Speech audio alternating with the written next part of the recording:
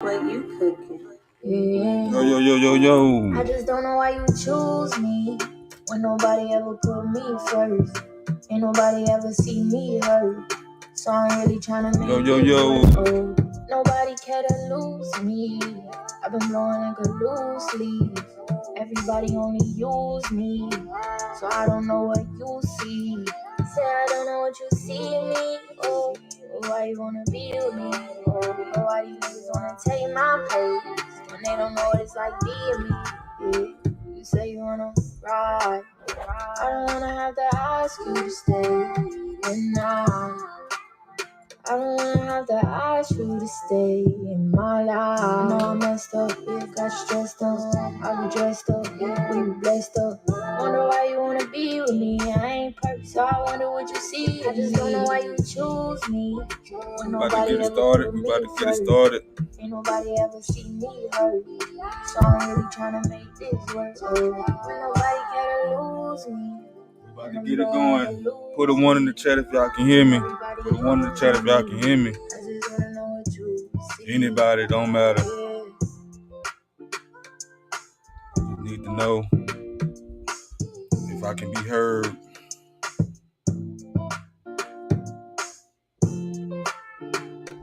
One in the chat, anybody? One in the chat.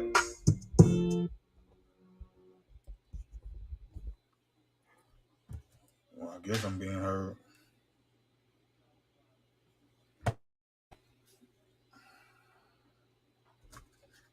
Yo, salute, man. We about to get this going, man. I got some things on my mind. If y'all see the description, y'all see what the description is.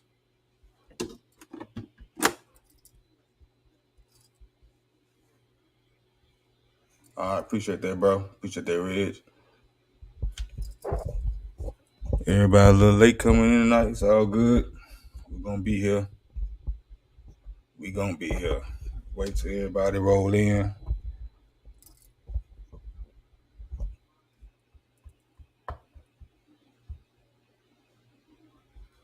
We're going to wait till everybody rolls on in. Raph, what Raph put up here? Salute, Sturdy. Oh, you one of the main people too, Sturdy. Oh, yeah, you one of the main people. Raph, you got to take that Chris Brown off your thing. That's for sure, Raph. What's up, CA? What's up?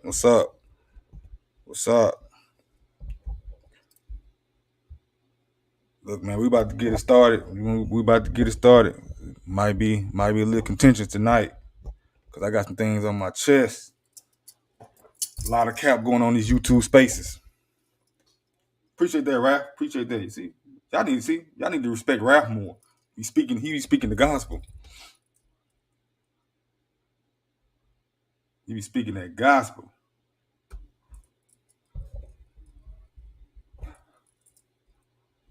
I think it was you, Sturdy. Well, maybe I don't know, but you gonna fit in one. I'm gonna get you in here tonight on some way, Sturdy. Did you read the description, Sturdy? So let's break this down. Let's get to it. Let me tell you what. It's all right, young boy. I was moving fast. It's always a typo. I clean it up. That's why it's an edit buddy, young boy.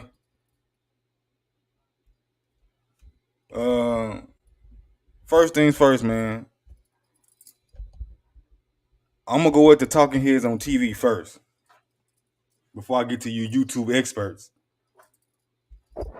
Now, all I heard was from a lot of people is Kevin Durant does not want to play with Kyrie Irving. That's all I heard. He wouldn't get the shot, so KD is fed up with Kyrie Irving. Me too, Sturdy. I believe in accountability too. So hopefully you and yours will take accountability tonight. All I heard was KD is fed up. And salute to my brother Reggie, man. Salute to you, bro. Appreciate you hit that like button and whatnot. Oh, if y'all can see, NFL draft is coming on the 28th and 30th, 2 days. But anyway, people on ESPN, people on First Take, people on Fox News, Nick Wright and all, Skip Bayless.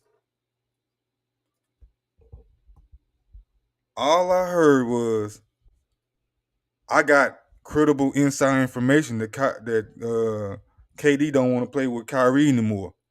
He's fed up with him.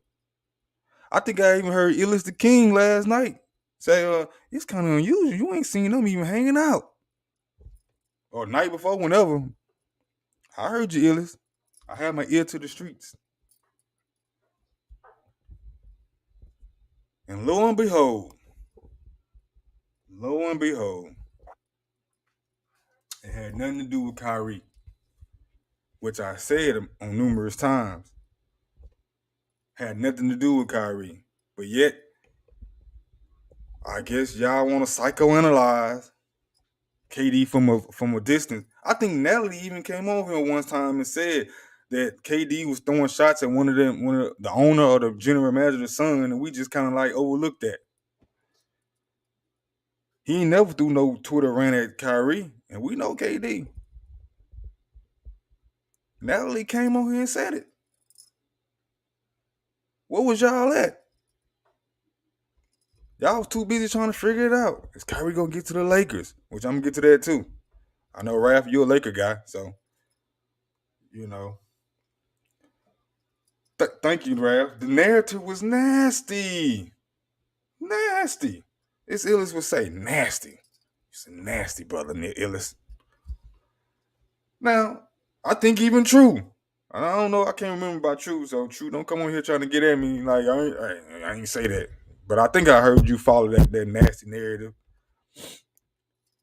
Kyrie, why didn't he just get the shot? I don't know. Well, I do know, but KD didn't care about that. I told y'all my first thought, this was less about Kyrie on that end, but it was all about Kyrie. What I mean about that?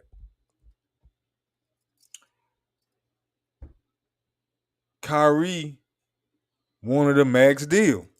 Did he not? Now, you heard in the beginning, what was KD's initial statements? Hey, I'm just going to let this play out. While Kyrie was in battle for this max contract, there seemed to be some stalling on the New Jersey Nets end. KD was sitting back saying, "Hey man, I'm gonna let them handle that." Here, boy, the reports come out. Why KD ain't saying much? All these YouTube experts on here, I know. Reports say you were wrong. The cap y'all had on was wrong. So, what happened after that? Kyrie decides to opt in, take the 35 or 30, whatever million it is for 1 year. He took 1 year. That's all he took. Well, that's all they was given.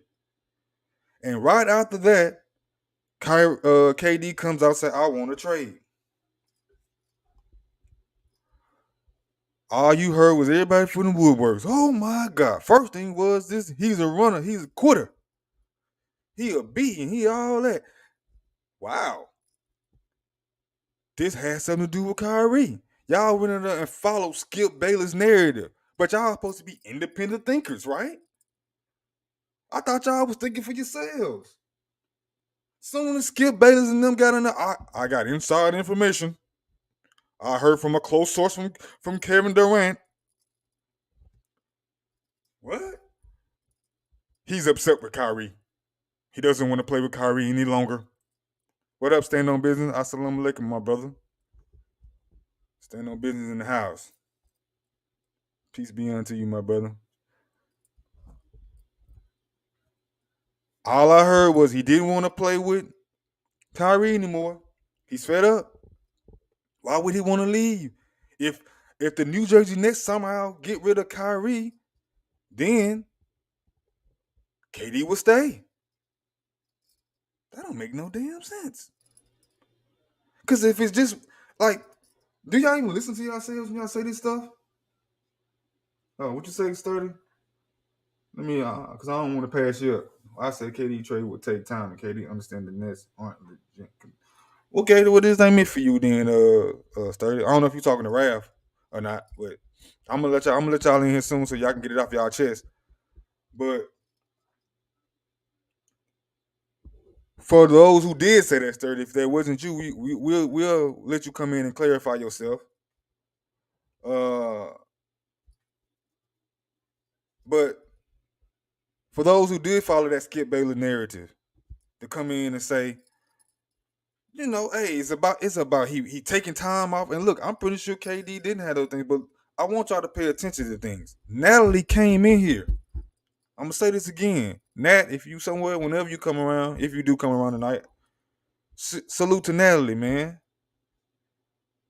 She came up here and she was giving tea. She was, you know, hey, KD throwing shots at so and so on Twitter. We kind of just like thought it was a second guess. Well, KD was playing it out. He was telling you then who the problem was with. Why in the hell? Well, we kept saying Kyrie. Why was that? Yeah, you're right, Sturdy. So I just listened. But even though with that being said, people were still, even though Nat came in here and said that, nobody seemed to correct nobody when people kept saying Kyrie name. It's about the jab. He's a part-time player. He doesn't give all his effort. Why James Harden leave? James Harden a quitter. Okay? He a quitter. Oh, no, let me not say that. I don't want to put that on there, brother. Let me not say that. He's not a quitter. I'm not gonna say that. But when he don't like something going on, he makes his way out. That's for facts. Now, when James Harden left, it was just a matter of time, right? For this thing start to blow up. But we gotta stop using this jab situation as a cop out. Let's leave that alone now. Because we got Andrew Wiggins, a whole NBA champion. First time NBA All-Star this year, says, I regret it. Still. I thought the championship was supposed to make it all good, everybody. What happened? Stop using the jab as a way to condemn certain players who didn't get it, particularly Kyrie. So let's get off that nasty narrative right now. Let's move on from that, people. Let's just stop that. If you have a personal issue with him not taking that particular shot or whatever, that's a personal thing between you and yourself. Because newsflash, people, most of the athletes, a majority of them didn't want to get the shot. Kyrie was just the only one, or the one few that had the balls to stand up on it. But anyway, let's move off of Kyrie on that particular way. When KD, what up, Nat? I was giving you some flowers, Nat. I was just saying how you was first to what's good here, man? I was saying how you was first to or one of the first. I don't want to say first because I don't know who said it before you, but when you was pointing out the internal beef between KD and the management and the Twitter slugs, and the nasty narrative that came out that the nasty narrative that came out that it was all Kyrie fault and KD don't want to play with Kyrie anymore. So I was just giving you your flowers, Nat. That's it. Don't come in here with that. Don't come with that aggressive New Jersey. I don't want to beef Nat. But anyway, so I don't want to forget this. I'm gonna drop the salute Nat. I'm gonna drop the thing pretty soon. So for those who were capping, come in here and explain yourself. Sturdy, True the King, Illis. I want to say Bees, maybe even Sean, my big brother Sean. If you out there, I just need to know. But anyway, I've been said, in my opinion, if those who are listening to me, maybe because I'm brother O, and I guess y'all don't take me serious as an athlete, even though I was an athlete and I can bust somebody at behind. I've been said when KD asked for that trade, that was less about not wanting to play with Kyrie, but that was them trying to push leverage. Kyrie was just using the Lakers, really. Not saying he wouldn't go to the Lakers. I'm just saying him and KD plan was, if we can push leverage. Now, I don't know why KD didn't say this in the beginning. Maybe he didn't think it to get this far. But okay, let's get the coach out. Even though I thought he asked for the coach, somebody can correct me with that if I'm wrong. And let's get the GM out, and we're gonna get the coach in, and we're gonna get the GM in. That would give Kyrie that max contract, and then all this bliss. What you say, 30? No, I'm not saying it didn't do it. It contributed. Everybody had to contribute in parts, 30. My point of contention is the narrative that Kyrie just got sick and tired of playing with Kyrie, and he no longer wanted to play with him anymore. That was the narrative. You remember it's 30? You was here. Maybe you was a part of the narrative. I don't know. You come in and explain yourself. But that's not my point. My point was people were getting sources, and we were reading quote unquote articles. Reports say you a goddamn lie, y'all. And y'all know what the hell y'all talking about. Just like I don't. We all guessing up here. But when you go on to say he didn't want to play with Kyrie anymore, for whatever reason, because he gave no indication that he didn't want to play with Kyrie anymore. That's the thing. I don't even get where y'all got that from. Just because he wasn't, I guess, on hanging out with Kyrie every other day. I mean, Kyrie is a mercurial person. They're aloof. Both of these guys. So just because they don't hang out every second playing video games don't mean that there's an issue. But my point was, I mean, my thought was, they just wanted to push leverage to get Kyrie that long-term contract. And since Kyrie didn't get it, it didn't seem like the GM was going anywhere. Salute the best debater. Salute to you, Ghost Town. We're gonna see. Once he didn't get that contract, I think they put their plan into second gear. Now, I think Kyrie did want to move on. And I think KD wanted to move on. But teams are out there stalling or trying to do whatever, not getting great offers. So KD decided to turn up the cooking a little bit. All right, I'll stay. But you got to get rid of the GM. You got to get rid of the coach. It just didn't make sense that KD would ask for a trade right after Kyrie was signed for 1 year. It didn't make no sense at all. And I'm not trying to say I don't write what I'm talking about right now. All I'm saying is I do not know. This is just I know that I don't want to play with Kyrie. That was bull. But setting that aside, I want to go to another part too. And maybe we'll get to this later. For all y'all to keep calling these NBA players employees, and I always say I don't look at these salute. Yeah, it's time to turn up. We're gonna get it on. I'm gonna drop that link in a minute. You gonna get your time. Dang, stand on business. You going in on Ghost Town? But salute to you, Ghost Town, man. Thank you for coming through. Thank you for finding the page, man. I'll let you know some things we get into around here in a little bit. But I'm gonna drop this link. Let me get this second part off. Y'all keep calling these athletes, these modern day athletes, employees. I just disagree with that particular point.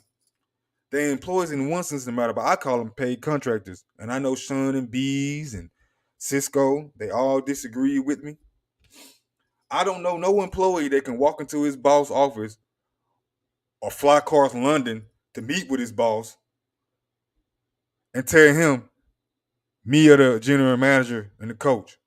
I don't know no employee in Saks Fifth or on Wall Street to say it's me or the VP. Pick your choice. That don't sound like no employee to me.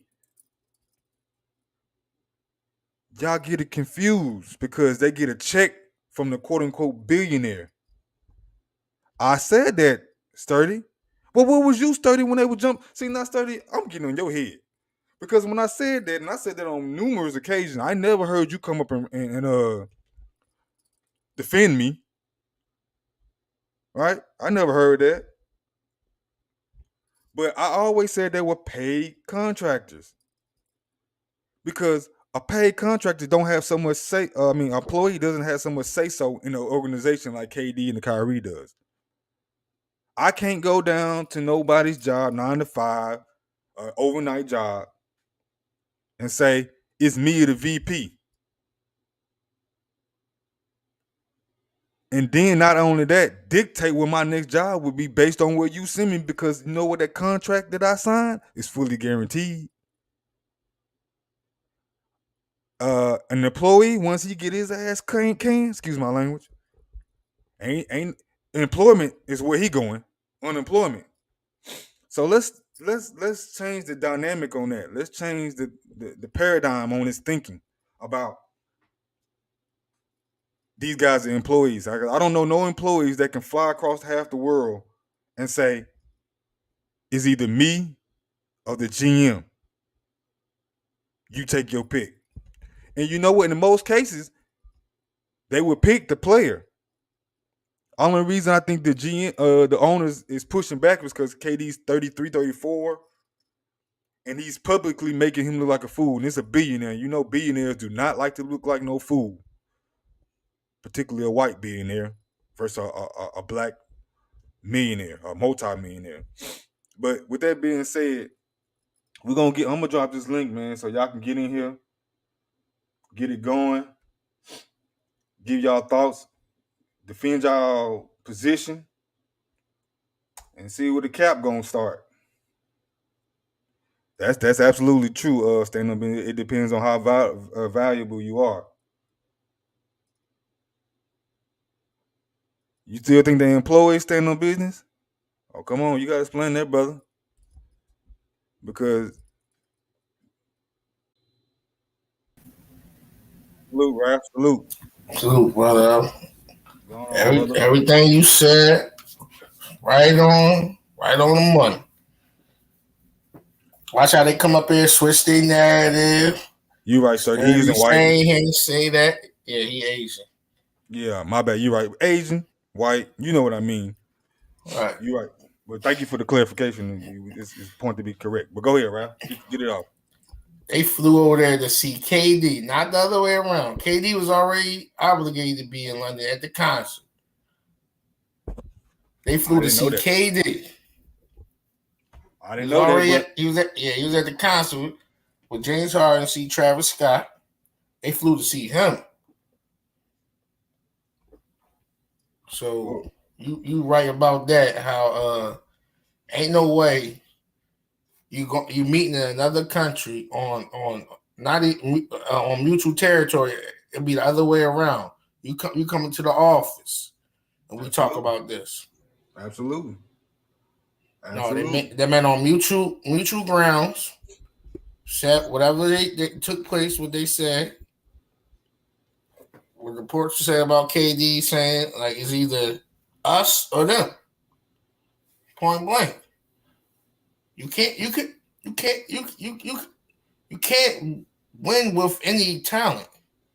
These two are in the top echelon. You're not gonna find too many of them guys. They may be getting older, but they still at the peak. They still in the top 25 range in the league. You can't find too many of them guys. I'm in total agreement with you, Ralph. I just don't look at no guys. I mean, they're walking business themselves.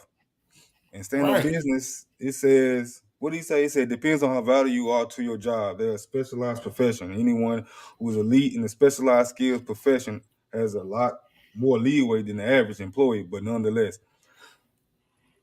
Yeah, but And this ain't stand on business, but this ain't they're a specialized profession, but the whole thing revolves around them on the court. There right, is no NBA without them on the court. In other professions, I can replace stand on business. I can replace a brother Omari. I can replace brother Ralph. I can't right, replace. I can't place KD. I can't. We know we can't place LeBron. LeBron at almost 40 is still the face in the NBA. Or right. damn near close to the NBA. However you want to put it, he's one of the faces still. Ain't no 40-year-old man should be as valuable as he is in the NBA as LeBron is. But he is because he gets to Sound dictate where he goes. He gets to dictate who comes in and out. I don't know an employee who can dictate so much. Go ahead. What's up, stand up business? Get yours off. What's the word, man? How y'all doing today? Yeah, we good, chilling, brother. bro. That's good, blessings. But I mean, I would say that, of course, the NBA player is definitely an employee, but they're not the same level of employee as definitely the average employee. That it's a specialized profession, therefore they're more responsible directly for bringing in revenue to an owner's business than the average employee. And their skill set is definitely more elite. They're not really readily replaceable. That's why they get the leeway that they get. But they tax in the employee quadrant, and they're treated like employees, just high level employees though. When you say Cause treated like employees, what do you mean? cause the average NBA player is not doesn't have the muscle to be able to go into some front office and make demands of anybody. It's only a I say 10 players in the league that are able to do that on any given sports league. Correct. That I do agree with. And in this conversation that I'm having, I I am excluding those low level guys. It's only for the superstars. But even with those low level guys, they still can dictate somewhat by their attitude and how they conduct themselves in the locker room. Right? We're known guys that may not go and say, I want this, that, and the third because you're just not good enough. But Right, how they conduct themselves in that locker room with their teammates and employees in that organization can, and they really want to get moved, they get moved. It's just a different narrative attached to them, and that just is what it is. But this is why I say what I say.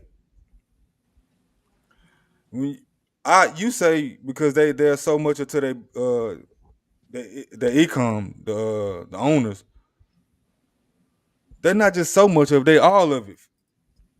And so with that, I don't look at it as an employee, even though that's how they, because I look at it as a partnership. They give them a platform to do what they do, even though we can create our own platform if we really want to do that. But that's another subject for another day. Uh, so they give them arenas, and they give them the marketability as far as television rights to right, perform. But make no mistake about it, you can have all the arenas in the world. You can have all the television rights in the world. It's the talent on the floor that dictates everything. And what the right, owners use is that again, they do this with slavery. And I hate to take it down this way, but we'll pick one or two, highlight them to keep everybody else in check. So KD, you the man. You can have this leeway. You can dictate where you want to go. But Mike James, you shut the hell up. You get what you get what we give you. But if they work as a collective, you couldn't do that to KD, or you couldn't do that to Mike James on it. But nevertheless, I understand the business motto. I know that there's going to be highlighted persons in every industry and organization, and so the top guys always get more leeway. But this is what I'm right, talking about. This is what I'm talking about, though. It don't matter what particular 9-to-5 job you go to, the best employee that brings in the most money, he can't go in that office nowhere or tell him to meet me nowhere and fly to me nowhere and say, it's me or the VP. It's me or the board members. He can't do it.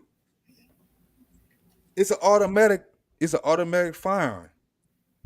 So, we can go over semantics all day about that. But before we get into that, I do want to get into this thing about what's your thoughts, Ralph, and Stand Up Business, and everybody in the comment section, David Brown. What y'all think about this nasty narrative that went around about KD didn't want to play with Kyrie, and the new thing that's come out now that it's him or the GM. And what do you think that happens? Like, what do you think the owner really fires the GM? You think he's just talking right now? Do you think that KD gets moved, and if he get moved, where did he go to? I'm thinking if he do get moved, True King, he going to your Boston Celtics. So give up Jaylen Brown and whoever else they asking for. But go ahead, Ralph. Low key, I think the owner is just looking at the best options of like who to hire to replace him because it's slim pickings now. Like it's not that many good level GMs and coaches out there now. So they taking their time on that. I don't think they really want to trade them because, like we were saying, they're the asset. They bring in the money. When you think of the Brooklyn Nets, you think of KD and Kyrie. Point blank. Even when Harden was there, you still thought of KD and Kyrie. You really didn't think about Harden because we were saying that if KD and Kyrie kept Jared Allen, LeVert, and Spencer, and Bruce Brown, all them got Shamet, and all them guys, they was lethal. That was championship contender. Because we already seen the writing on the wall with Shaman and all them guys when they was performing in Clippers and the other places the other guys was performing. And then when they didn't, LeVert, Jared Allen, and Spencer and Russell was in the playoffs way before KD and Kyrie thought about coming there. So we already knew their potential. So they was already elevating and evolving. All you needed was them two pieces to gel with them young guys. And then we saw the preseason and a couple of games before they got traded, how everything was falling into place. They was winning. They was beating Milwaukee and all that, busting everybody behind, Golden State and everybody. And then boom, out of nowhere, Harden come and mess it all up. That's another thing. But we don't know who's going to say no to Harden, but we didn't know they were going to trade all their assets. You're right. So who's to blame for that? Is KD, Kyrie to blame for that? Is the general manager? Is the coach? Is the owner? Like, who's the blame? Because Harden didn't even last a full calendar year. Or did he? Maybe maybe a little bit over a year, but a year and some days and weeks. Honestly, I don't know who signed off on the trade. I know KD and Kyrie probably said, yeah, we want Harden, but I don't know if they came up with the plan. Whoever came up with the plan is the blame. Point blank. They ruined their depth. They ruined the team. And then you get Blake Griffin and don't play him.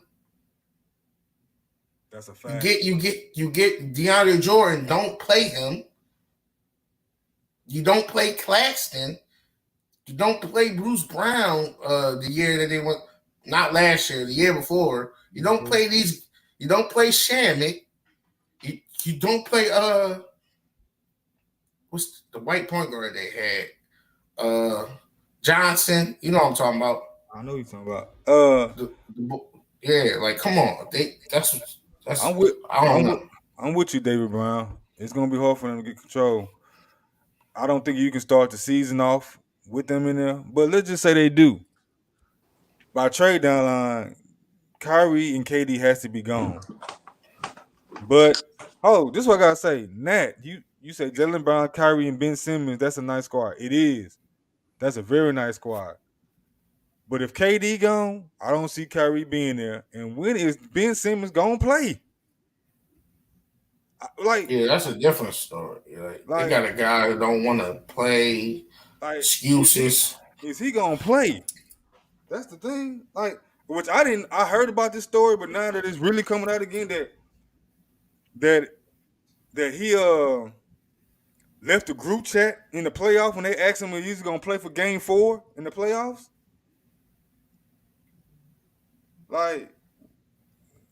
You've been doing that stuff since Philly, brother. That's a good team on paper, but I don't know if that team gonna ever get on the court. Yeah, they got TJ Warren. They got a nice little squad. Royce O'Neal, the boy Sharp. Got a nice squad. They, like you say, they number one seed on paper. Sam said that wasn't true. I gotta check that out, Nat. That sound like him because he did that in Philly. Like one game I went to, right? They line said that it was the ice on the floor from the Flyers game, but this boy was on a plane coming to Philly from LA. So they stopped the game before it even started. Like they had to reschedule a game.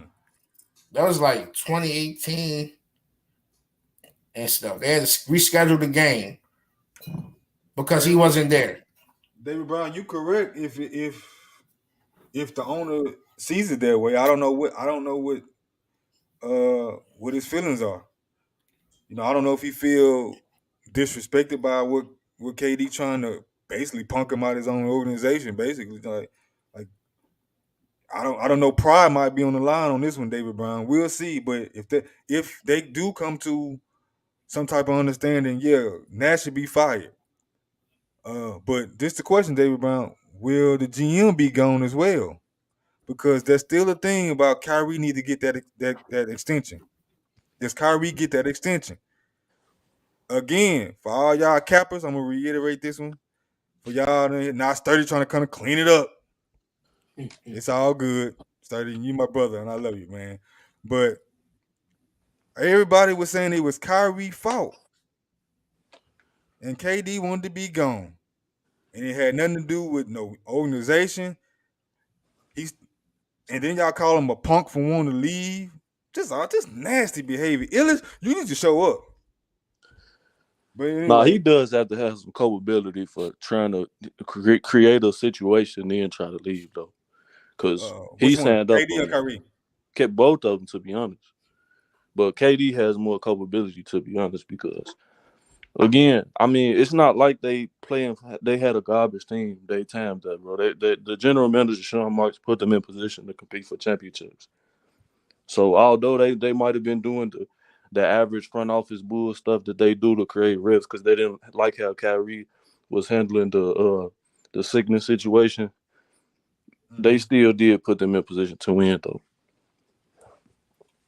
I agree with you, stand on business for as I'm going on my little rant. Don't take it as absolute that I'm just removing KD and Kyrie. Yeah, I see what you're saying, though. You know what I'm saying? Like I'm just talking about the talking heads on television and the so-called experts on YouTube to come in here and say, I inside information. I heard this, I read this, that it's all Kyrie's fault. I'm like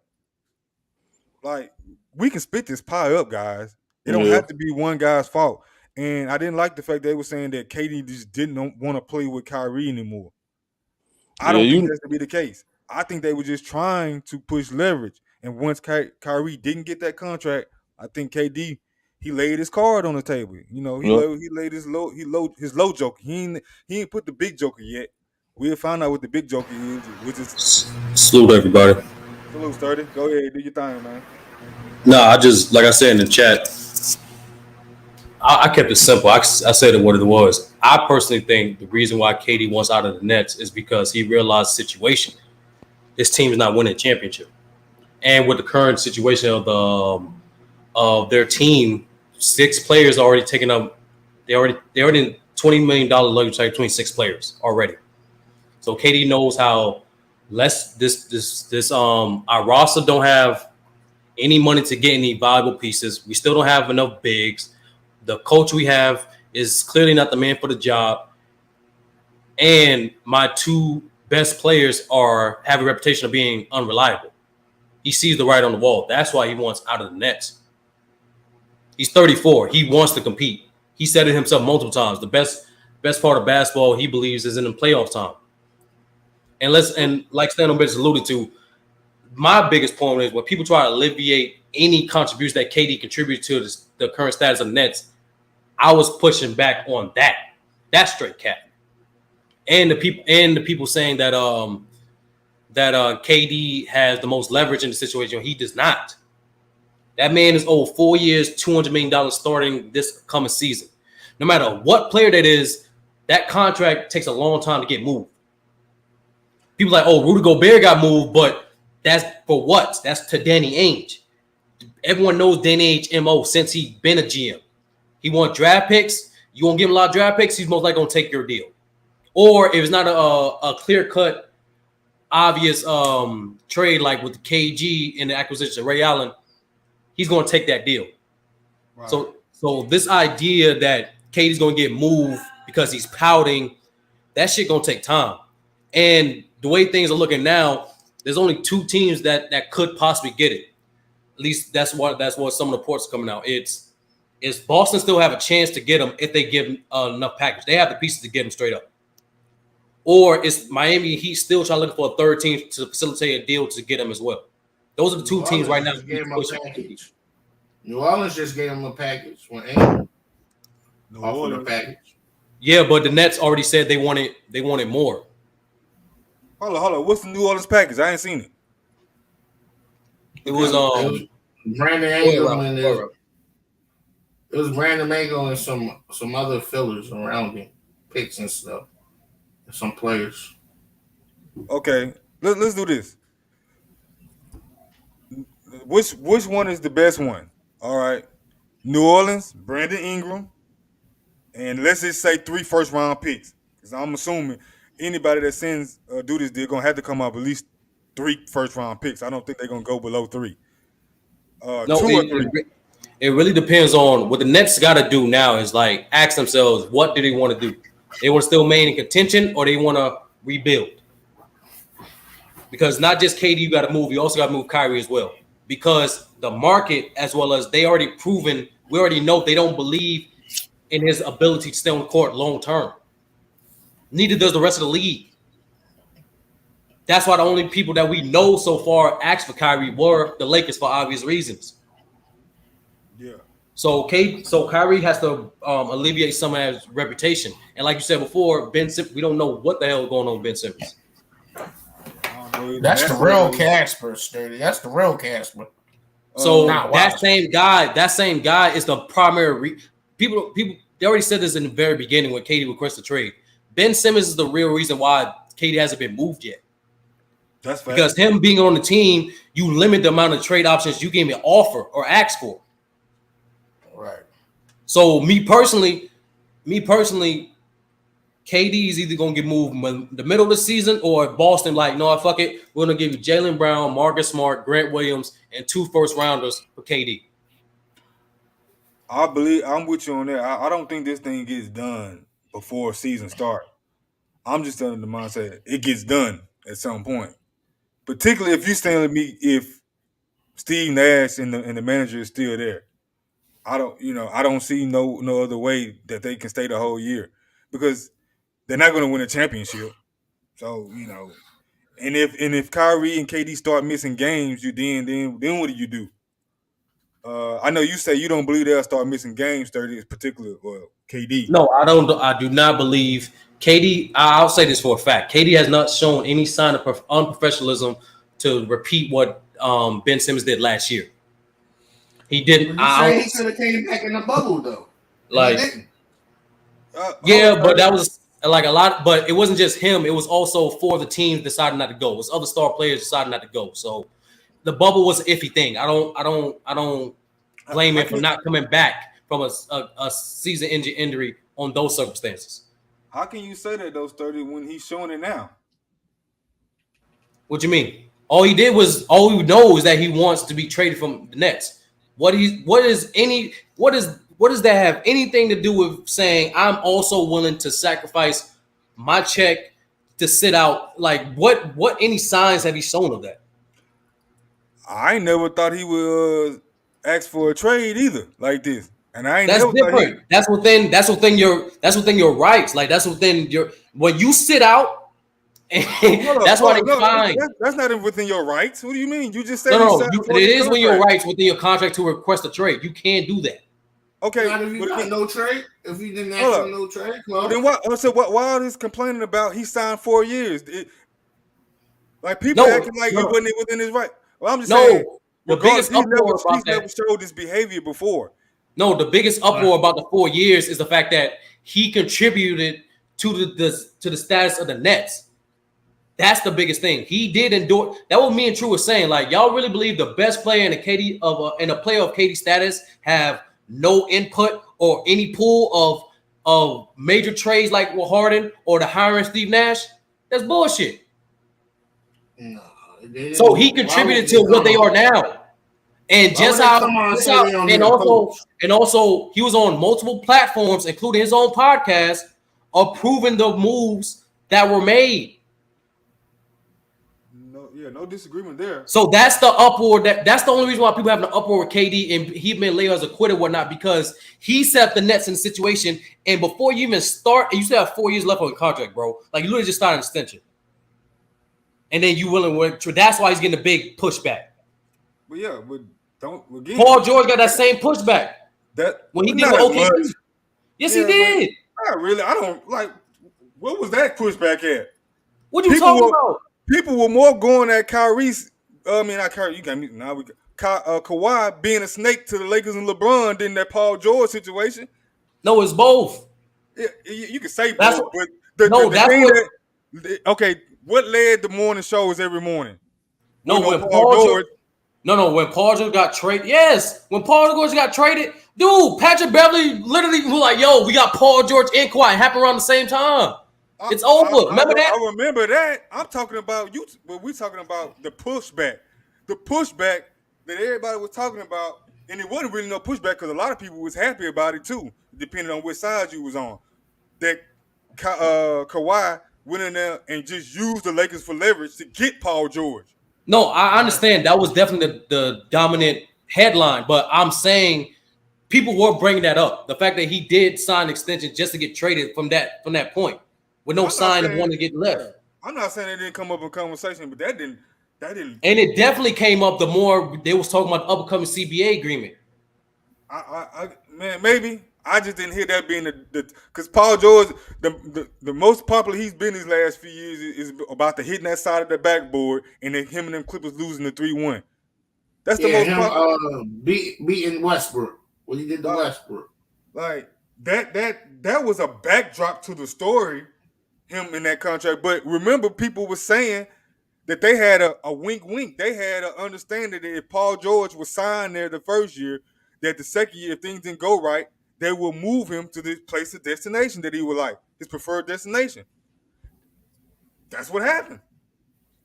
So, with this KD situation, when you say he ain't never showed that level of unprofessionalism, he's showing it now to me. I don't want to say the man in trade is not unprofessionalism.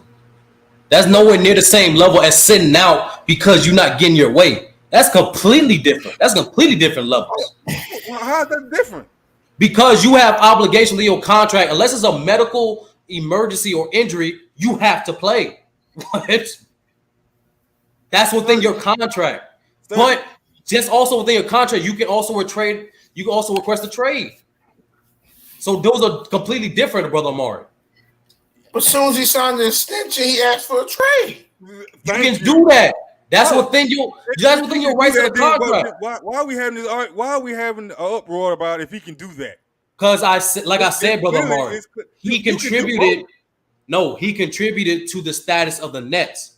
That's why he's getting so much pushback. And the fact that you just signed an extension for 4 years, you got the financial stability now. But now, without even giving this situation a chance that you contributed to, you want to propose the idea of leaving. That's why he's getting uproar. But teams do that all the time, though. So they get How's it so? You not It's being a fair, so because You're not being fair.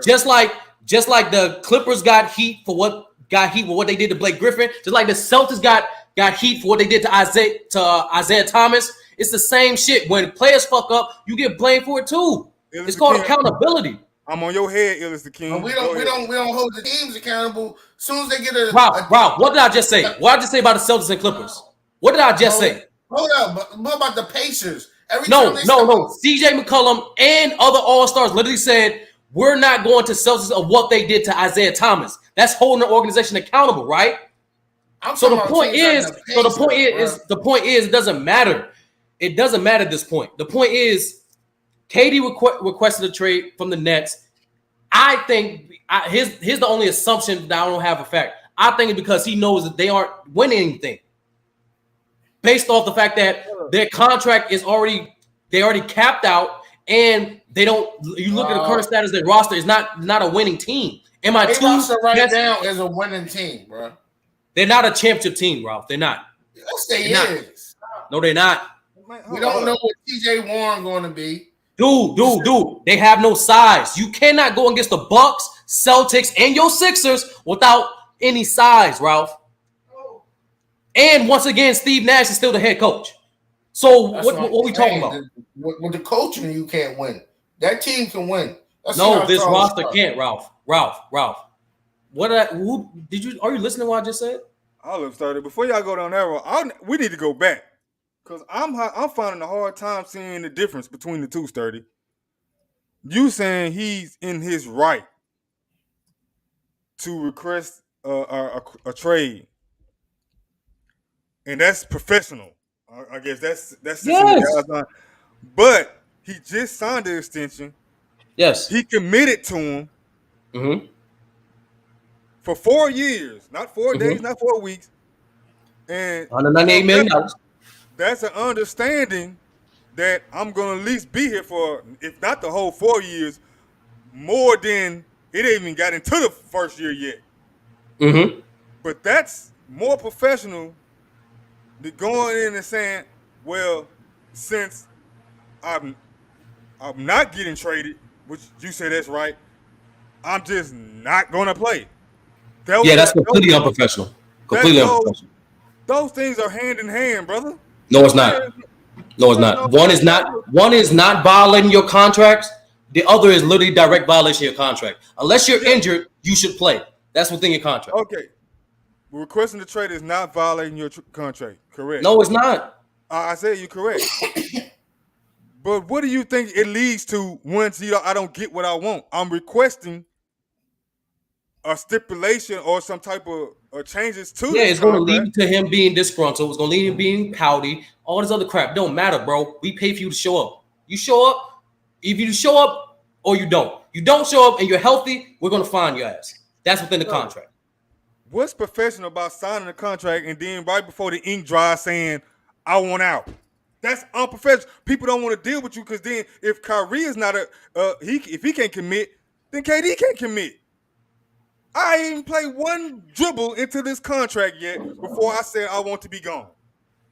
Oh, I just take unprofessional as literal. Like anytime when you breach your contract or employee description or whatever agreement description that you're on, that's when you're being unprofessional. Anything within the realm of that, you're not being unprofessional.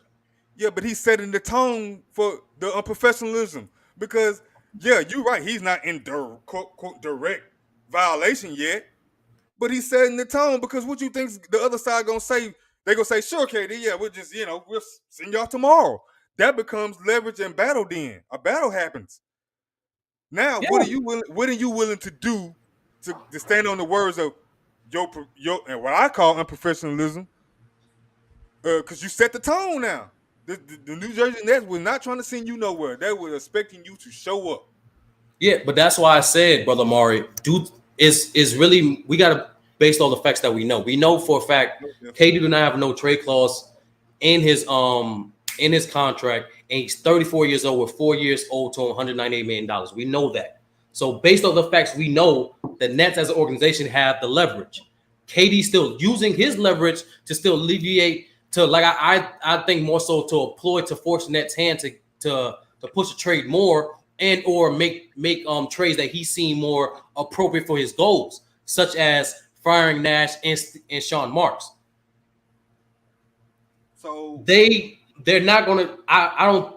One, Joe Tsai has multiple times publicly supported Sean Marks, and especially his decisions, and the most recent decision of not giving Kyrie a long-term deal.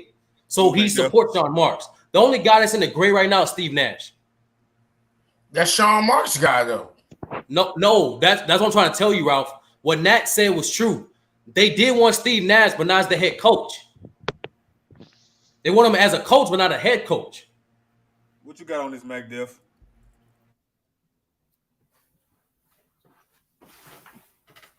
MacDiff. Just like MacDiff. Well, once you get that fixed, MacDiff, we'll figure you out. Anyway, well, hey, Illis. I'm not saying they have to hold him for all 4 years. What I am saying is the trade's gonna take time, bro. It's gonna take time to get the right asset they want. Especially, they need to figure out what direction they need to go. They want to go. They want to rebuild or stay compete. Because you want to still compete. That you obviously want all-stars with KD. If you don't, that means you want a little more draft picks than all-stars for KD. So they need to understand where they want to go for here on out, then make them move accordingly. What I am saying is this trade is not going to get done before the season starts. It's too late, bro. It's way too late for that. I'm with you on that. I don't think it get done before the season start. But we're gonna just agree to disagree on that in professionalism, because if you saying technically he hasn't violated his contract yet, okay, but he's setting the tone to break it. Like there's no need. Oh, Illis, I'm on your head, brother. Illis, you got to come in and explain yourself, because you was one of these people, I believe, that said KD didn't want to play with Kyrie. You one of those. Yup, you said toxic environment, KD. You weren't one of those, Illis. I heard you. Oh, you said I heard you. You know what I'm saying? Before I get you in here, MacDiff, let me go back over what I was saying. My contention here was all these talking heads on ESPN and First Thing First and First Take and all that was saying that they were getting inside information. KD does not want to play with Kyrie. Chris Broussard went up there and gave, I heard from a close source, and we up here in the YouTube sphere said that we independent thinkers and we think for ourselves and we don't listen, but we regurgitated the same talking points. We do it all the time. Some of y'all be capping like y'all be coming here, this is my own thought. And I'll be like, I heard Skip Bailey say that this morning. I heard Roy Parker say that last night. Y'all just come in here and just, whatever. That's another thing. But y'all regurgitated the Skip Bailey's talking points and the Chris Broussards that was wanting KD to be there so bad, but but you wouldn't listen to people like Natalie who came in here and said it. They were beefing. Oh, Brother Moore, I think, and Illis can explain himself. We come up here, but Illis lately has been asking, okay, would you consider the Nets' current situation as toxic? And he's doing that to be facetious towards. Remember, KD always said, whenever LeBron goes to, his situation turns out to be toxic. How you brothers doing on this fine evening? What's going on, man? But let me be respectful I had to be respectful first. But Hey, can you please put a clip of me saying he don't want to play with Kyrie? I was being funny because Kevin Durant famously, out of thin air, said, "Yeah, I can see why people won't want to play with LeBron. That environment is toxic." And all I said was, "Well, would you call this environment currently toxic?" I would love for somebody to pull that clip of me saying he don't want to play with Kyrie. I would love somebody to pull that clip though. I remember you saying that. Will he ever consider playing with LeBron James? That's what they asked. Hold up. Before you go, Illis, you're right. You did say that facetiously. But you also remember you saying the other night, saying, I find it so weird that KD ain't been hanging with Kyrie. No. That was not me. That was not me. Oh, that was you? Oh, my God. That was not me. I'm going to beat these allegations. Roll the tape. These allegations. I'm going to tell you exactly what happened. No, I'm going to tell you exactly what happened. I think I ain't no snitch on nobody. There was another person on the panel. No, this ain't snitching. This ain't the police. No, that's why I'm not gonna snitch. I'm not gonna say nobody's name. I know exactly who it was. There was another individual on our panel who said exactly what you said, and I came in and said facts. I did say that. I said facts, but so that was just you stamped it. Hold on. You talking about Sturdy? No, hold on, Ralph. Sturdy on the panel. I specifically second the part where he said he was hanging out with Harden. That was the part where I said facts. He was with Harden. That's the extent of what I said. I didn't say he don't want to play with him. I just said facts. He was hanging out with Harden. That is something to note. That's what I said. And then Natalie in the comments was like, "Well, hold on. We don't know if they was hanging out or not because they could be behind the scenes." And I didn't say nothing after that. I just said facts. Okay. Wow. I am on the stand. I got my hand on the Bible. I'm beating these allegations, sir. I'm beating these allegations, sir. With that being said, you still in the car at the time of the homicide. I ain't had no Mac 10 on me. I didn't know these niggas was about to do a drive-by. I'm just saying. Damn, you're supposed to plead the fifth, I was hungry. hungry. I said, take me to the Fuck it up. The block. Fuck it up. I was hungry, you know what I'm saying? I was like, take me to Don't McDonald's. say nothing, man. Don't say nothing. Wait till you get a lawyer, man. Damn, you can't do nothing. You're going to end up like Wallace. Well, Wallace. Shout out to that Wire reference. For y'all don't know. Hey, but I'm about to eat. I'm gonna get back in here after this. Since y'all want to call me out, let me go eat real quick. You know, get replenished, and I'm cooked. I'm gonna cook. So now, since y'all want to call niggas out, don't worry. Go to the detention room. Go eat your meal and come back with a statement. I'm still on your ass. When you get back, I got some more smoke for you. Don't worry. Okay, all right. So look, the court is in recess. Facts. I should have wore my robe today. God, I should have wore my tie, bow tie or something. You know what I'm saying? Hold on. I think I got one. But anyway, hey, MacDev, go ahead, man. My bad. I know we didn't get to you yet. So what you got? Yeah, I'm enjoying the show, man. I ain't finna jump into that. Got that fresh new bow tie. You know what I'm saying? Yeah. I only got two things. I think the Nets should have traded. They should have been untraded KD when he requested it. When they could have got some offers for him. They should have been smart about it. And also, if KD is requested a trade, if KD makes a public statement saying it's either me or the coach and the GM, what makes you think he won't hold out games to enforce what he's saying and to stand by his words? I don't care if KD has been a model citizen. I don't care if he grew up in a chapel. If he's requesting a trade and saying this, yes, he may hold out games. And that's not far-fetched. I think he will to stand on his word if he's about that life. Y'all got KD fucked up, man. I just don't understand, Sturdy, if he's willing to go this far. I'm not saying you wrong or right, but I'm saying he ain't showed the behavior to do this before, and he's doing it. He gonna disrespect the game by sitting out? He's disrespecting the game now. No, he's not. First of all, he disrespected the game by going to the majority of superstars in the history of the game requested trades. These are facts. Like, that's within your contractual obligation, but sitting out is completely different, bro. You saying he can do the same thing Ben Simmons did last year, bro? And James Harden, bro. James Harden sat out for a week, and they was already getting the trade, and that's a fact, brother Mark. He like that. This is a new era, Sturdy. This is a new era. Niggas will sit out games. No, he said James Harden sat out. I was like, he sat out for like a week, and that's only because the trade was already going through. Yeah. Did Anthony Davis play the whole season requesting a trade? No, according to the Pelicans, he was hurt the last few weeks. According to the Pelicans. So once again, like I said, brother Mari, unless you hurt or on paper hurt, you can sit out. But just sitting out that's completely hell. I never thought it'd be you the one. I never thought you'd be the man to defend KD. I never thought you. What you mean defending him? KD? I know bro, that man's not gonna sit out just because the shit ain't going through. That's crazy, bro. He might not. But my point is, you saying it's unbelievable that because I know for a fact that man loved the game of basketball. They all love the game of basketball for the most part. Bro. Okay, if he loved it so much, just sit where you at and poop. Bro. That's not the same. Sturdy. It's the same.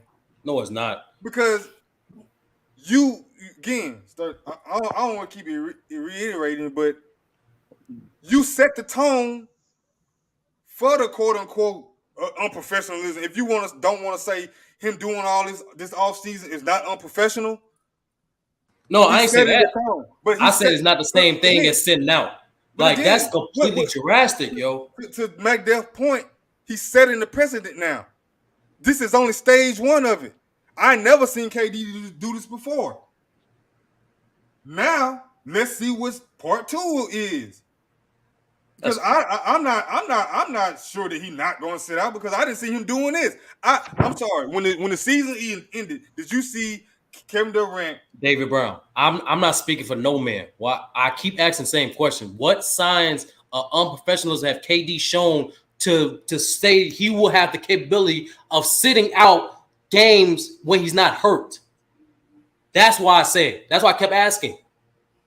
The signs he's showing now, bro. That's not the same. Snake. You don't know what. This is what I'm saying as well. Bro. You don't know what KD signs. You don't know what he's thinking. Didn't nobody know he was gonna go to the Warriors? Nigga, I ain't saying nobody X. Did nobody think that man was gonna go to Brooklyn with? Actually, no. A few people called it out, and Bees, believe it or not, before he even started his YouTube thing, he did call it out. What, Brooklyn? No, the Warriors thing. Because Bees let everybody know. I wasn't on no panels. He's already talking. He already talked to Jared Jack during the 2016 season about going to the Warriors. Salute. I don't know. I didn't see it coming. But the thing is, we don't know what KD's gonna do. This is all out of left field as well. Like, this man gave the organization an ultimatum, bro. Yeah, bro. But McDuff, you're a Magic fan, bro. Star players do that shit. What you talking about? You a Bulls fan too. Did Michael Jordan never gave the Bulls ultimatum? Get the fuck out of here, bro. Like, what are y'all talking about? First of all, hold on. First of all, Jordan had chips. Magic Johnson had chips. Hold on. With that organization. Of course, so he didn't get the ultimatums? Of course, but those are different situations. KD, they just signed Magic. And KD got chips too. Hold on. They signed Magic 25 years, 25 million. 25 years. They put all their chips. Everybody knew that Bus was not going to trade Magic Johnson. This is entirely different. Entirely different. Hey, True the King, what you got on? KD got 4 years. So go ahead, True. Who put that out that KD put an ultimatum? Like, who said that? KD said that was his own mouth? No, it was a leak. It was leaked. Courts Athletic, it was a leak. Okay. It's worse. Hello, True. Are you saying this ain't real because you don't want them to take your team? Here's the thing, right? Nah, True, no. True can see it. Here's the thing. No, here's the thing, right? The reason why I'm saying that, I'm trying to put things together. Now you have the owner on Twitter talking about he putting his foot down. So where do you see that at? Well, that's common. That's common when you see owners replying to players. No. I'm just saying. No. It's fishy. It's not. I'm just saying.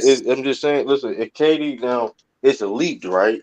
Like all the other leak reports Brooklyn has done. I find it's a common denominator, man. I find it kind of interesting. Listen, we talking about this is the Brooklyn Nets we talking about. Team that I just find it odd, man. I don't know, man. Something ain't right, man. Do you believe the reports or the leak or whatever? Do you believe it? We gotta wait till KD publicly speak about it. That's why we speak about nothing this whole offseason. I mean, but it has to come. But when it's time to come up. Go either way, bro. But I'm saying we know it's gonna be time that it's gonna come up. He's not denying it. But I'm saying when it's time it's gonna come up, and then it's gonna be like, I didn't say that. It's gonna be looking crazy. I mean, he could say. I mean, if he didn't personally say that, or his agent, it's just a leak from the Athletic. That's a whole. You know what I mean? But they're not denying it, True. They don't have to say nothing. They ain't saying nothing. True. He wants to get traded from the Nets, bro. Like that's listen, he demanded a trade. Listen, hold on. I didn't say about that. I'm talking about the ultimatum. I'm talking about the that's what we ultimatum. talking about. No, listen, the trade. Hold up. When he The trade demanded the request, trade, no, we that understand that. trade. That's facts. But the ultimatum part, that's a whole nother thing. Yeah, it's leaked, but they're not denying it. I mean, we'll see, man. So I don't see you an owner. You the owner speaking on this like that's. I don't see. Yeah, and then I the don't see owner owners do that, bro. I don't see owners do that shit, So bro. it must be true then, bro. I mean, but true. This is not fake news. But true. According to Woj, Brian Whithorse, and majority of the NBA insiders, the second that ultimatum got quote unquote leaked, teams like your Celtics and the Miami Heat.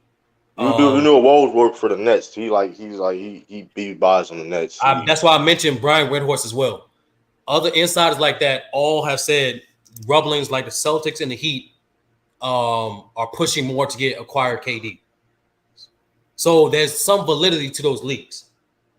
I don't think so, bro. I gotta wait till something is fishy, usually bro. don't want them to come out to Jalen Brown. Here's the thing.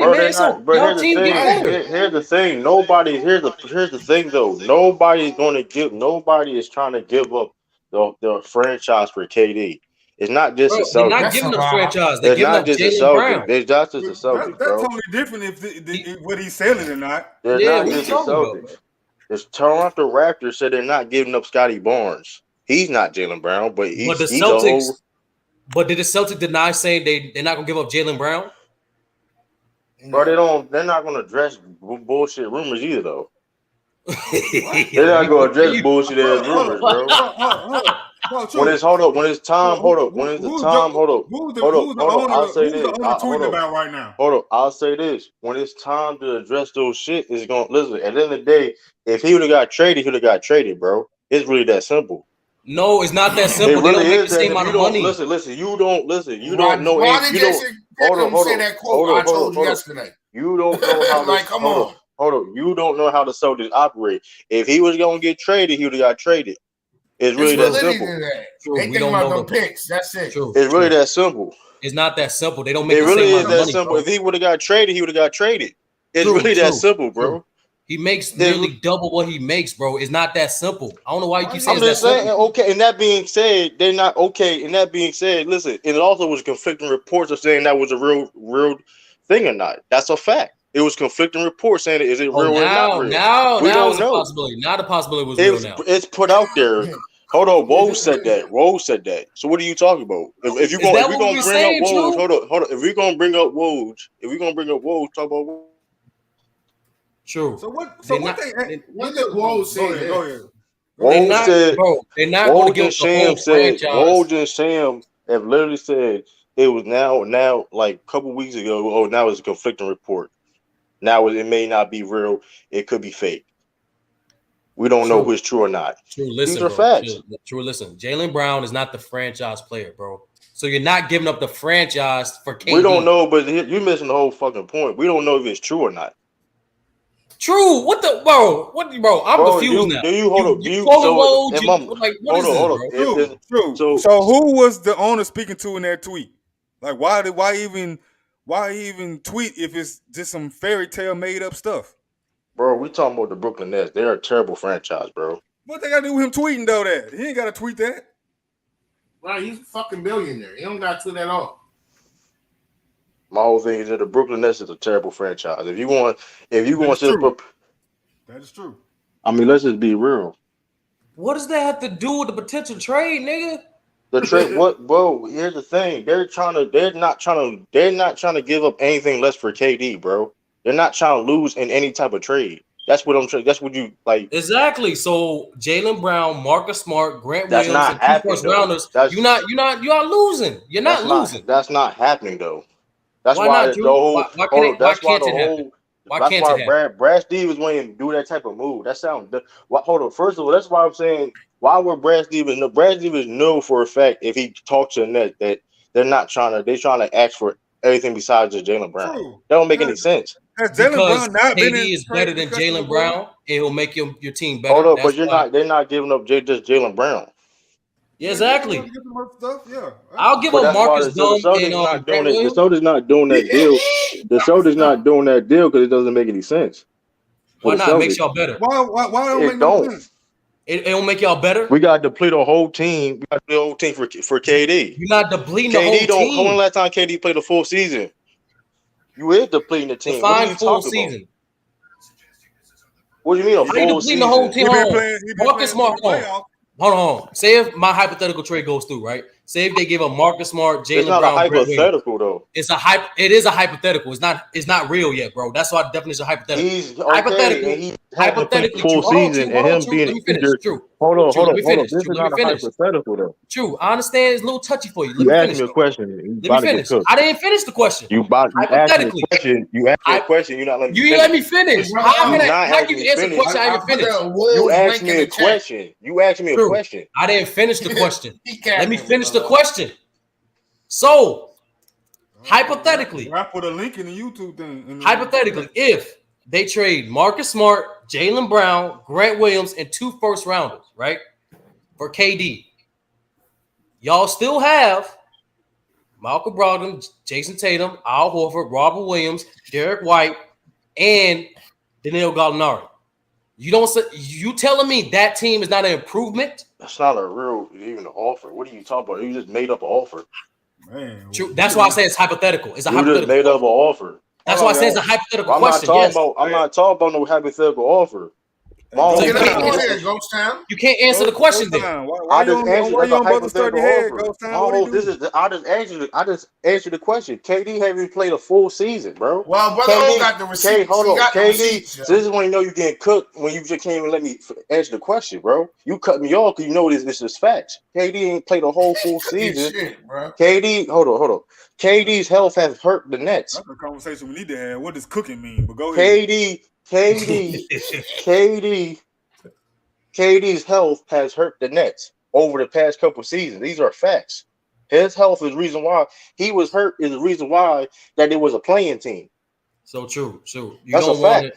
So true. Listen. No, so you it's don't not. want to answer They ain't play no games. Okay. Hold on. Can I ask the rest of the panel He's this hypothetical injury question? prone. Then? He's injury Hold prone. on, true. Brother Mari. Yeah. Under that hypothetical trade I just mentioned, does that make the Celtics better? In my opinion, It's not going to happen though. No, I asked the host. True. Happen. Hold on, bro. Yes, in my opinion, makes them better. Ralph, under my hypothetical trade, does that make the Celtics better? Of course, KD moved the needle. Illis, you there? Yeah, I'm here. Under my hypothetical trade, your opinion, does that make the Celtics better? No, he don't like KD. But here's the thing. Okay. Well, hypothetically, this is why you don't do that deal, right? So you make that deal happen, right? So okay, you have KD, injury prone, Malcolm Brogdon, been injury prone. These are your words, not mine. Robert Williams, his health is in question. Al Horford. That you said that's your words, not mine. That's your words. Al Horford, older Al Horford. We don't know how many. So why would you do that deal when your whole starting five? How many games? You know what I mean? That's a risk. Yeah, okay. If you're talking about 2K simulation shit like that, hey, don't find. Hey, okay. I ain't gonna disagree with that. But that's a risk you got that Celtics not going to take. You can't say they're not going to take it. They've been putting this man in trade talk for like 5 years now. Tatum been in trade talk too. Not as many as Jaylen Brown. Not as much as Jaylen Brown, nigga. Who in trade talk? Who was in trade talks? Jaylen Brown's been way more trade talks than Jason Tatum. That's a fact. Well, hold up. You even said what that supposed to mean? What that supposed to mean though? It means he's more expendable. Right. That's what that supposed to everybody expendable. No, every team not trading their best players. Not every team is doing it. Injury prone. This nigga Jaylen Brown got 39 injuries. Fuck is you talking about, bro? I'm on this injury report right now. Raptor was doing some research on you. Damn, bro. Hey, Illis, we ain't off your head either, though. But we're gonna come back to you. I mean, that's you know what, brother. You know what, my brother. Illis, that is completely fine. But I still don't understand. I don't even understand why I'm in the spotlight. I don't know what illness in there too. No, Illis. 30-something plus injuries, bro. Hold on. We're going to chuck you some bail, Illis. Why do you think What bail? Under that hypothetical trade, does it get better? Y'all niggas still ain't explaining to me what I did to be even. No. Forget all that. I'm ready. I'm ready. No, I'm asking why don't you think the Celtics get better with that under that hypothetical trade? Because I think they did what you're supposed to do when you go to the finals. They retooled. This would completely restructure the team. I don't think that's smart. They did what they were supposed to do. They looked at their weaknesses and they said, okay, what's up, Malcolm Brogdon? Okay, Danilo Gallinari. With a healthy season, they should be as good, if not better, than what they were last year. You get KD, that the perimeter defense that they had dramatically decreases, in my opinion, because a part of that was Marcus Smart and Jaylen Brown, with Tatum as one of the best defenders, small forward / power forwards in the game. So, yeah, they look sexier. They a bunch of hezzy tween buckets going to be dropped. A bunch of 30, 40-point games from KD going to be dropped. But they are not better in terms of getting back to the finals or more, to me. That's my opinion. You want to know more? Hold up. Those 30 and 40 is going to come on stream efficiency. And that's great. That's fine. And he might not be and they being coached by a real coach. A great coach. His wife is knee alone, bro. And now remember, let's not forget, he might not be as a lockdown defender on the perimeter, but he's still don't try to shoot him no bail on defense. Please don't. The only thing that nigga's good at is protecting the rim. That's it. Again, he's still 7 feet with long wingspan. He don't get fried. He don't be out there getting cooked. Yeah, he don't get fried. He not Luka. So that's the bar. Just don't get fried on defense. Well, yeah. Yes. Hold on. Payne Pritchard didn't get fried. He was the weakest link defensively, and they made it work. Steph Curry. And you're going to add more of that with KD. You're going to add more of that with KD. Steph Curry historically is, yes. But this year, he was actually really good on defense. Steph was a better defender than KD this year. Yes, I'm saying. Like, he got stronger. He got stronger. Going back before this year, he had 3 championships as a subpar to weak defender before this. Yeah, that's a fact. True. But, okay, see, my only beef with y'all in these moments is y'all be ready to get y'all take off, but y'all didn't even describe if anything I said during my take made sense, because I felt like everything I said was factual. They did what they were supposed to do in the offseason. They retooled. I don't think you tear down. You retool, and they did that. They had one of the best offseason. They had one of the best 10+ games, Illis, with KD. And you got to remember, you're not talking to no damn Celtics fan, so I can be objective. Like they're not winning 10 more games with KD. Sometimes. Okay, Ralph. What does 10 more games in the regular season really mean, though? What does that really mean? Yeah, that don't. The number one seed. They can get number 1 seed. Hold on. What were the Celtics this year? What seed were they? They were second seed. Number 2. And where did they end up? In the finals, right? Yeah. Seeding don't matter. It's matchups, bro.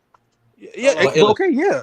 Okay. So what you said is right. What you said is logical, but it don't always work out that way. Sometimes, even for finals teams that retool, you don't always make it back the next year. Okay, you know what I'm saying? And that's like, fair. And that's the Suns retooled last season, and they didn't go as far. But that's a whole different. See, now we talking about mental breakdowns and stuff like that. Did this man compare the Warriors to the Suns? No, we compare the Celtics to the Suns. But here's the thing: you can't compare no Celtics to no Suns. Why not, nigga? You can't. Why not? You can though. Hey, what? Ain't like them niggas are champions. They finished second like y'all. Why not? They are a perfect comparison. So they're the same because they didn't win a championship. No, that's one of the biggest. If you're going to leave it, if you're going to say that, just leave it at that. Because if you want to break it down, that's not. They're 2 different teams, bro. 2 different. They're best players. And no, why I am saying their best player is 40. Their best player was 40. Why I am saying, according to Hitman, was Devin Booker. But why I am saying, but you get what I'm saying. Like historically, that's a fact though. Historically, just because your team made to the finals, you retool. Don't listen to me. Your offseason retooling is enough to get you ahead for the next season. Each season's not the same. That's true. Real quick, True. Can I say something before y'all go on that? Because I'm getting drowned out. I'm gonna make it quick. Retooling. I know this ain't apples to apples, but yeah, to Illy's point, they did retool and they got some nice pieces to compete. But it's not every day that a top 15 or top 20, however you put them, player comes available and for you to get them. That's fair. I mean, that's true. There's nothing wrong with saying. There's nothing wrong with saying. You don't have to get him either, though. And that's another thing too. I don't understand. Historically, the last time the Celtics traded for a top 5 player in the league, they won a championship. But he's not top 5 player no more. So he is a top 5 player. He's not though, bro. He's the 5th best player in the league. When you lead a team, and they're the only team, the player that got swept. I mean, it's hard to say Getting swept don't knock you out of the top 5. Was he the only team in the playoff that got swept? Yes or no? And he led that team. Yes, he was. But getting swept does not knock you out of the top 5. Did you think that they was going to get swept? Yes or no? You thought it was going to be 7-game series. But no, once again, true. I don't know. Getting swept does not knock you out of the top 5. He didn't play well. Dwayne Wade was still a top 5 player in 2008, even though in 2007 they got swept. Kobe was still a top 5 player in 2011. I mean, not 2011, 2013. Even though the year prior they got swept. Just because you get swept does not knock you out of the top 5. KD not top 5. KD not top 5 because first of all, he can't stay on the court. He can't stay on the court for one. That's a big thing. You can't be top 5. You can't even stay on the court. That's and two. You chose me as an op now. And one of the biggest things too is let's just be real. Like he played terrible in the playoffs. He played terrible. That's a fact. He's still top 5 in the league, bro. He played horrible. Yes. Let's be honest. Like it'd be. I mean, if you say he's top 5, but that Celtics Suns comparison, the Suns didn't have any experience after going to the finals. Like they really didn't have experienced as far as having targets on their back, competing night in and night out. Jaylen Brown and Jason Tatum been doing this from the gate, from the jump, like as rookie second year players. They're used to this, so their experience going deep into the playoffs and now the finals, if anything, they should be, more hungrier. If anything, I think they have the experience. I don't think he played terrible. He's just inefficient. No, he played the worst series he ever played in his life. Bro. KD played terrible, bro. That was the worst series he played in his life. That's the worst. Does not knock you out of the top 5. Damn, Ralph, this nigga been trying to shoot KD Bell for the last 48 hours. Nigga played bad. I don't call 26, 6, and 5. So what else? Games, nigga. Oh yeah, he didn't play well, Ralph. Hey, Natalie, what happened, man? Natalie, why you my op now? They inefficient. I give you should be an ally. Hold on, Ralph. So what did he do well? Hold on. So Ralph, what did he do well? You don't know. Finals? What did KD do well in the finals? At the end of the day, with his inefficiency, he still was the lead. Can you answer the question, please? The leading rebounder. He still was the lead scorer and leading rebounder. See, this is why you nasty, Ralph. Never mind, man. I'm not doing this again. Being inefficient. Bro. He didn't lead the team in rebounding. We're not doing this. Listen, true. Okay, if he's not in the top 5, you have to name your top 5, true. I said with Luka, Jokic. Giannis, of course. Mm-hmm. Like I need 2 more, right? 2 more. Steph Curry. Ain't that easy? Shit, number 5. One more. Embiid. Yeah. Jason Tatum. He can't say Embiid. He can't say Embiid. Back there. I can't say Embiid. I can't. No, because the same reason he said KD wasn't top 5 because he never finished. I don't know. I don't think he's gonna be Embiid. You looking for injuries, nigga? Don't do that. He put Embiid. He put Embiid 5. You can say Luka, but he gotta finish. Let him finish. Let him finish his list. You can't say no Luka. Nigga got dog by the Warriors. Stop. You got 4, true. Who's the 5th guy? And we going into the next season, man. Tiffany, you nasty. Who's the 5th guy, nigga? We hold up. So I'm gonna say this name. And I could be.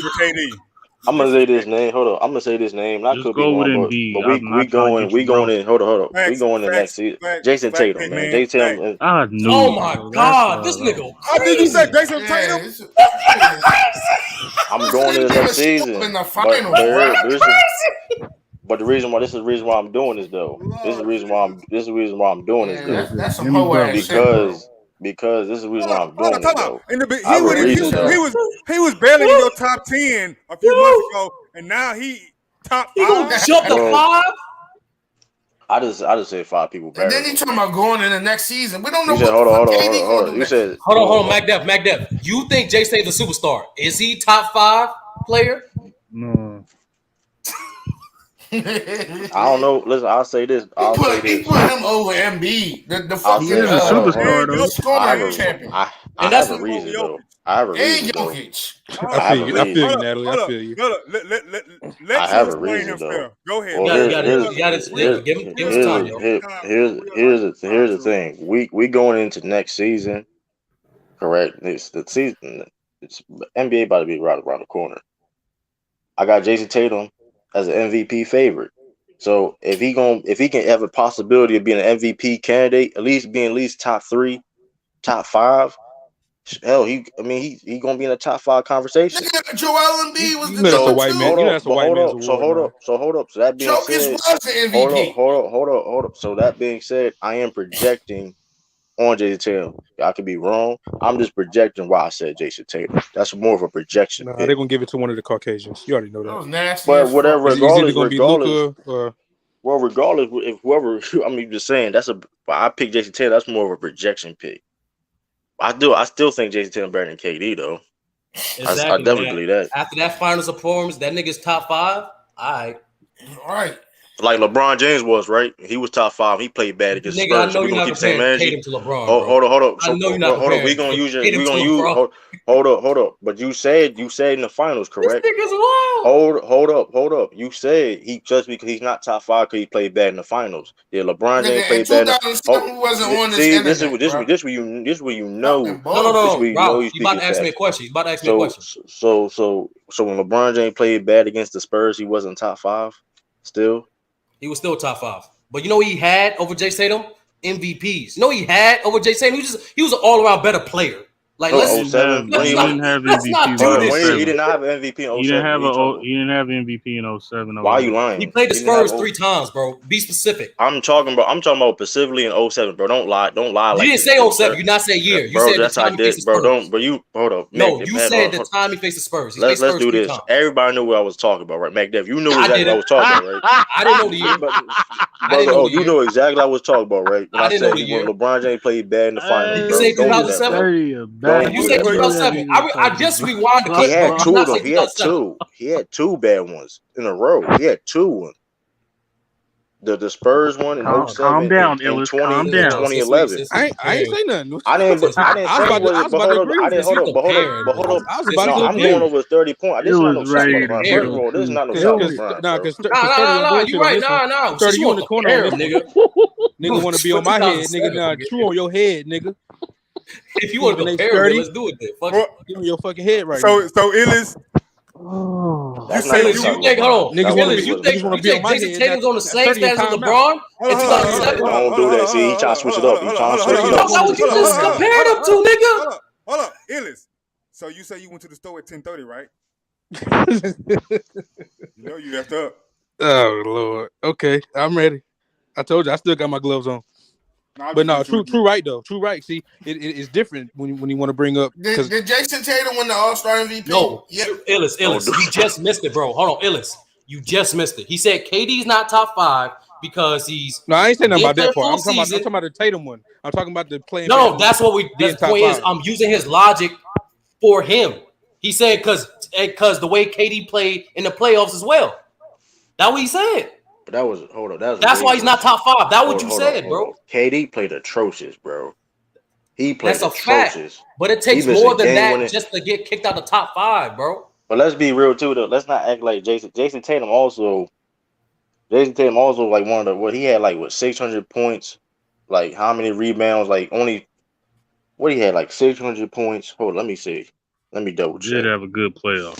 Hold on, let me see though. I'm listening. And Illis, for y'all, I guess not great believers in KD. What is it about his game that you saying that he can't help the Boston Celtics with the coach that I'm not saying I keep getting put into these categories that I didn't sign up for. I didn't sign up for the KD hater club. You've been on KD head for like the last 3 months. The reason why I'm not saying it can't work, but you basically doing a lot of construction on your team, which you don't necessarily have to. Because let's be real, if you put KD on that, if you put KD on that team, you basically have to. It's not about improving. You got to change the whole philosophy and landscape of that team. Man, let's just be honest, man. This man has had nothing but This man has had nothing but favorable situations ever since he's been in the league, and he only won with the Warriors. The man is not going to win outside of that, and it's okay. He did well in OKC. He got to the finals. That's fucking amazing. He did, but since then, what the hell are we talking about, bro? This nigga just had James Harden on his team that was an MVP candidate on his own team. So yeah, I'm gonna have a little smoke for him when he start demanding niggas to be fired and getting out of a situation. That's one of the reasons that he set up. That's one of the reasons. This situation, him and Kyrie set this situation up. Now he's ready to get away from it without leaving no trophy behind, nothing. I mean, I'm gonna have a little smoke. Am I wrong for having some smoke? Jaylen Brown is better than KD. Like, we know KD's better than Jaylen Brown. Who said that? Who said that? The Celtics have a culture. They should. Who said Jaylen Brown better than KD? I would like to trade for KD and KD and Tatum, but the Celtics have a culture, bro. They're not going to trade for KD. I'm sorry, they're just a better team right now. That's the point. He's not a culture. They are better as a team right now than what they would be if they got killer, bro. He's a number 2 with number 1 talent. I mean. He's a culture killer because he doesn't have none. He can't he has to go. He can't establish nothing himself. His last 2 situations was drama. Now we talking, Mac. Follow the flow. Nigga, tee up, nigga. His last 2 for Boston. His last two situations was filled with drama. I mean, you got the Draymond situation, him going back with Draymond. I mean, come on now, like bro. You can say what you want, though, Sturdy. That's still with drama because that situation because KD didn't tell them what it was.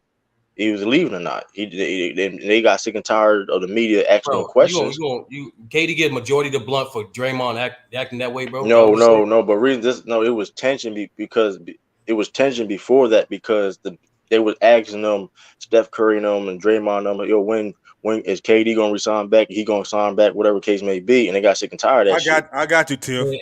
And either way, true. That year you was referring to, 2018, they still won. I thought the Celtics were measured by championship. No, I'm talking about 2019. That was 2019. No, 2018. No, ask David West. David West said himself, y'all don't know what we've been through this whole season to get the championship. That was 2018. But that when they had the argument on the bench, that was 2019. The argument was 2019, but the tension started in 2018. David West said it so. I'm just saying with KD, but at the end of the day, that's still with drama for them, for the Warriors, because when KD left, it was a narrative for the Warriors. But true. So let's play this narrative. He's a drama starter. You can still win championships, bro. Shaq, Kobe. He ain't no Kobe, nigga. Stop it. Oh, 2018, they had drama. Championship. What do we say? They didn't. Hey, listen. They did win 2018. What we say? Listen. KD bragging about the Warriors chips. That's KD is a plug-in piece. You use every card, nigga. KD. Because I ain't never heard no issue. Hitman make a good point. How did he kill the culture? That's what I'm saying, bro.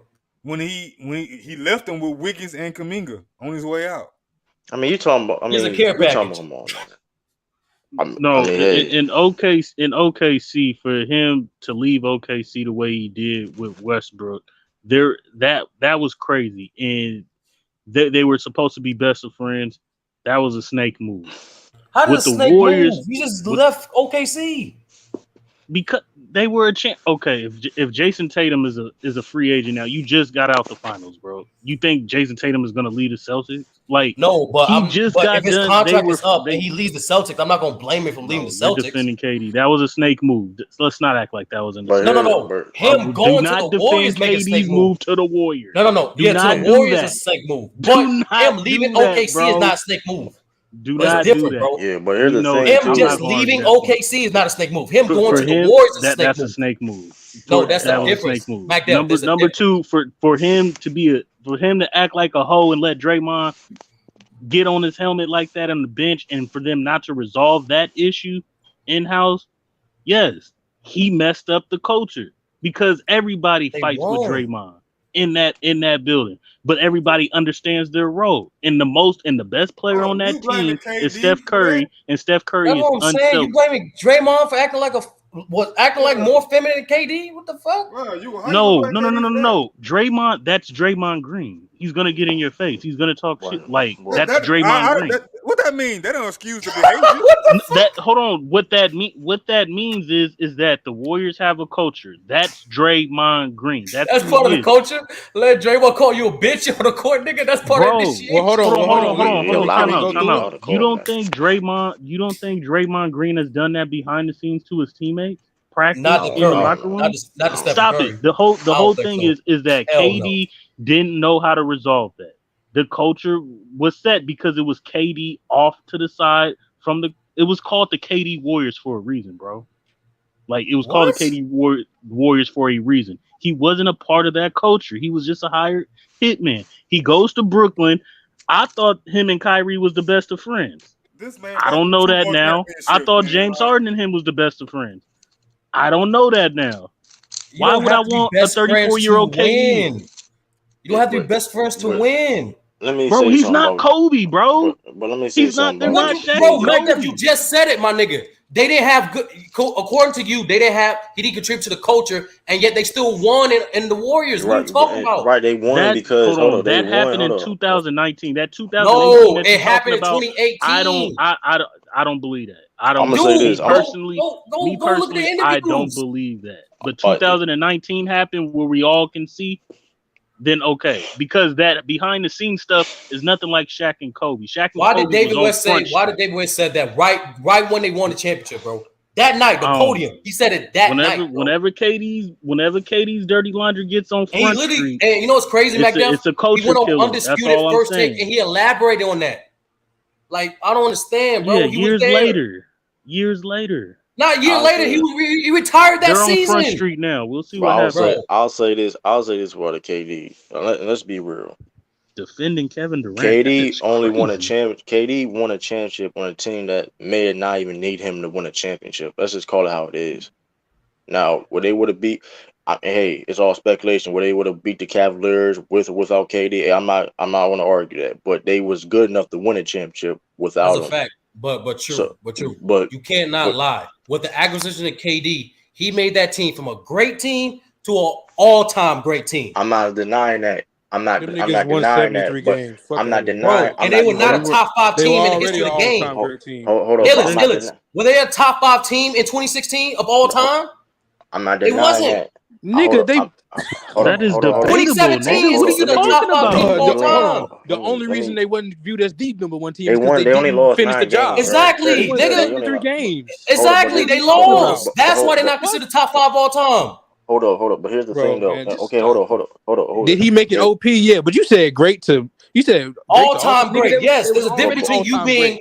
Yeah, hold on, bro. Dude.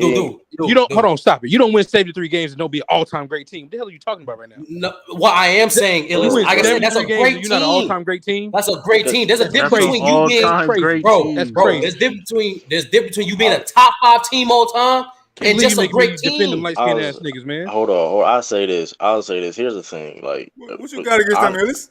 I understand you saying. I understand because they didn't making me defend the Warriors right now. I understand just because they didn't win a championship, you may not come all-time great team, but that team they only lost 9 games, bro. I mean, I ain't saying it wasn't great. No, but that is all-time great. No, but hold on, but that just shows you. I mean. Hold on. This is the point.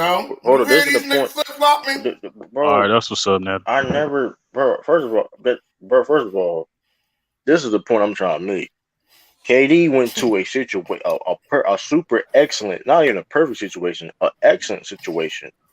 Niggas just lost the chip, bro. Bro, here's the point I'm trying to also make. KD, we ain't gonna act like debating about regular season stats and shit. Bro, what are you even talking about? I don't even know what you even talking. I'm not even arguing what you even talking about, bro. This dude crazy. No, nigga, you crazy. That's what I'm saying. That I'm trying to give him the dosage, but like I don't know what's going on. I'm not. But here's the thing. Niggas are sick. Hey, hold on. I ain't never been a captain in my life. You know it's bad when rap on your head. Calling y'all hold up. Ain't nobody You ever don't- accused me of capping. Oh, whoa, But, wait a but minute. you know what's Calm crazy? down. Is going Hold up, wild. but here's the thing. Nah, First time you got called we just capping? fucking with you, bro. We just I'm fucking with you. I'm appalled. But here's the thing. I'm But here's the appalled. thing, though. But here's the thing. We're not gonna act. But here's the thing. We're This not nigga gonna that's act like. feelings, nigga. But hold up, though. Natalie We're not. Draymond Green, she treating you like KD. It was Nah, that's crazy. God damn. Yeah, that's crazy. Nah, she on my head right now. She But here's definitely the on my head thing. right now. But hold on. But here's the Let's thing. get him out. Here's the thing. But My it's the bad, my point, bad. though. Besides that Warrior situation, KD have came up short when he was supposed to be the victor. Let's not forget, in 2012, the OKC Thunder was favored to beat the Miami Heat. Let's not forget when he went to Brooklyn, Game 7 in Brooklyn. They was favored to beat the Bucks, and let's be real, they beat the Bucks, they beat the Atlanta Hawks. They're going to the finals. Who knows who wins that one, right? He has come up short. Besides being in an excellent situation as the Warriors, he has come up short his whole career. But Let's just be honest. That's what I'm He's a career saying, number bro. two. True. That's what I'm saying, bro. That what you and the Celtics have in common. KD and Celtics have in common. But Y'all we're can not share the that Warriors, misery. though. Hold on, But we're True. Let not me the finish. Warriors, Hold bro. on, True. Let me finish. Just like KD was favored to win the chip. Y'all was favored to beat LeBron in 2018, but y'all lost. Y'all was actually projected. Y'all was actually projected to by the NBA at least to beat the Warriors based off your regular season matchup, but y'all lost. So y'all can share that misery and combine and become stronger. And actually win compare that Celtics team to no superstar. This nigga giving remember the Titans speech right now. I got rebuttal for that. I just want the Celtics win again, bro. It's been a long time, bro. It's been a while. But let's be real. But let's be real. You compare. Listen, here's the thing. That's all it was. That's all it was petty. It was nothing correlated to that because it was factual. It was factual, bro. It's not. But right? listen, what you said was somewhat factual because at the end of the day, you act like Kyrie and Gordon Hayward was there in 2018. It wasn't there. Let's say that we get it. We came up short against LeBron, right? We would have. No. Y'all came up short against LeBron, just like KD did. But y'all came up short against the Heat. Y'all came up short against the Warriors. So it's okay, bro. I don't want y'all to lose no more. I don't like y'all being second. Hold on. Y'all been second for a while. Hold on. Let me hold on. That's bad salt. That's you can't compare the two because if you want to compare the number one guy on the team, Jason Tatum and Jaylen Brown. We passing the collection plate around. Let's be hold on. If you want to keep it a stat, you want to keep it a beam. Jason Tatum and Jaylen Brown have accomplished just as much as KD and Russell Westbrook did in OKC, or even more. Is any of them MVP candidates? Bro, I'm talking about the duo. Winners. Y'all niggas this is what I'm saying. KD when he won championships crazy right now, bro. Bro, when KD won championships, he went to a historically great team. All time when great. He's been on OKC, he's had a talent in OKC. He's had talent in Brooklyn. If he goes to Boston to play with Tatum, that may be the most. Are we going to sit here and say that KD in Boston has a more talented roster than the Nets now? The Nets roster is more talented than Boston. If KD was on there, from top to bottom, if Ben Simmons KD, Kyrie Irving, and Ben Simmons with TJ Warren. The Celtics have a deeper roster, bro. They have more talent. They have more talent, TJ Warren since the bubble. He ain't played. Bro, the Celtics have more talent, bro. What are you talking about? I'm glad you said that, Sturdy. Yeah, they do. Joe Harris. Right now. Hold on. KD, hold on. Put KD on the Celtics right and trade everybody. You got KD, Tatum, and who? Hold on, everybody. You got Robert Williams, you got Al Horford, you got Danilo Gallinari, and Derrick White come off the bench, and Malcolm Brogdon started. Hold on. I gotta salute my brother, Young Khalifa, man. He in the building. I always gotta salute that brother because he did the artwork for me, and he continued to do good work for me, man. So I always gotta salute that brother. That's not gonna be the most talented roster that KD's ever been on, bro. It's not guaranteed. But here's the problem, though, right? Here's the problem. Hypothetically, if a trade do happen, the Nets clearly said they wanted Marcus Smart part of that deal. Marcus Smart is one of the part of the identities of the Boston Celtics. Yeah, I'm not but y'all saying. I'm proven not y'all saying. No, proven to hold on. Let win me make this playoff shit games clear. without him. Let me make this shit clear. Let me make this shit clear. I'm not saying Marcus Morris is untradeable at all. I'm not saying that, but I'm just saying you have to change basically the whole complete identity of the team. You're doing more work. The Nets That's got all a I'm saying. You're doing championship more work. roster now. Y'all tripping. That's what I'm saying. But here's the thing too. Let's say hold on. And let's say KD do go to the Celtics, you asking KD to do more work that he can't do this stage of his career.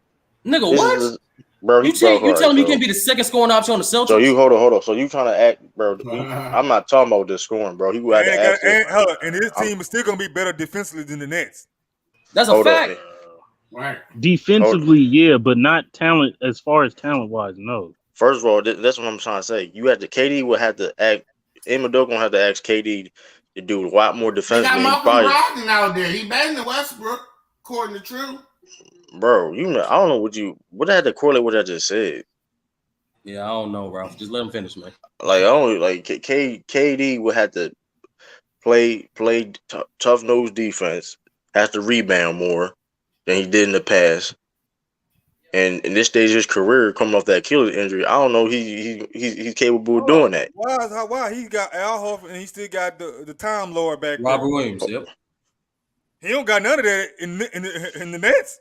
Hell no. Listen, he gonna be first of all. Hold on. Is there a better shooter on the Boston Celtics than Joe Harris? 3-pointer. Technically, okay.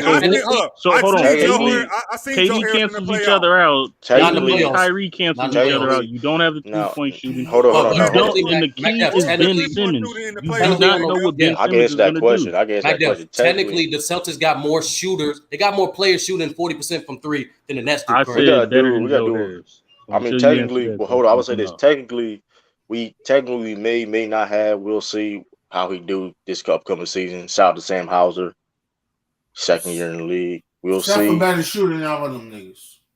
I'm not going to argue that, but yeah, Seth Curry. You still got Seth Curry on the. Y'all tripping. Y'all need to come for a nigga that said get me to the nearest 1 seed. Get the fuck out of here, man. But like you said, this nigga said get me to the nearest 1 seed. The Celtics is a listen, man. Celtics, the team the build currently constructed is I like it, man. Celtics don't like do nothing. They can smash KD's Nets. All they got to worry about is Giannis. That roof. I mean, at the moment, yeah. At the moment, right now is the Bucks. It's the only team the Celtics should need to be worried about. So why would we get KD? Not fucking with the Sixers or what are you talking about, bro? That's a bad matchup. That's a bad matchup for the Sixers. No, it's a bad matchup for y'all. You gotta just. I think Ralph has alluded to other Eastern, especially other teams in general, made off-season acquisitions as well. But that's not. But hold up. If you want now, that being said, hold up. What the Heat acquisitions? They made nothing. No, the Heat still working on. They still working on KD. But let's talk about the teams like the Sixers that did. First of all, PJ Tucker, they ain't gonna move the needle that much, bro. Let's not play that game. He's not gonna move the needle nothing. He is gonna help. I didn't say he's not going to. No, he's not. I'm not gonna say. I'm not gonna say. Hold on. I'm not gonna say he's not going to help. But let's not act like he's gonna be pushing the move needle like that, bro. Hey, it's Samaj on that team, right? But true. Yeah, that's what I'm saying, bro. We can. Just like Malcolm Brogdon, right? No one will ever say Malcolm Brogdon moved the needle for y'all. Just how that's the point, MacDev. We're just like Malcolm Brogdon moved the needle for the Celtics. You can say PJ Tucker helps the 76ers. That's a fact. No, that's not the same. It's not the same. What? Crazy. It's not the same. No, MacDev, you was capping about PJ Tucker last season. That was on Milwaukee. What's the difference? Hold up. He helped Miami, even though Miami. He had a better season with Miami Heat. He played well for Miami. Miami wanted to bring him back. We're talking about the Sixers. First of all, they got a choker in James Harden. They have an unhealthy Joel Embiid who can't never be healthy. You're supposed to get somebody to move the needle for that. What we're saying is PJ Tucker's definitely going to help the 76ers. That's but their perimeter defense, still going to be suspect though. So it's not. I mean, it is what it is though. The point is true. The Celtics had a better offseason than any team in the East. Who cares about no damn Joe Ingles, bro? Listen, they got Chris Middleton. Fuck no damn Joe Ingles, bro. What the fuck you talking about damn Joe Ingles? Okay, hold on. That's what I'm saying, brother Mark. You see this shit, right? No one can care about the other team's acquisitions. No. We gotta worry about Mark Brogdon. Hold on. Answer the question. Who had a better offseason, the 76ers or the Celtics? Celtics. Beyond, okay. By far, not even. Not by far. It is by far. Anybody know by far? Not by far, bro. Hold on. So PJ, hold on. Let's do this. Let's do this. The 76ers still trying to work on some other stuff and too. they still, we talking about more. Ain't nobody worry about no fucking guy. Yeah, they trying to build the Philly Rockets. Hold on. Let me land. Hold up.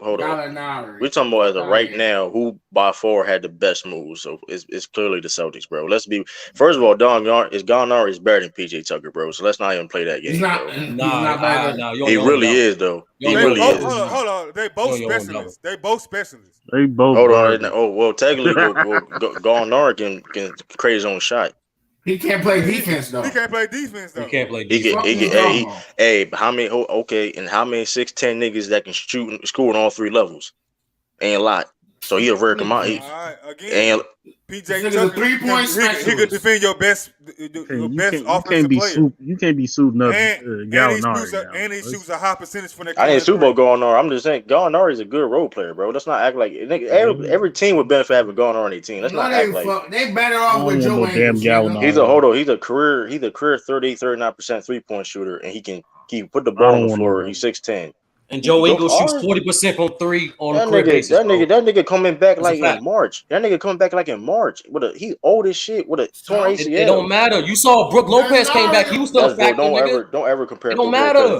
Wait, Joe Ingles is hurt. Joe Ingles. Yeah, he hurt. You compare a nigga that's hurt. He ain't gonna come back. Malcolm Brogdon wasn't hurt, nigga. Joe Ingles and Gallinari. You see what I'm talking about, right? Like, hold on. Everyone, we gotta worry about every other person's injury history except Malcolm Brogdon. I'm gonna help you out. I'm gonna give you Is props. making a good point, man. And then he talking about brother Omari. Joe, hold on, time out, brother Omari. Them in the same age, brother. Brother Omari. Let's say you think you got a championship team in Houston. Are you really resting your hopes on Joe Ingles coming back in March? The guy that we got exposed. Yes, nigga. Hold up. Rotational play. Hold up. Like Shaq always say, others, man. And Joe Ingles is a damn good others. I see if it was Klay Thompson. I see if it was somebody like Klay Thompson coming back. We understand there's the stars of the team.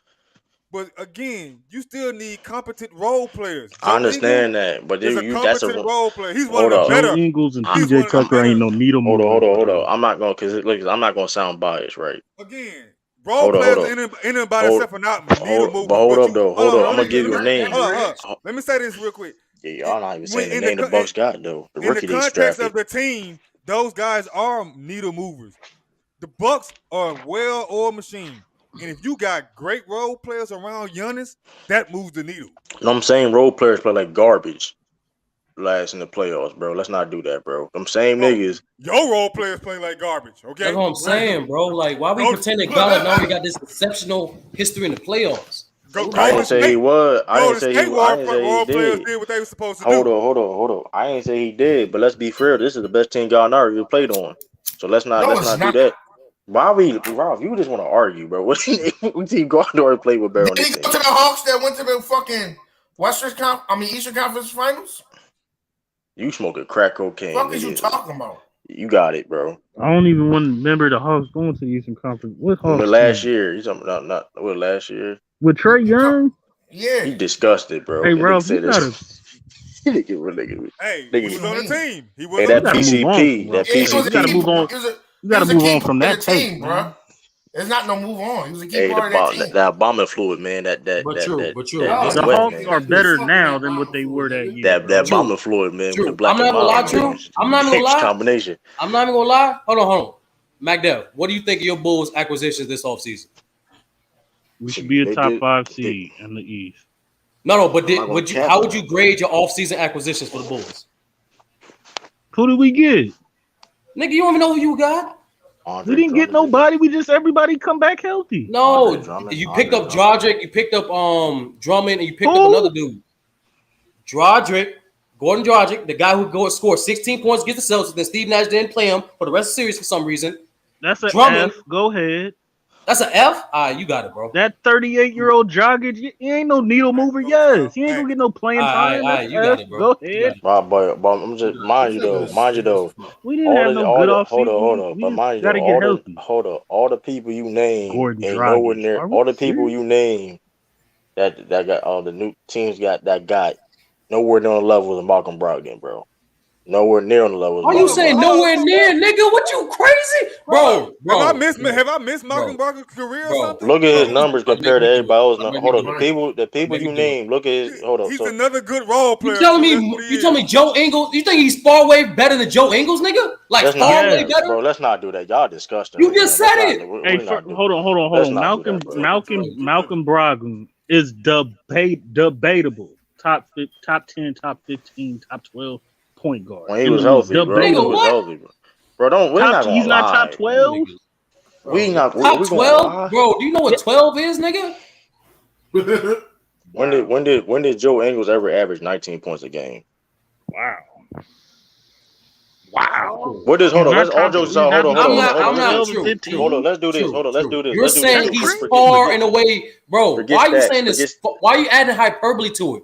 No one's saying they're better than him. But you said he's far and away better. That's crazy. Let's do this. Malcolm Brogdon was almost. Hold on. Let's do this. Malcolm Brogdon was almost an all-star, bro. Joe Ingles was nowhere near ever being an all-star ever in his life. Okay, he's not better than fucking what's the name? Who just went to Minnesota. How about that? I'm saying the niggas we just named. You just add niggas to the equation. I get it, bro. We can't mention Malcolm Brogdon's injuries, but we can mention everyone else's injuries. You can mention his injuries. That's cool. We can mention how much Malcolm Brogdon brings to the table and his contributions, but we can't mention every other acquisition, what they bring to the table. You know what's funny though? Before is Joe Ingles gonna be starting? You know what's funny? Hold on. You know what's funny though? Right? I got hold on. Let me get this. But you know what's funny though, right? Because when I was talking about a possibility of Celtics getting Malcolm Brogdon, right? Nobody brought up his injury history when he was still on the Indiana, right? Nobody brought up his injury history. So when he comes to the Celtics, they gonna bring up his injury history. I didn't know he was hurt, Sturdy. I didn't know he was hurt. Is Malcolm Brogdon better than KCP going to the Nuggets? Hold up, I'm not gonna. You just added a new name. First of all, yes, he's better than KCP. Hold on, So we gonna. Can we? Hold up. What are y'all talking about? He's better than KCP. This nigga couldn't even make them. He couldn't, brother. He could not even make them a play-in team with some bonus and Turner, bro. Once again, brother Maury, I'm not saying Malcolm Brogdon's not better than these dudes. Why I am not saying he's way better. He is way better than what are y'all talking And on top about? of that, once again, it's unfair to me to mention he's injury prone, but I have to say Joe Ingles injury prone. Why can't I say they both injury prone? Hold on, let me ask you a question. Even though Joe Ingles played more games than Malcolm Brogdon last year. Hold on, let me ask you a question. Hold on. Malcolm Brogdon played 40 games last year? Hold on. Malcolm Brogdon played 36 games. Joe Ingles played 46. He started in 15. Horrible debate.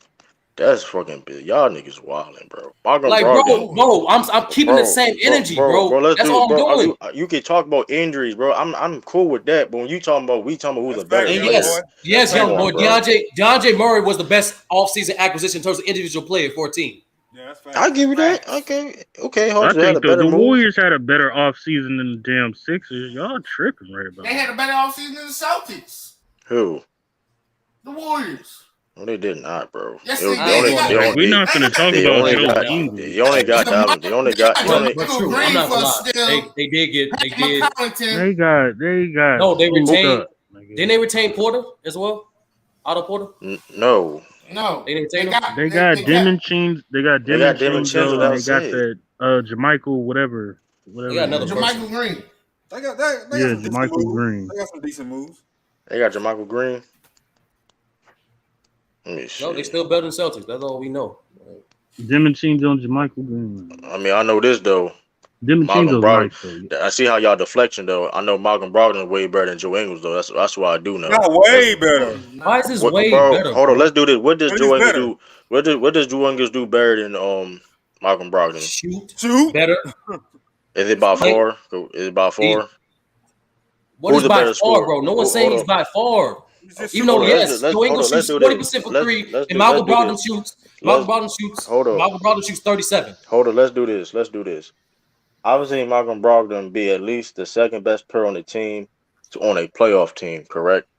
We seen that, correct? A couple years ago. He was a bonus and them.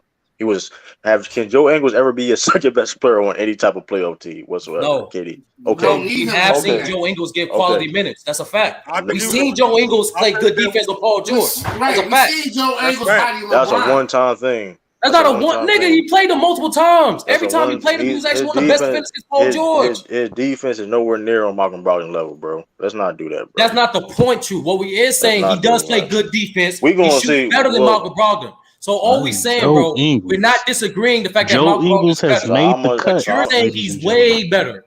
He's way better than Joe Ingles, bro. Hey, Joe Ingles. Hey, who you? Hey, yo, Mac Dev, you a Bulls fan? Who would you rather have on your team right now, Malcolm Brogdon or Joe Ingles? Like would you debate that? I really got to think long and hard about that. Like, come on, y'all niggas discuss. That's disgusting, bro. Why would you get Malcolm Brogdon? Of course, he's gonna take. How many teams? Let's do this. Hold on. Let's do. Everybody's gonna take Brogdon. Hold on. Let's do this. How many teams in the league? For now, they are. Hold on. Let's do this. Can Joe Ingles? How many teams Joe Ingles can start right now compared to Malcolm Brogdon? Let's do that. Cause y'all gonna sit here and say he ain't way better. Go through all these. All right, then. Exactly. Come on now. Don't do that now. We know that Joe Ingles is a rotational player. That's what he is. But let's not act like Malcolm Brogdon ain't a few years away from being that same rotational player. We're talking about now, though. We're talking about now, though. We're talking about now. Listen, hey, brother. On any team in the NBA. No, we can't. I never said that, though. I'm never going to argue that. I'm never going to argue that. Same boat. Y'all forgetting about James Wiseman too. Y'all, that's an acquisition. He's already on the team. Bro. That's not an acquisition. That's not an acquisition. Stop it. They getting them back. Yeah, but it's not an acquisition. I get what you're saying, but come on. Like, he's already on the team. I'm not going. Like, if y'all had to choose now, who y'all think will win, Atlanta Hawks or the 76ers in the 7-game series? Sixers. The Hawks need more size. They need more size. Oh, no, well, but that backcourt gonna be dangerous though. Hold on. Do they need more? Do they need more size? Yes, it's only Clint Capella. Every other person's a forward or a guard. They got John Collins. He's like 6'9", 6'10". Bro, when the fuck you seen John Collins get quality minutes in the playoffs? Oh my! But he's not like a true. He I'll be honest. If Joel Embiid don't average 35, they're not gonna win. To be fair, though, hold on. You think Clint Capella is stopping them, nigga? Like what the fuck? He don't gotta stop. He better average 30. Joel Embiid can stop himself. First of all, Joel Embiid can stop himself. Joel Embiid won the lead foul. He leads the most. He draw the most fouls than any player the last 3 years, bro. You need bodies in the crunch time. Did he turn the ball over last time in that series versus the Atlanta Hawks? He always turned the ball. Yeah, that's last time. He had a bunch of turnovers, right? He always turned the ball over. He was healthy. Had a bunch of actually, no. Last year, that man doesn't average 35. Right. He ain't play games. That's the only advantage they got. Everybody else is not going to. I mean, he missed game. He missed. I'm just talking shit, but still though. You got Collins, you got Hunter, you got Bogey. Oh, I'm gonna be real with you though. I'm gonna be nasty this year. I'm gonna be honest with you. They're gonna be straight. If the Bulls stay healthy. Oh, here you go. We're gonna be healthy. We top 5. I'll say this. Nobody with healthy. Hold on, Mac. You can't have 2 teams, man. You got to pick. Tiffany, you too. I'm picking 2 teams. I'm talking about everybody. We talking about acquisitions. My Bulls will be a top 5 team. I'm not trying to sound biased, bro. My Bulls will be a top 5 team, win healthy, and we can see anybody. Y'all not better than Raptors. We can see anybody. Y'all not better than Raptors, though, man. Hold on. It's gonna. Yes, first of all, healthy. Yes, we are. Y'all not. Listen, I'm trying to tell y'all now. Yes, we are. We're better than the Hawks as well. Yes, we're top 5 team in the East when healthy. Yeah, but the Raptors, I'm trying to tell you, the Raptors going to be We're better next than the Raptors and the Hawks. Because the Raptors got that one center, the rookie center. They got big now. They got don't sleep. It should be Celtics. It should be Celtics, Bucks. Don't sleep on the Raptors though, man. I'll put the 76ers. I'll put the 76ers there. I'm gonna put Miami there, and then yes, I think we're better than the Raptors. I think we're better than Brooklyn. We're better than the Hawks. Yes. I don't think he's better than any of those three teams. When healthy, yes. The Raptors. I don't know about any of those teams. That Raptors First of team all, is dangerous. when healthy, yes. And then we didn't talk about the Cavs either, nigga. Like, bro, like they could be. They could I be. think the better Cavs is better than the Raptors. The Bulls could be better I than the can still Cavs. put Chicago over the Cavs, but the Bulls has failed.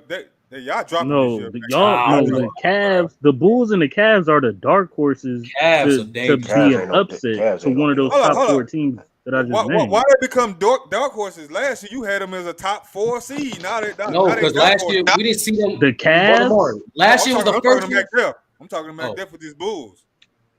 Because nobody expected us to be the number 1 seed when we were healthy. But you expected it. Nobody expected that. This year, nobody expects us to be a top 5 seed. Obviously, you guys are saying the Raptors are better than us.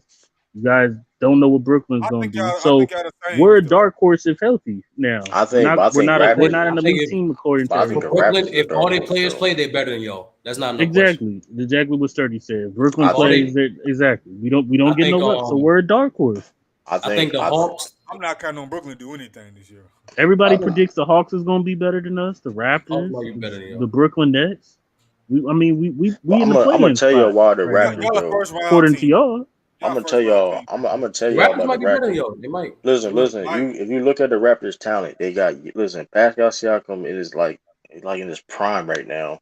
He's not better than DeRozan. Go ahead. He's near they around the same. I mean, DeMar is better. Hold on. It's a level. Look at what Pascal Siakam. Look at what Pascal Siakam ain't never been in no MVP race. It's a level. I'm gonna give him. I didn't say. Hold up, DeMar just got in that MVP race this year. Yeah, but hold up. DeMar DeRozan is finished. Hold up though. Hold up though. Pascal Siakam made an All-NBA team too. I think they made the same third team. DeMar made second. But I'm just saying, Pascal Siakam had a quiet, underrated year last year. He had his best year in his career last year. DeMar's better. He's better than everybody except DeMar DeRozan on the Bulls. Let's put it like that. It's better not by fault, but my point is, it's not by like a. Yeah, he's better than Zach LaVine. Yes, he's better than Zach LaVine. Yeah, I'm just saying. That's my point. Here's the thing, because he don't have to be. The reason why I'm saying it, because he don't have to be better than DeMar DeRozan. I'm saying he's better than the Bulls. They got Gary Trent Jr. They got Fred Van. Like I said, Gary Trent Jr., a young player that's getting better. Watch out for Gary Trent Jr. I haven't heard nobody you name better than Vucevic. But go ahead. Fred VanVleet, you can argue that. He's not better than. You can argue that Fred VanVleet. No, he's not. What are you gonna do with him? Is he going? I heard he's trying to leave. So what's I don't know. Keeping I never everybody. heard first time I heard that though.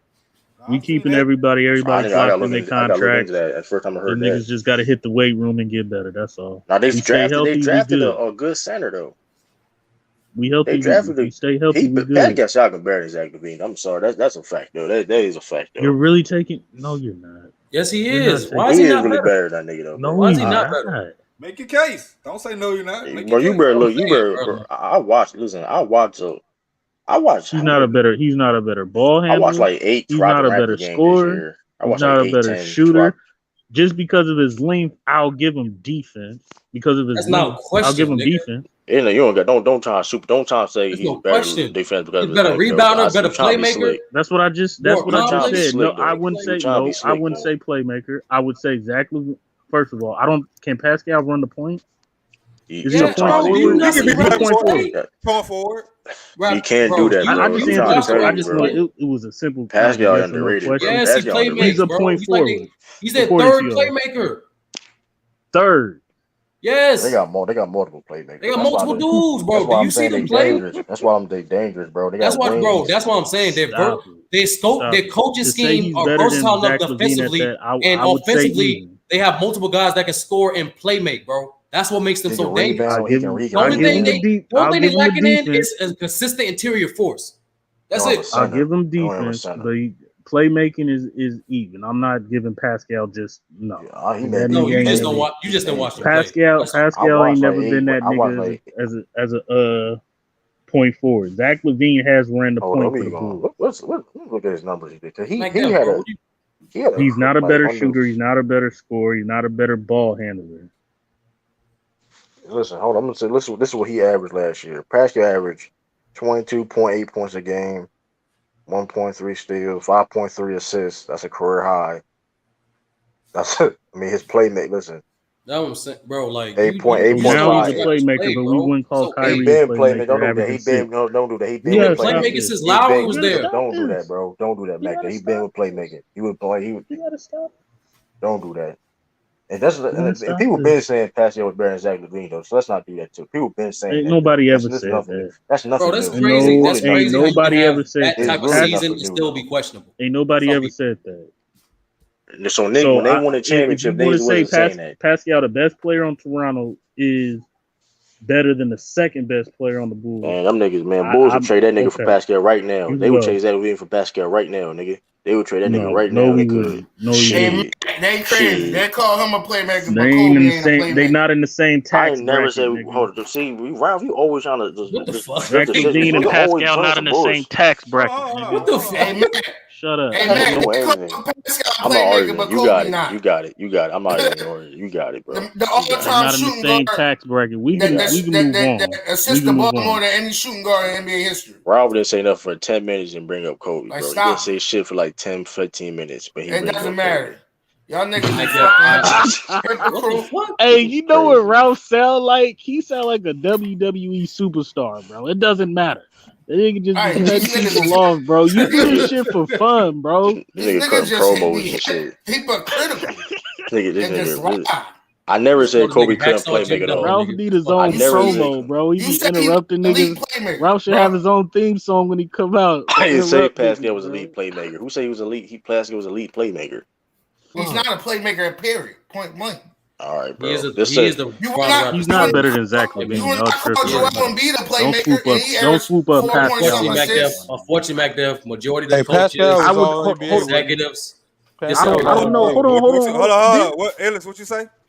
I said Pascal was all NBA, wasn't he? Yes, 13. Was Zach LaVine in? Why don't? That's nasty. Zach LaVine was hurt. Number one. Number two. That's part of it, nigga. What's the nigga Fred Van? I would take Fred Van Fleet. I think Fred Van Fleet plays better than Pascal. Like I said, you didn't watch the Raptors play. Watch him, bro. You didn't watch him play, bro. Didn't Fred Van Fleet make the All-Star game? The All-Star team? He did. Pascal too. Pascal too. I'll take Fred. What you saying, bro? Listen, man. Fred Van Fleet is. Y'all sound ridiculous if y'all think Fred Van Fleet and Pascal's a better duo than DeRozan and LaVine. Hold on. Let me address that. He didn't make the All-Star. Pascal. That nigga said, "Can Siakam drive left?" Hey, that's a good. We can move on. Hey, you know what though? Hey, well, hold on. Why move you know on? What though? Can he? You know what though? We got to question niggas. You know, he can. It's just Brother Mar. He can go left. It's just he's more. His counters are way more predictable going left. That's the thing. Brother Omari, he's not Julius Randle. The robe and bang the He's not Julius Randle. He's not Julius Randle. It's not Julius Randle level. It's not Julius Randle level. But I ain't gonna lie though. We can just chalk it up. Remember how Giannis like 3 years ago used to be hella predictable, spinning right when he drives? It's like that. That shit worse than that. It's not like he can't go left. He's not Julius Randle. He's not Julius Randle. I saw them guys eat his lunch. Shout out to Hitman in the chat. That is crazy. Hold on, I'll say this. On this debate. I'll say this though. If you watched it, because I don't watch Pascal Siakam. If you hold on, you don't watch the Raptors. That's why we're saying they're better than your Bulls. They play better defense because he can't drive left. Better, and their offense is versatile. That's why we're saying the Raptors are better than your Bulls. That's why we're saying. The only advantage I give the Raptors over the Bulls is experience and coaching. They play better defense. As far as talent, they play better defense. That's a fact. No. I'll give them. If you want to say defense, yeah, I'll give them that. But they're not more talent. They don't have more talent than us. You don't need more talent to be better. Technically, they do got more talent though. That's a no, they don't. They technically do though. Nah, they got more young talent. True, they ain't got more like. No, they don't. Y'all best player ain't better than our two best players. Who you taking? But that's the part of a team, MacDuff. It's a collective. So when we were healthy, we were the number one seed. Lonzo Ball. When y'all was healthy, y'all hadn't beaten no top 10. And y'all was still frauds. That nigga was 0-18. Y'all were like the Lakers in reverse. Yo, brother, I'm not gonna lie. Brother Mario, how you a number Brother one Mar, seed that's and you that's beat one no of the most elite team? disrespectful things you ever said. Watch your That tone. was You was the crazy. Lakers in review. That against the schedule. Yeah, That because I mean, y'all had Damn. a better record, but y'all wouldn't beat They nobody. didn't beat no elite teams, none. Even when they was healthy, We didn't even when beat it was Brooklyn. healthy. Come on, bro. Brooklyn was trash. We're Bro, looking at Brooklyn was not hey, no we're elite team, looking bro. at Brooklyn right now, and when y'all beat Brooklyn, did they have everybody on the team? That's Hell all I'm no. asking. We didn't Kyrie beat didn't Brooklyn. Yo, this nigga went for the When 7th seed. KD was an MVP candidate, averaging 30, we didn't beat Brooklyn. That's all I'm saying. You went to the 7th seed, nigga? That what you validate from? Not gonna mention No, the other because top 3 Brooklyn wasn't a seeds. 7th seed until KD went down. Stop it. Even when the Bulls beat the Celtics wasn't the second seed. They was Hold on, struggling. They were time like out. So 7th or 8th. did we They was beat? struggling. Hold on. We beat the Celtics last year. Yes, they beat When the they was the Celtics 8th last year. seed.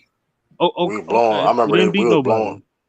That's all I'm saying. MacDev, you bragging about being 7th and 8th seeds, bro. We talking about the elite No, teams. I'm not bragging. I'm not bragging about nothing. What I'm simply saying is when we're healthy, we're a top 5 team in the East. Period. I don't believe that.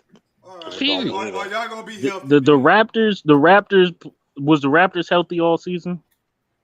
Scotty Barnes, the rookies, no, were they healthy? that's what I'm saying. That's what I'm trying to say. Pascal Siakam, he was rusty the first half of the season. He turned up. So they got a great coach. I give him I damn near give him a top 5 coach in the NBA. Nick Nurse, I damn near give him top 5. They got great cohesiveness, great chemistry on their team. They were healthy all season. And they finished what, 5th seed? Wow. The Bulls, the Cavs fell because of health. But they a young team at that too. They still got Scotty Barnes in there. They were integrating They were young players. They were 6th seed. No, we was the 6th seed. They finished 5th. They finished in front of us. You right. And the Raptors started off slow, if you remember. Yeah, they did. Here's the thing. Who's better, Lonzo Ball or Fred VanVleet? You take Fred. Scotty Barnes or Patrick Williams? Scotty Barnes. Okay. It gets murky after this. Gary Trent Jr. Because I got hitters. Gary Trent Jr. and every role player, rest of the role player, Alex Caruso. Gary Trent Jr. and Alex Caruso. Alex Caruso better than I'm taking Alex Caruso. Oh, Gary Trent Jr.? Yeah, I like Alex Caruso. Crack, come on, bro. Hold on, Vucevic is better than your whole.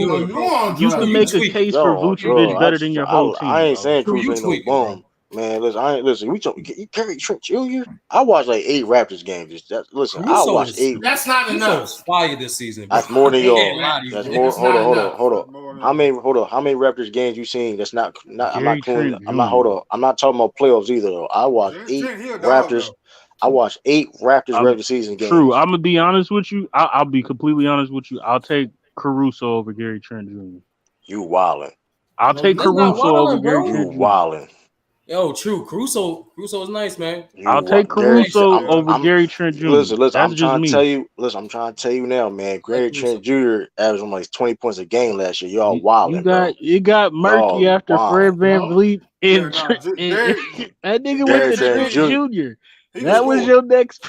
That was your next move, any decent defensively. That was your next move. He's not better than Caruso defensively. I'm not gonna lie to you. I said I'm not gonna lie to say he was you. good. Caruso one of those guys, like he does a lot of things, a lot of hustle plays, especially that don't show up in the stat sheet. I know, come on, bro. I know Caruso game. Nice. He's not better than I know that bullshit. I know Caruso game. I'm not saying I ain't say I'm using Gary Trent Jr., bro. I'm trying to tell you. He gonna fucking lose like his pop. First of all, he's better than his pop. He's better than his dad, though. That's you crazy. had to bring his dad into this, did you? He's way better than his dad, though. His dad got sniped in this? Get knocked out like your pops used to. Nigga, fact. Nigga low. Everybody suspect. Chris Boucher. There ain't no what else, man. You said Gary Trent Jr. The debate is over. Hold on. Chris Boucher. He ain't gonna argue about no Gary Trent Jr. That's what I'm saying. He's not trash. Gary Trent not trash. Hold on. Let's do it. I ain't saying he is. He's just not better than Caruso. That's all we saying. If this is the third, that's your third option. Well, that's a preference. I'll say this. He's not his third option. I'll say no. That's third. That's the third name he put up.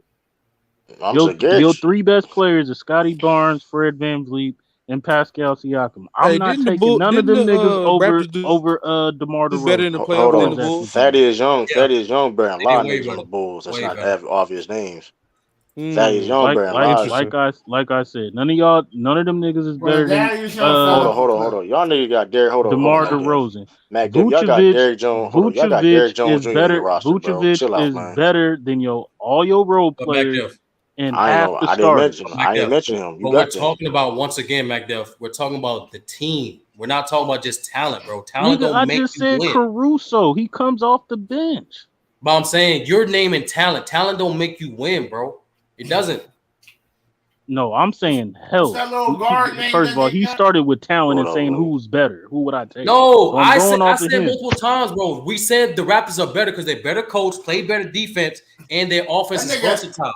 That nigga Ayo better than a lot of these niggas too. You can say that. You can say all that. Ayo but if we're healthy, we're better than them. Ayo ain't like that, bro. That nigga got a cool name. That's all he got right now. All he got is a cool name. The Raptors was just healthy all season, and they snuck into the fifth spot because the Bulls and Cavs fell off. He really not though. That's crazy about it. Fell off the map. That's crazy about it though. They got lucky. Bro, paying Pritchard bearing a lot of niggas on the Lakers right now. MacDuff, real talk. I'm not. I don't even know y'all better than the Cavs, bro. Like I really don't think so. Yeah, it's time. That's good debate. Be honest with you, like y'all the right Cavs with the Cavs. The Cavs was a 4 or 5 seed before they got hurt. Not better than before they got hurt. All right. So when healthy, which team was in the number 1 spot in the East? That's the question. When healthy, because let's be honest. But y'all beat a bunch of 8 seeds. That's what I'm saying, bro. Y'all didn't beat nobody. Well, hold up, though. Hold up. Mac Diff said something. This is the thing that we really got to talk about. Cavs, we beat Brooklyn, we beat Celtics, we beat playoff teams. Back there, this is something we really got to talk about. We talking about injury-prone players, this and that, but if one person name that don't get talked about enough when it comes about being injury-prone is Lonzo Ball. This man gets banged up. He still ain't healthy. Every year. He gets banged up every year at bad times, too. We start, first of all, y'all not finna turn this conversation on health, and I said if no, healthy. I'm not. No, I'm just. But I said that from the gate. I know where y'all going. I know where y'all going. Everybody needs to listen. Y'all not. Listen, we're not saying y'all trash. The same dude talked about KD injuries with Jaylen Brown guys. First of all, you don't know angle. What up, Sean? You don't even know angle going in. My bad. Salute, son. Drop that link, brother. You're not even going with it. You're not even understanding the angle I'm going with. The reason why I'm saying that because Lonzo Ball is an important player. He's a very, very, very important player. Jaylen Brown. Yeah, we got to get Sean. He is a very important player, and I named our backup point guard better than Trent. That's all I'm saying. Forget that. I think Trent Jr., Kobe White are even. I'm talking about y'all competing in the East. That's what I'm bitching. That's what I'm saying, bro. Y'all with the y'all with the Cavs at, bro. That's what I think y'all love. Yeah, Trent not better than Kobe White. That's what the fuck he is. Come on, bro. We ain't doing that. I like how we ain't mentioned Anunoby yet, but yeah, I don't. Y'all say we ain't mentioned him. I did that. Who? Yeah, don't do that. That's how you know you don't watch the Raptors, nigga. Hey, when I see jersey sales of who you said, I'll pay attention to that bullshit. I don't know who you just said. His jersey sale in Canada. Go look in Canada. Jersey sale. The whole country buying jersey. We in the States, man. Man, look. Before you go on. Name another player from another country. And when Patrick Williams going to take off, man? I'm keep hearing this time. I keep hearing. Going to take off. That's when nigga. He going to take off. He had a good rookie. He had a good rookie. I didn't say he hurt did. all last year. I didn't say he did. Hold on. Let Sean in the building. Salute, Sean. What up, Sean? Right now, Sean, we're in the midst of doing the projections for the Eastern Conference right now. Mm-hmm. We're trying to determine where are the Bulls exactly. I'm saying they're around where the Cavs going to be next year, which around that 6-7 range. Y'all basically saying we a playing team. That's basically what y'all saying. Hey, Sean, when you get an answer, Sean, about 30 questions, touch on the original topic about where I was kind of poking fun at some talking heads on YouTube and television. About KD not wanting to play with Kyrie, and turns out that's not the case. Right. And so I was just poking holes at people about the fake narratives that be pushed, and nobody's came out to say they were wrong or they were sorry for pushing that Kyrie narrative. when KD just came out and gave him an ultimatum, and Kyrie was nowhere in that ultimatum. Right. But go ahead with the sturdy question, then you can attack that one next. Go ahead, go ahead. No, go ahead, sir. Go ahead. Just basically, like, you give us your prediction of, like, based off what we know so far of the power rankings for the East next year, 1 through 8. I would have Milwaukee 1, Boston 2, Philly 3, Miami 4.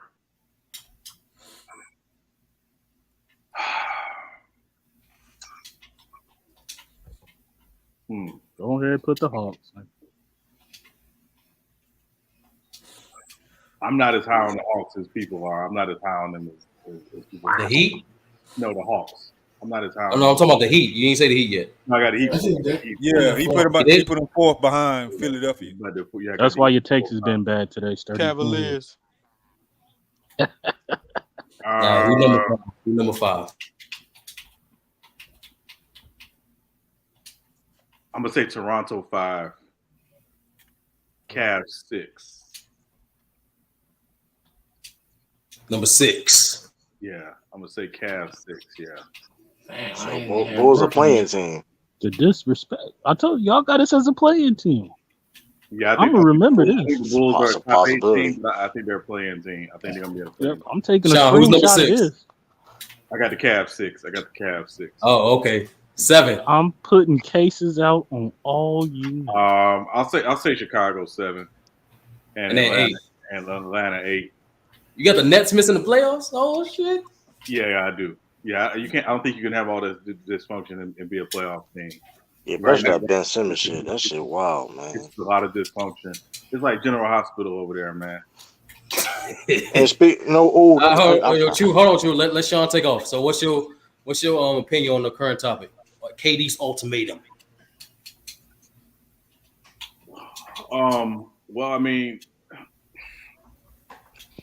I think his end goal is to have control of the organization, right? And Joe Tsai and those guys are not. They're trying to take back control of their organization. They see, what KD and to a certain extent Kyrie has been. And for those of y'all that know little kids, you can't give little kids everything they want. Sometimes you got to say no. And the moment, they said after last season when they said, no, we're not giving Kyrie a max extension, that's when KD, I think, basically was like, I don't want to be here. So in the end, those guys are now in a space where it's like, look, we are not going to be beheld to what one guy wants or what two players want. We've done everything that they asked, and it has not worked out. They said, hey, we want DeAndre Jordan, even though we got Jared Allen. Hey, DeAndre Jordan needs to start, even though we got Jared Allen. Hey, get rid of Kenny Atkinson. Kenny Atkinson was considered a good coach. Hey, go get Steve Nash. Now Steve Nash is the problem. Hey, give up everything for James Harden. Now Harden is no longer there. It's like, at some point, preacher. You got to just say enough. Stop. And I think that's where they are. So, and KD ultimately doesn't control where he goes. So I think in the end, the Nets obviously are in control. And he can say and put out ultimatums all he wants. In the end, the Nets are in control. The Nets can say, we ain't trading you. Now what you gonna do?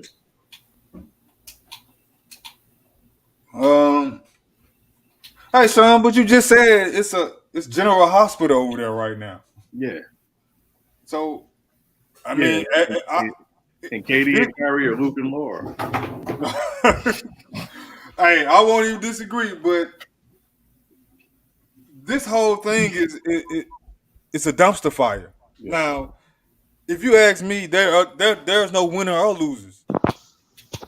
To me, it's just losers because Yeah, the Nets can play hardball, but then what? I mean, but what do you prove by doing that? Because as much as we talk about where we think KD going, or his leverage, or where he can dictate where he can go, do we see him finishing that 4 years there? No. So at the end of the day, I just brother. it's not a matter of if but when. Yeah. And I'm gonna say this too, brother Omar. Salute. I really hoop. Salute. This is gonna come down. This is gonna be a big issue with the CBA. These owners they're not saying it publicly because they can't, but they are tired of this. Yeah. They are tired of this. We understand it's a players' league. We understand, players are gonna do what they do, but it's like at a certain point, it's like enough's enough. We put everything in place. We build everything around you, and when you decide you want gone, you basically set the organization back 5, sometimes 10 years. Yeah. So they're getting tired of this. We commit to you, and this is what you do. Now again, there's another side of this, and at some point they just got to say, these players got to say, look, you can demand a trade, do it behind the scenes. Why has it got to play out in public? Now that's what. Yeah, I'm with you on that. Now, Study disagrees with this, and Study, you can defend your point. I know you in the chat, so do it as best as you can. He feel like that's not unprofessional. Demanding a trade and then putting an ultimatum down for a trade. I found that to be unprofessional, just as much as him sitting out. If he does sit out, if he choose not to sit out, whatever, I don't know what he gonna do. Right. But I would say this: I'm always stick up for the players in this regard, Sean. Again, you already know my position. The owners can dictate where players go all the time. Right. And so when a player dictates where he want to go, it becomes an uproar. And the player only has a short window to dictate where he can go. Right. So why not take advantage of it? Because the owner, he's going to continue to dictate players' futures until he decides to stop owning that team. Right. Kevin Durant got 10 years maybe to do so, maybe a little bit over, depending on how long they prime lasts. But after that, use yesterday's news. So I don't have a problem with a player saying, hey, I don't like the way these things going on, even though I know he signed a contract 4 years, but so did Blake Griffin. And so did the other brother that was sitting on Dallas Mavericks bench when they traded him in the middle of the game or before the game. Right. Had him sitting up there looking stupid. Yeah. Yeah. And listen, there's a good way to do business, right? Again, if a team says, hey, if a team goes to a player and say, hey, listen, we're getting calls about you, we are listening to calls about you, at least get a player the heads up of saying, hey, yeah, we are listening to calls about you. The DeMar DeRozan situation in Toronto is slightly different, right? I don't consider that they lied to him. They told him they weren't trading him, but at the time, remember, Kawhi Leonard wasn't available. It wasn't until Kawhi Leonard became available that they decided to trade him. Originally, there was no Kawhi Leonard available. So that's a whole different conversation. Yeah, these teams can do a better job of communicating with these players or saying, hey, again, we're taking calls on you. We're getting calls about you. We're thinking about, moving off of you, or whatever. Or we got serious inquiries to move off of you. That's a different thing.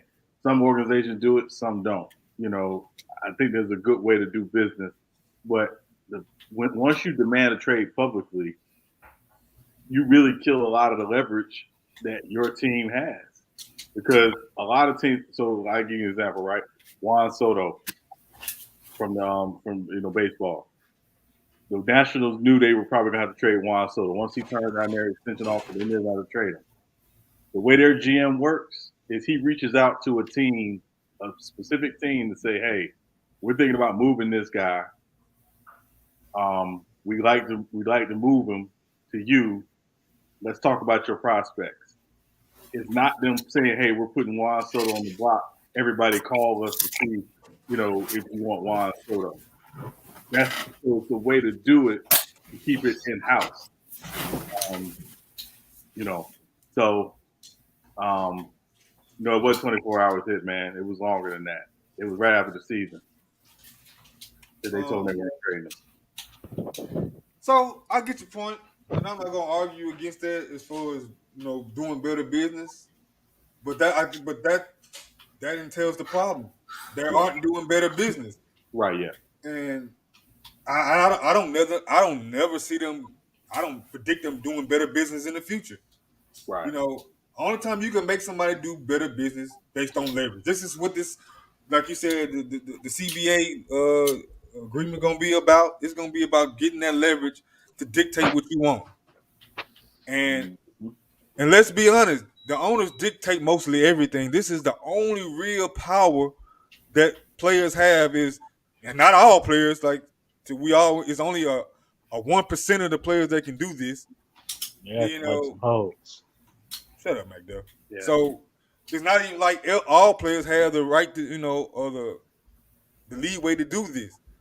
So, I just think that's just a part of business, right? You win some, you lose some.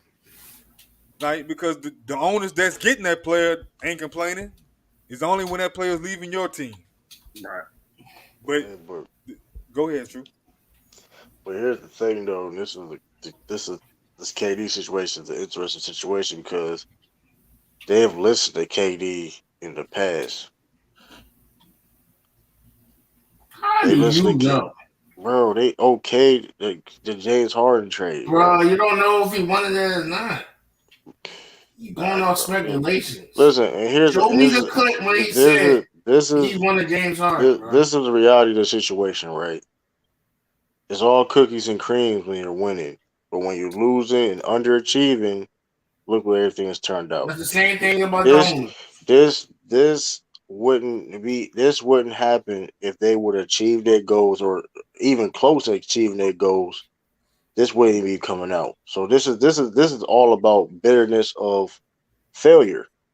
This is all what it is. It's a bitterness of failure from the franchise and the players we talking about in KD. This is all this is about.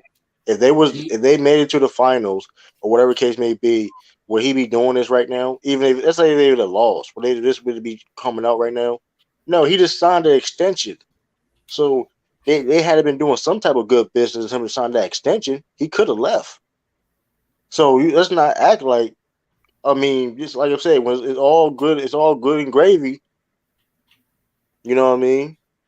It's all good and gravy when you on top and you win it, but when you got to go through adversity, and you know what I mean, and when you on the bottom, you know what I mean. Hey, you got this stuff coming out. Same thing about the owners. They give you what you want when you win. I'm not bro. I'm not saying in situations where owners do players dirty. I'm not arguing that, but in certain situations, you have motherfuckers do be acting like assholes, bro. Bro, they going behind his back, telling James Harden shit and starting shit, confusing. Here's the reality though. But here's the reality that you didn't address though. He signed that extension. Didn't he? So they had been doing some type of good business, right? You didn't have to sign that extension. But it's the it was speculation. Hold on, it was speculation. Who's turning down the money? A team that can offer. Hold on, it was mind you, we was on these panels and it was speculation of if he even going to sign that extension or not. No, it wasn't. Yeah, well, and let's remember too, right? Remember they signed him when he was hurt, when they knew he wasn't going to play that first season of that contract. So they didn't force him to play in anything. He could have played in the bubble, Sean. They could have forced him to play in the bubble. No, they could. They ain't forced nobody to play in no bubble. Bro, you were healthy, bro. Listen. Hold on. The bubble was optional for everybody. I don't think he should have played. Let's move the conversation a little bit slightly forward, but we're gonna stay right here on the mark though, because I'm looking at I Really Hoop and I'm looking at David Brown. So with this ultimatum, do you think KD plays if it's just Steve Nash that goes and the GM that stays? Honestly, I think he plays regardless, though. He really has no choice. To tell you the truth. I mean, I think it's more likely that he starts the season in Brooklyn. Mm-hmm.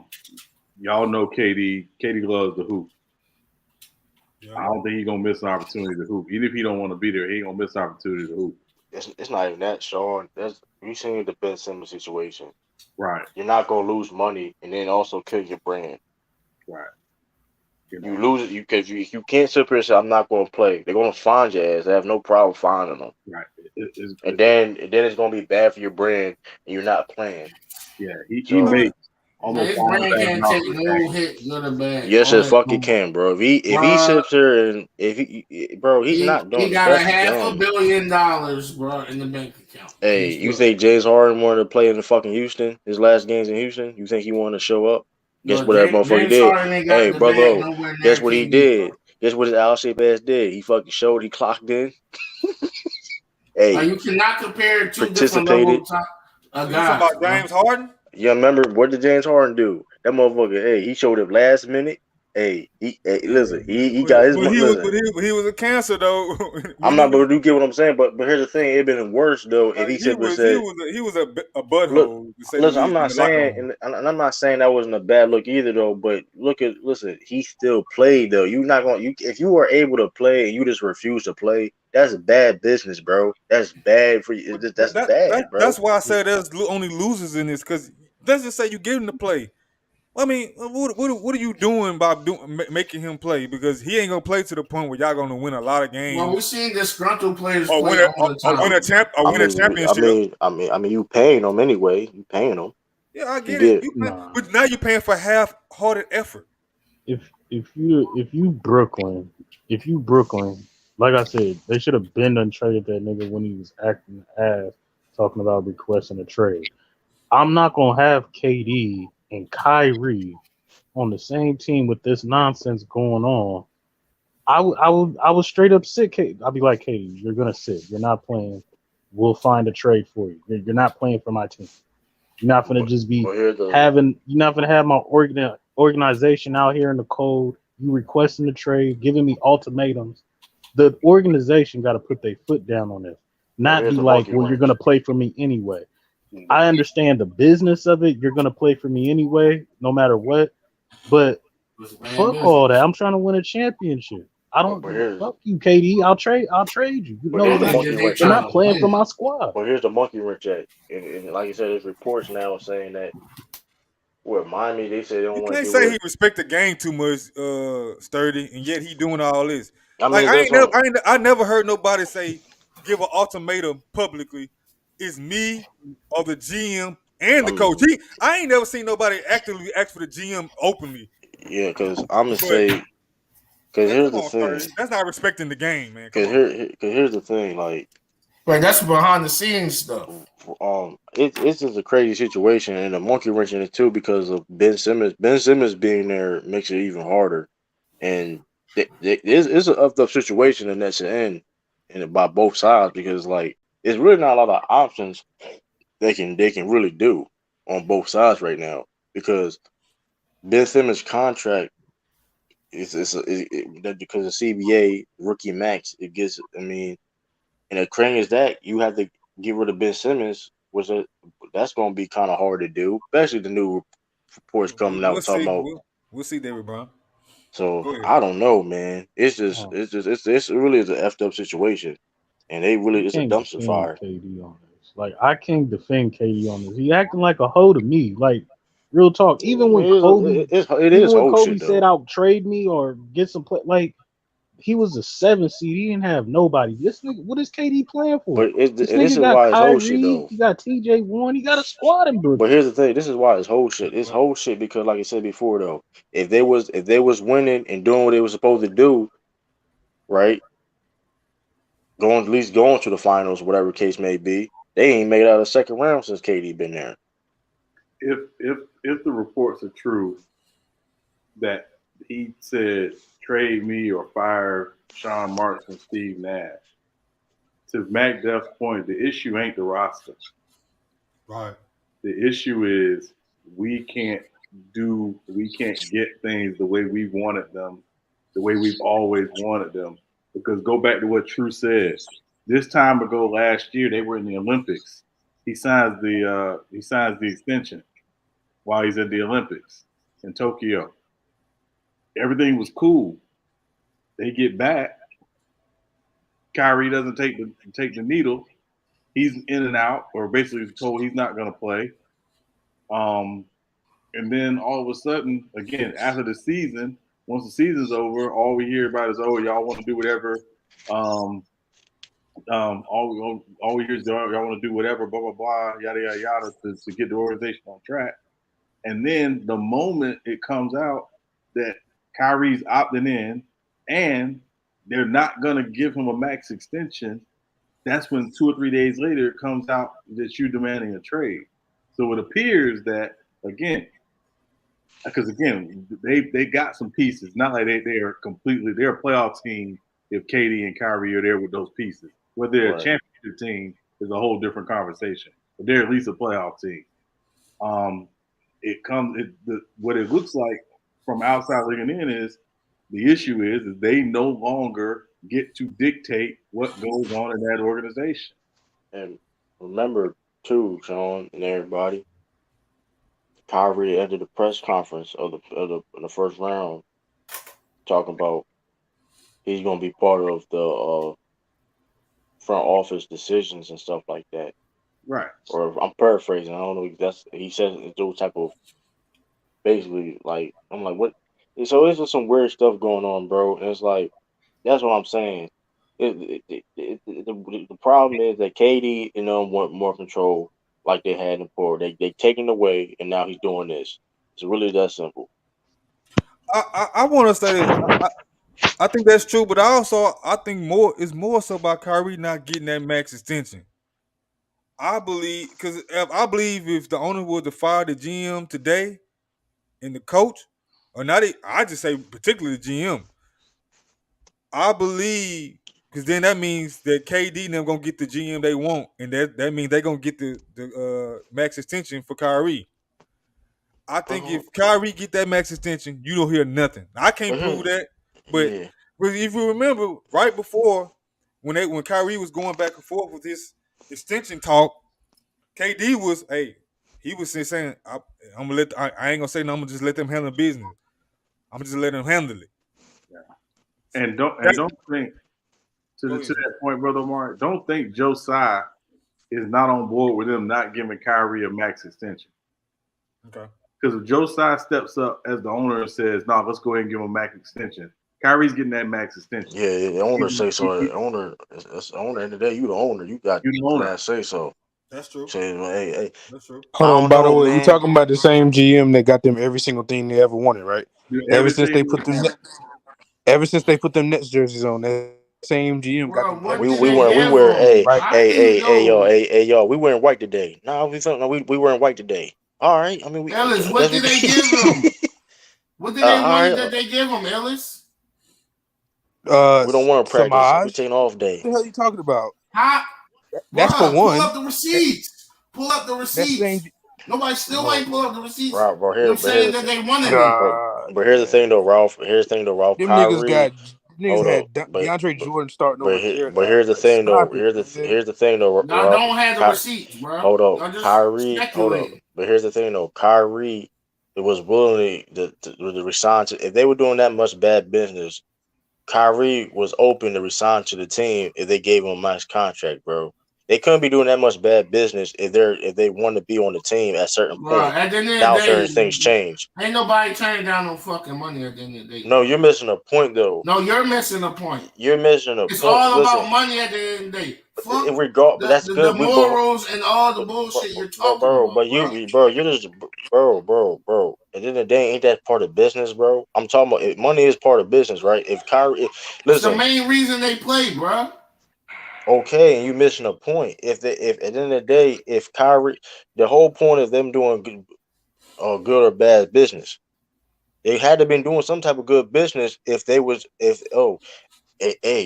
all fun and dandy this week, and the next week happened. Oh, we're not giving Kyrie a max extension. Next thing you know, KD talking about want to get traded. KD signed an extension in the middle of the Olympics. He didn't even thought he was busy playing overseas. He signed that extension. So you can't sit there and tell me it been so much turmoil for all this time when you. That's all I'm saying. It's something flip just like that. Just a snap of a finger. Something switch. That's why I think it's about the contract for Kyrie. And to Sean's point, the owner can easily do away with all this and just give it to him. I would say this though. Typically, an owner would side with his general manager for the most part. Kind of leading to his thinking, and we already know what the general manager thinks about the Kyrie situation. I just think if you had a general manager in there that can speak highly of Kyrie and KD going forward, maybe that would make the owner rethink, reconsider, and maybe damage is so much done now that this thing gonna explode one way or another. Like I don't know if you can even get back to a point where this team can, this organization can operate functionally enough to win games and ultimately win a championship.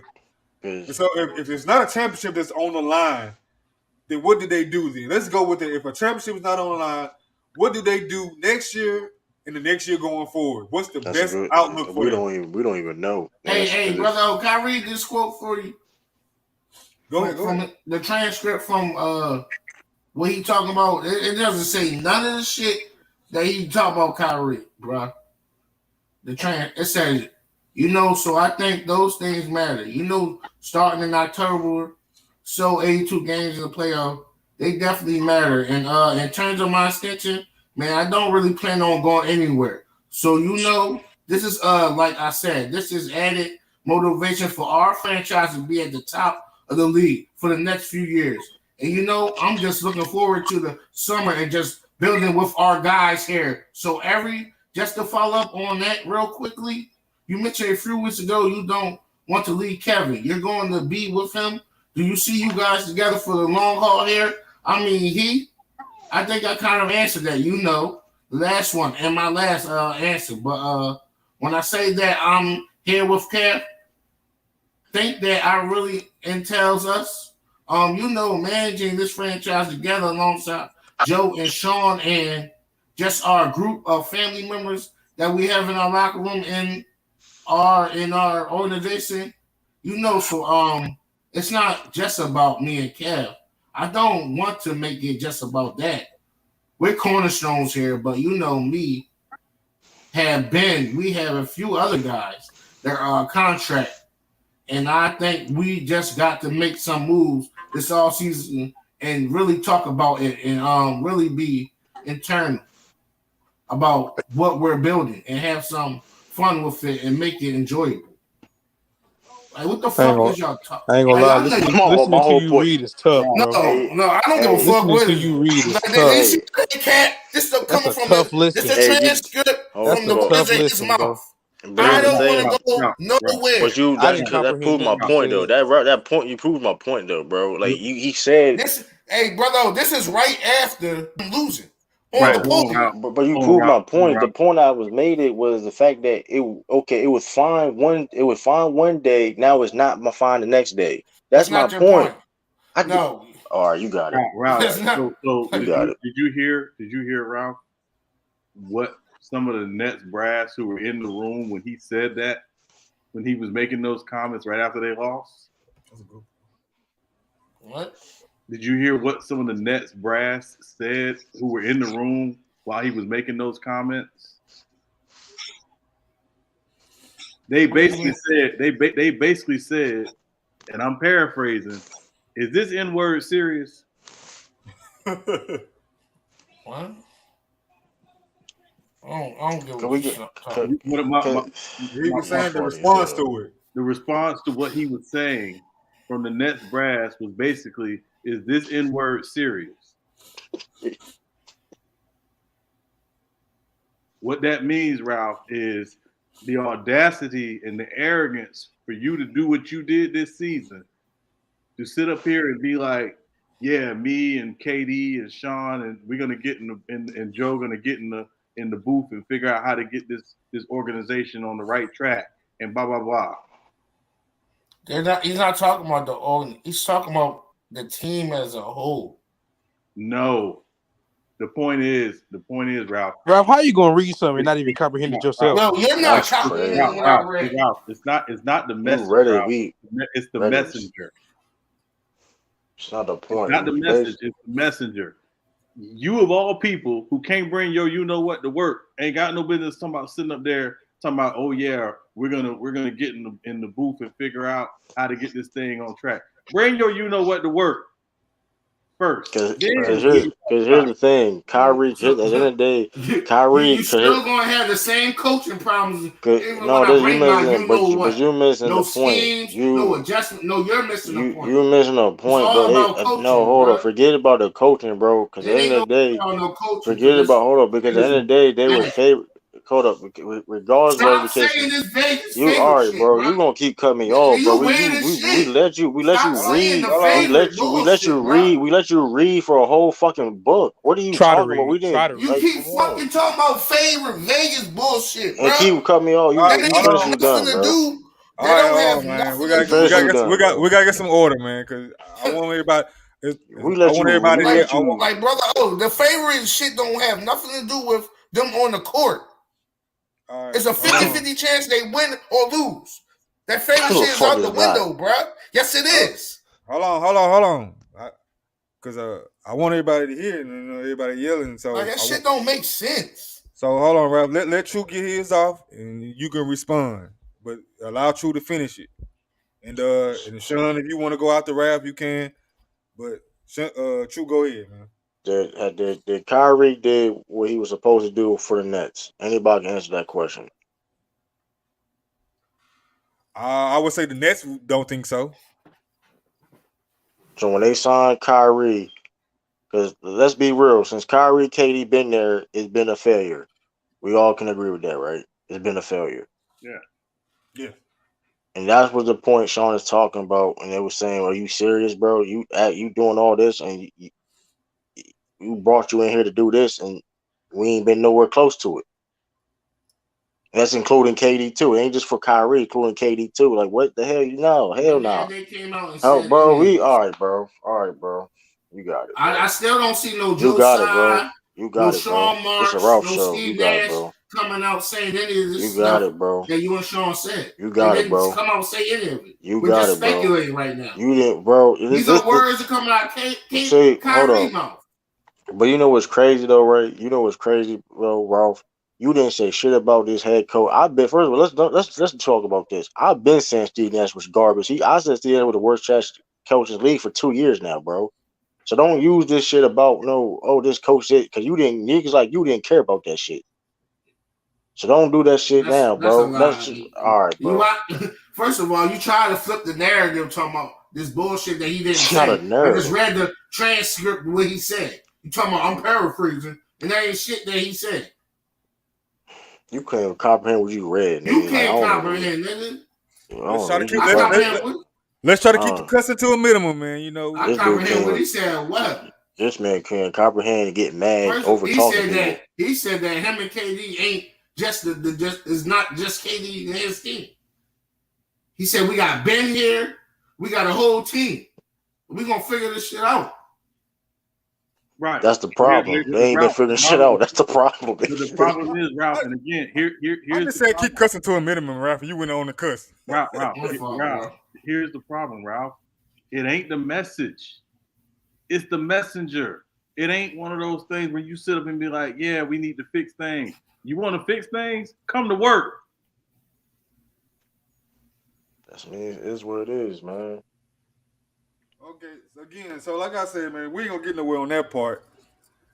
What is the optimal opportunity for the Nets to become a better team, either this year or just in the near future?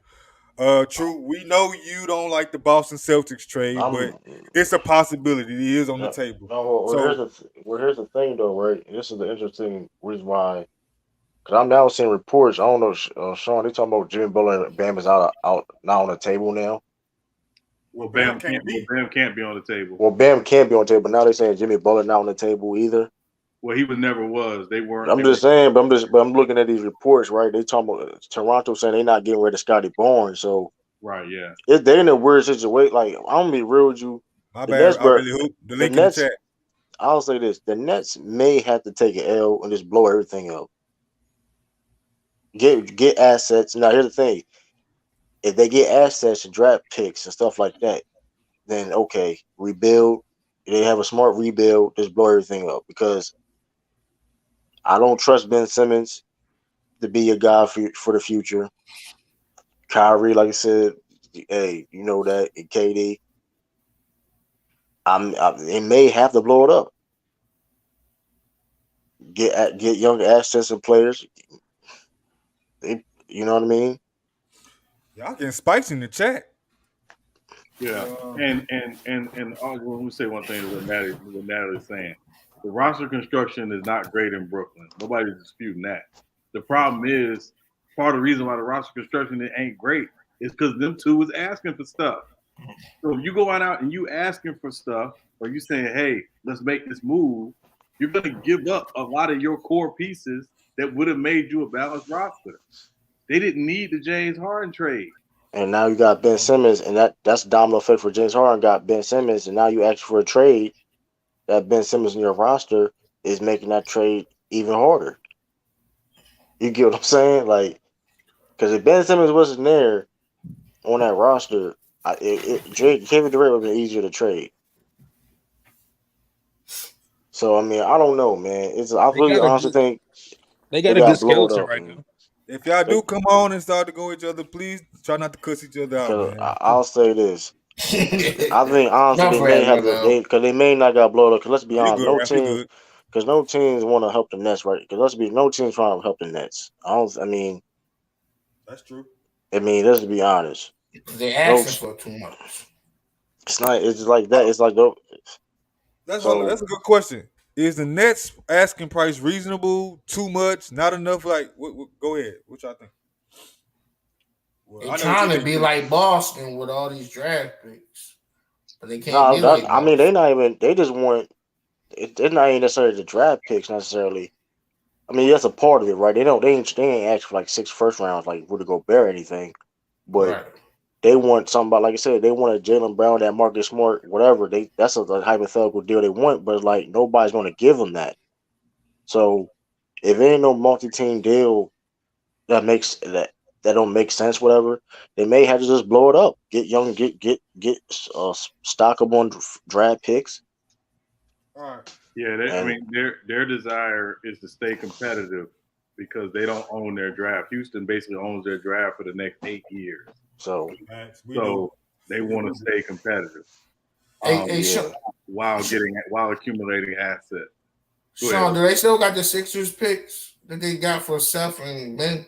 Yeah, they still got those two. Well, I know they have at least one of those picks.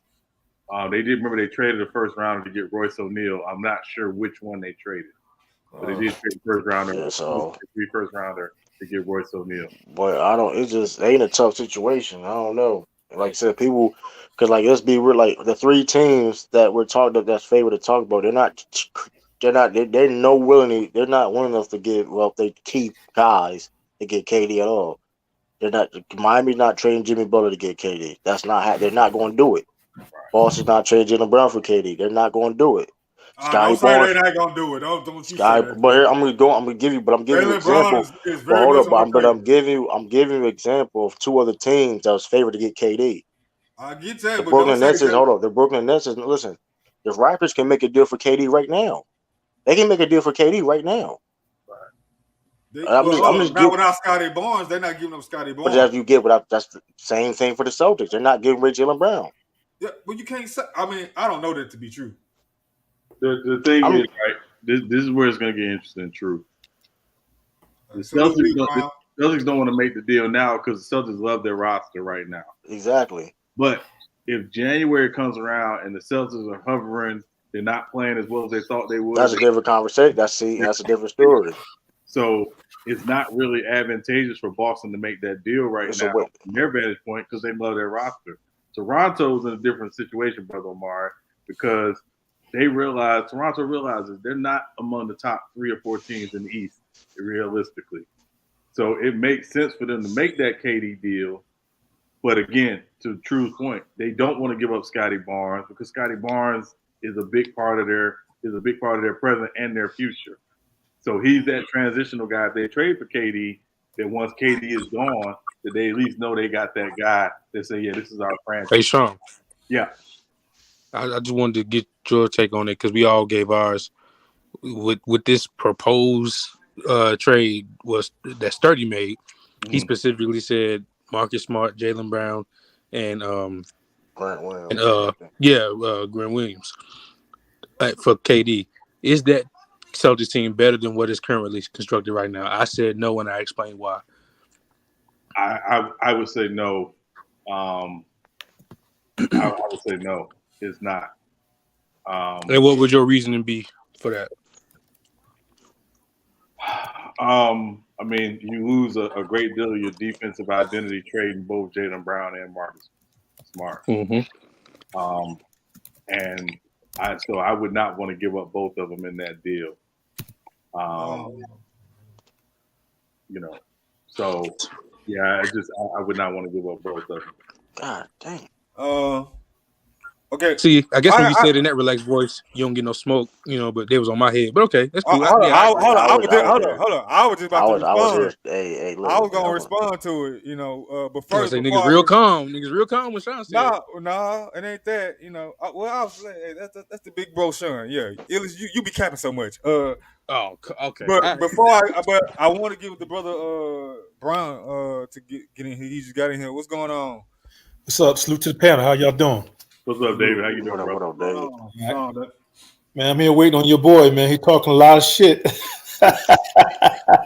Oh man, Sturdy has been called out by David Brown, man. But speaking of that too, though, right? It's Sturdy put that comment. That's the other thing too. Why would Brad Stevens trade Jaylen Brown to the Nets in the same conference? I don't know why. Doesn't make any sense. It doesn't make any sense, bro. But again, when you gotta forget what we think, right?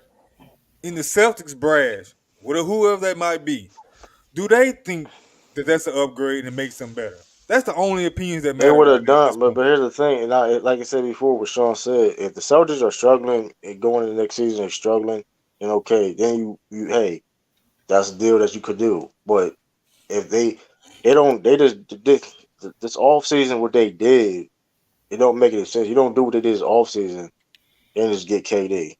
You ain't gonna here's the thing, when Sturdy brought up that Grant Williams part of that deal, the Indiana Pacers wanted Grant Williams too, right? In that Malcolm Brogdon deal. And Brad Stevens he said no. So if he wasn't trying to trade Garrett Williams for Malcolm Brogdon, what do you think? I mean, they would have threw Miles Turner in there, y'all would have accepted. They wasn't gonna do it. They wasn't gonna throw in Miles Turner now. They wasn't gonna do that. But they would, y'all would have accepted. We would have put Derek White in that deal to get that. They wasn't gonna do that. I just don't know. Like you got great confidence that this deal is an absolute non-starter, and I just disagree. I'm not saying it's not no non-starter with conversation, because Jaylen Brown has been in multiple trade talks. Why is this one any different than the past? I mean, but here's the thing, though. Everybody been in trade talks their whole. Let's not act like there's been superstar Hall of Famers that been in trade talks their whole career. It is what it is. Scottie Pippen was in trade talks his whole. But the point. This is the point. I mean, the point is, what does it matter though? Because he's been in trade talks. Because you. He just come off a championship and he's in trade talks. But. I'm Scottie Pippen was in trade talks. They was going to trade him for T-Mac. I'm in the bro. That was at the end of their road. That doesn't. She don't move the goalposts. They still listen. Salute Swiss Life.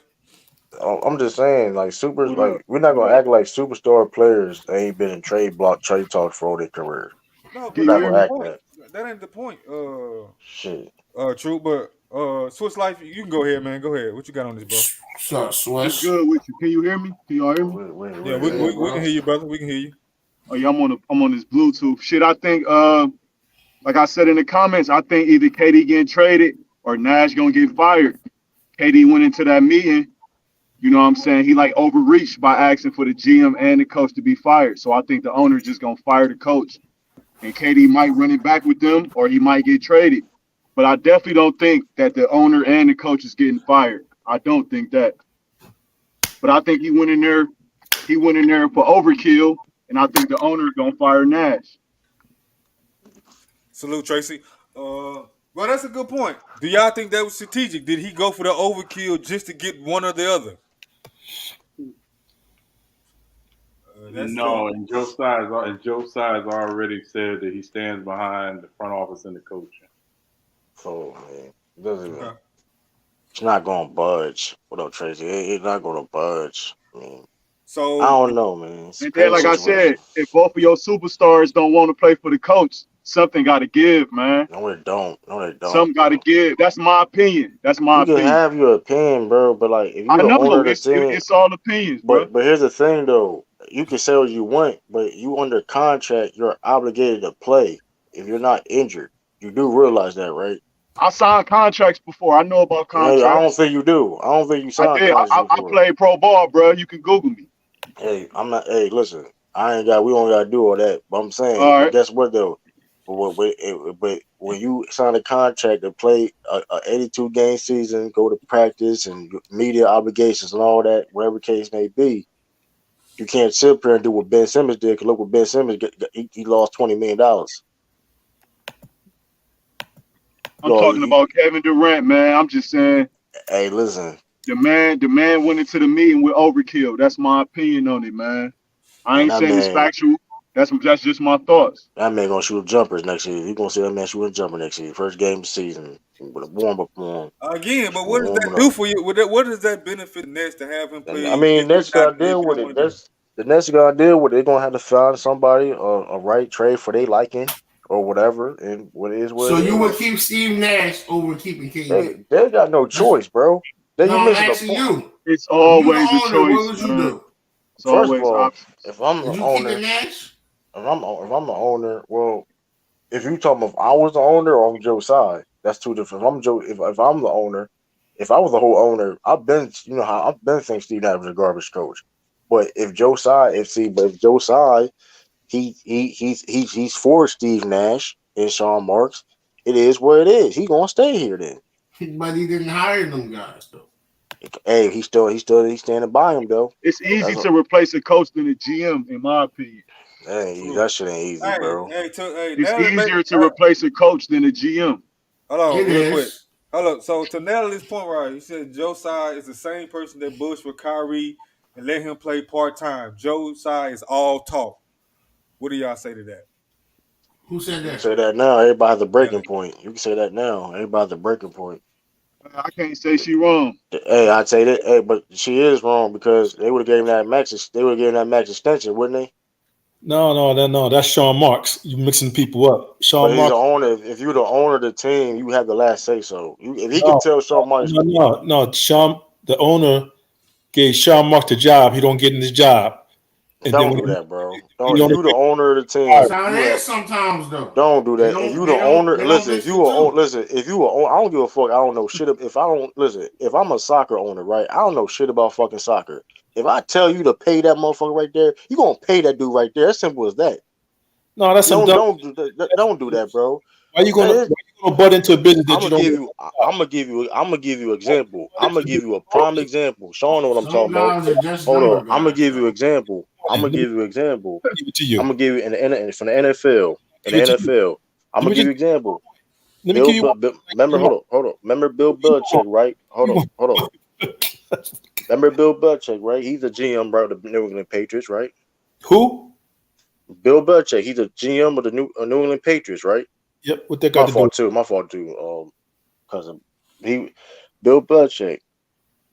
Remember when Jimmy G was on the New England Patriots? Yep. Who forced him to make that trade? Tom Brady. No, Robert Kraft. And does Robert Kraft known for making football decisions?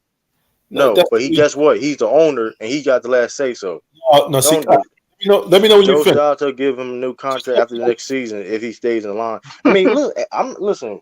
What Just I'm let me know saying, when you finish. I'm finished. Let him cook. True, go ahead. I'm finished. All right, now you said that you made it right. Now, Kraft told him to trade Jimmy G, but why did he do it? He told him to do it because he was pissing Tom Brady off. So it ain't really had nothing to do with Belichick and Kraft. It had to do with Tom Brady. See, in that situation, when you have two thoroughbreds, why are you going to pay both of them? So in that sense, there he was trying to say, look, we can't pay this guy because it's making Tom uncomfortable. So all I'm saying is that that's not relevant to the situation that we're talking about here because that we're talking about right now, that's different. If you That's listen, totally you an owner different. of the team. Listen, you an owner of the team. You do the hell you want to. Listen, you tell them to do what they We want to not do. saying you can't I'm do gonna what you give you. want I'm to gonna do. give you NBA. I'm gonna give you an example. I'm gonna give you an NBA example. I'm gonna give you a recent example, right? But let me finish here. You bring a totally My fault. example that had nothing to do with this situation because in this situation here, the case is that essentially Sean Marks was running the show and Joe Tsai was nowhere in sight. And he said, look, I'm not paying Kyrie. And Joe Tsai said, okay, I back you. Now this thing spiraled out of control. He publicly came out and said, I'm still backing Sean Marks. So nothing has changed at all. Everything that you've been saying is false. Now, this is the case here now. Now, Steve Nash is a different story. Steve Nash is toast because He essentially toast. he lost the He rock toast. room, and He essentially toast. he done lost essentially the backing of the owner too because he's sitting there. Everybody pissed off and they pissed off at you. So now he needs to find some answers. So the whole point here is that the whole fact that essentially that Sean Marks is holding line, that don't really mean that the owner is stepping in here and is pretty much telling him what to do because everything we see is totally that he's still supporting Sean Marks. Give me one reason to say that is Kyrie. I just ask you a simple question: is Kyrie getting an extension? Shoot that kid. No. Who getting an extension? True. Where you at? We get an extension.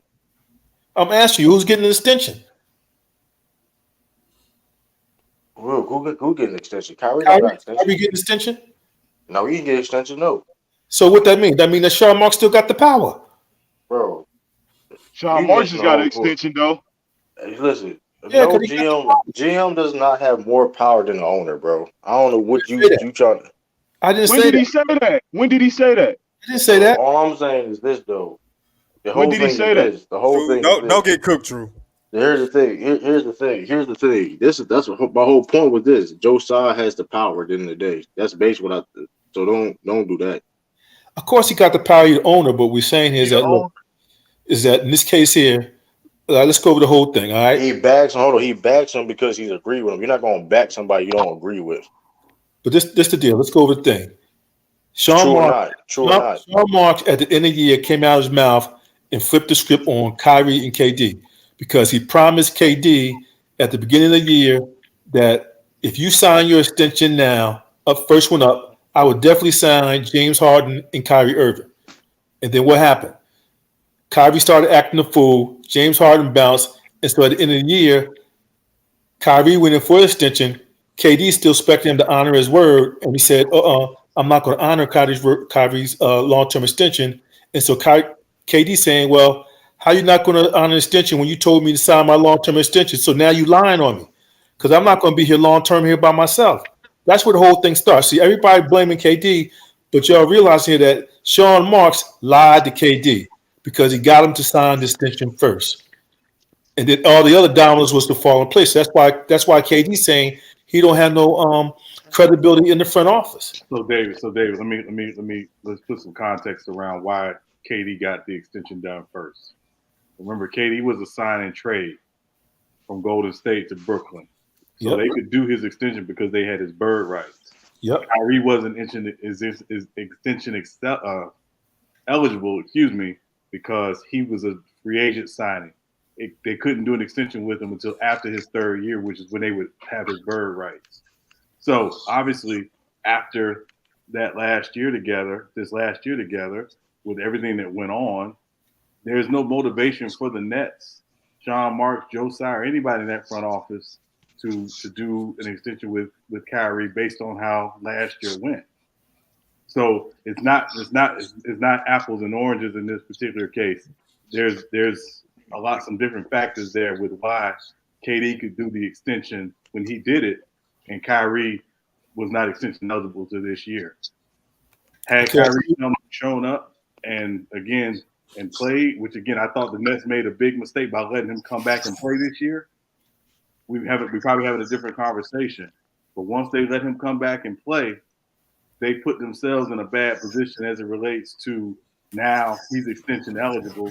He's expecting an extension, and they're not giving it to him based on how everything went this year. I understand that, but that's kind of like looking in the rear mirror, right? That's not essentially what they told KD. They told that's why KD's pissed off, because they said, look, they told KD that essentially that we plan on having a long-term extension for Kyrie, so you won't be here by yourself. So now the fact that all this other stuff went on, even in that case there, I can put it in a different way. When they went to give Kyrie his contract, they put language in his contract, which was in nobody else's contract, about meeting all these standards for a certain number of games and all that. And so that also upset KD, because they saying, okay, why you isolating KD when you didn't sit down and talk to him first? You're sitting down here and just putting down all these new rules and regulations when essentially where none of this has been discussed, not only with Kyrie, it's not been discussed with anybody on the team like that. So, the whole point is that they tried to turn around and get tough because they want to take the team back, and they're making Kyrie out to be the example. So, it was a little bit unfair. So, now, I hear you. Everything that Kyrie did is wrong, but the Nets went about it the wrong way, because essentially there was no intermediate period from plan A to plan B. All of a sudden, now you pissed because of the way the season went, and now you're going to put all that on Kai's back, saying that, look, the reason that the season went AWOL is because you only played 50 games. Now, that ain't even true there, because essentially, even though you're right, but he was available to play. You told Kyrie to go home. Well, again, they told him to go home because, again, he could only play in road games that weren't in Toronto. So essentially, he was only going to be eligible to play roughly 38 games this year anyway. I understand that, but let me finish. You got to look at this through KD's eyes. See, KD is looking at these eyes that KD's looking at this from, that he's kind of like the big brother. And he's saying, look, we could have won some games, even though those 38 games you talk about, those 38 games would have made a difference. But you told essentially Kyrie to stay home. So I mean, again, on principle, everything you say on principle is right. Right. But when it comes down to the practicality of basketball, gotta remember, all KD care about is basketball games. When it comes down to basketball games and all that stuff there, KD looking like they lost them games because he told Kyrie to stay home. Kyrie is ready to play. But isn't part of the practicality of basketball having a steady rotation of available guys? Absolutely. So I think that was the bigger issue, was they were saying, listen, if you can't be here and be all the way in, don't be here at all, because we don't need part-time players. Again, when they made the decision to bring him back, because they had so many injuries, and they made the decision to bring him back as a part-time player, I thought it was a horrible decision. And I said, if you bring him back, from my vantage point, he should be coming off the bench, because again, you're throwing off your rotation. Okay, so I agree with you, right? So they said, if you can't, you just said it's about chemistry. If you can't be here at all, if you can't be here, then if you can't be here all the time, then don't come, right? And then what did they turn around and do? Yeah, and again, it's so that's the end of the argument. So that showed you that they didn't care about the chemistry, because they said, we want you back. Yeah, and once I came back, well, KD wasn't. They were desperate. KD was not. I agree. It's culpability on both sides. This ain't one side did more than the other. It's culpability on both sides of this whole. Yeah, but let me finish. All I'm saying is that this would have been different if they had a different coach, because, like you're saying, when he came back, Kai came back and he saw that all the shit was in the shambles, and he looking at Steve Nash saying, "What the fuck you doing?" Right. And that's what everything went AWOL right there, because Steve Nash didn't know what to do. Kai had to step in and essentially run the show and run the offense. And then when Durant went out, It gave him even more power. So he was there doing it all by himself. So he's sitting there looking at there. You got me out here by myself. We ain't got no offense. You got me out here with all these little dudes. He wasn't even using no lineup, so there was no chemistry anyway. So whether Kai was there, it wasn't there. The whole thing that there was no chemistry anyway. You agree with that? Yeah, no, listen, I'm not disagreeing with you. I'm telling you, I'm saying I agree with you. It's culpability on both sides of this thing. I think that's my whole point. Both the organization and players have to accept they all had something to do with where things got to today. I understand it from an organizational perspective of, again, here's why we're not prepared to invest this amount of money, to guarantee this amount of money to Kyrie in the future, because past behavior is usually predictive of what the future is going to look like. And they are viewing it from that vantage point. But let me just throw one thing in, and I'll let you respond to it. Mm-hmm. They were ready to give him a long-term extension. You got me? They gave him money, but the whole thing is that they were going to give him extensions only if he agreed to the games. Had games guaranteed. So you got to remember, it's not like they was all that far apart.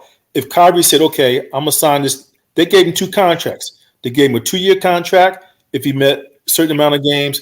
They gave him a 4-year contract if he made a certain amount of games. Kyrie rejected both and came back with a contract offer for 2 years with the player option. They said no, but Kai had a long-term deal on the table, so it's not like they didn't want him long-term. If he would have signed that deal with the games guarantee, all this would be going away right away. So that's not. I just want to put that out there. Yeah, so and again, Kyrie. Yeah, and again, that very well may be true, but again, think about from the perspective of the organization why they're putting in these clauses, these game clauses in these contracts. And it's not because he hasn't been healthy. It's because he's decided at a certain point, I'm just not going to come to work, or I need time off, or, I'm not going to communicate with the team when I need a mental health break, or this is going on or that's going on. So that's why they're putting in these stipulations. So it's not like they just decided one day they woke up and said, hey, we're going to put this in specifically for Kyrie. No, Kyrie's behavior and some of the stuff he was doing led them to this point. Again, they enabled some of it. They got to, again, that's where the organization has to take responsibility for where things got as well. But some of Kyrie's behavior is why they offered the contracts the way that you're talking about they were structured. Oh, I agree with you, but the point is that if you look at the big picture, they was ready to come back with Kyrie and KD until essentially they got into this contract dispute. Yeah. Now you got to remember this, because this is where the story went down. And now I'm not a first take guy, but they reported said, look, the Nets knew in advance that if they didn't give Kyrie the extension, that KD was going to blow up. And they said that they was willing to accept that. Yeah. Now that that's happened, it's blowing up, and now we're in the middle of this thing here, and there's no resolution. And now KD come back and say, look, if you want me here, you got to fire Nash. Now I done heard all these trade proposals, but more than likelihood, KD is going to be there at training camp, because we're only talking like 3 weeks. And so if KD is there at the beginning of training camp, and Kyrie's there at the beginning of training camp, they're going to have the power. They're going to have the locker room over Steve Nash.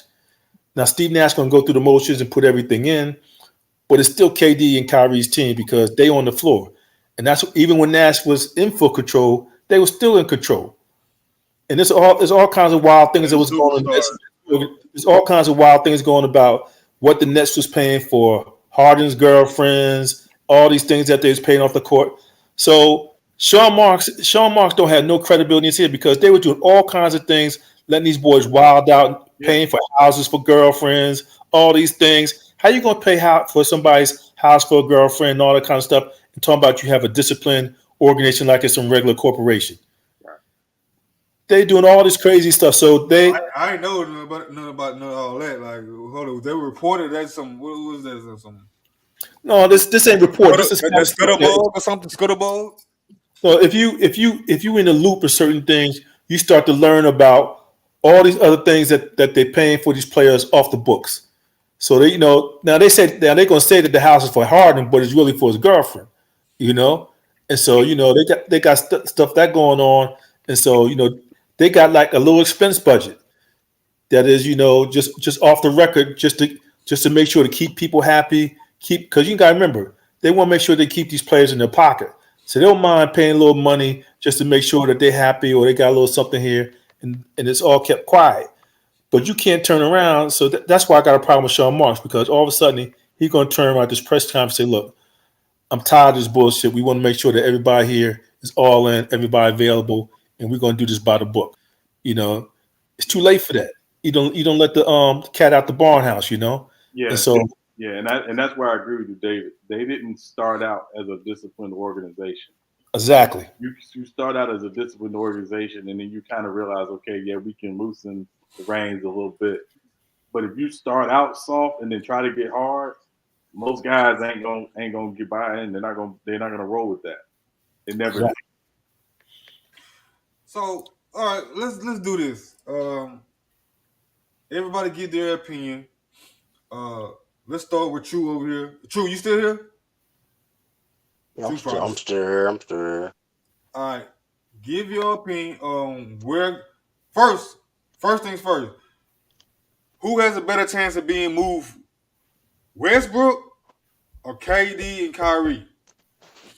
That's the first question. Second one is, if KD gets moved, where does he go? We know we got Boston on the table. We know, I think Raf said New Orleans threw a deal out there somewhere. I didn't see that yet, but Raf said New Orleans out there. The Heat, maybe, if they can get a third team involved. So, what's our predictions on, first, who has a better chance of getting moved? Kyrie, KD, or Russell? And then the second question. But go ahead, True. I think it's tough. 3 guys that,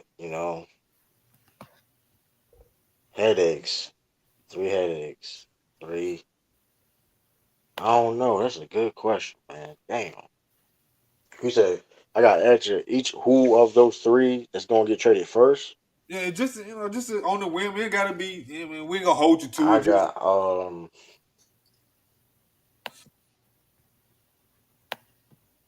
Kyrie.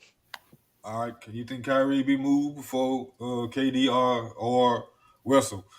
Now, the second question: what do you see KD ending up ultimately?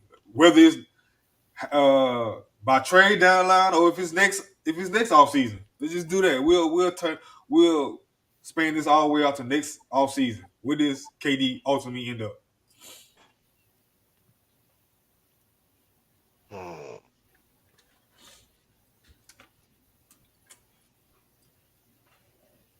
I got KD going to a low, small market team, and that team could be New Orleans. All right. So you think New Orleans gonna get him? I guess I'm assuming the Brandon Ingram and maybe 3 first rounders and whatever else they can throw in his fillers. All right, David Brown, what you got? And I got Westbrook probably being traded first. I got KD and Kyrie staying in Brooklyn. And like I said, KD ain't going nowhere. Okay. Straightforward with that. Sean, what you got?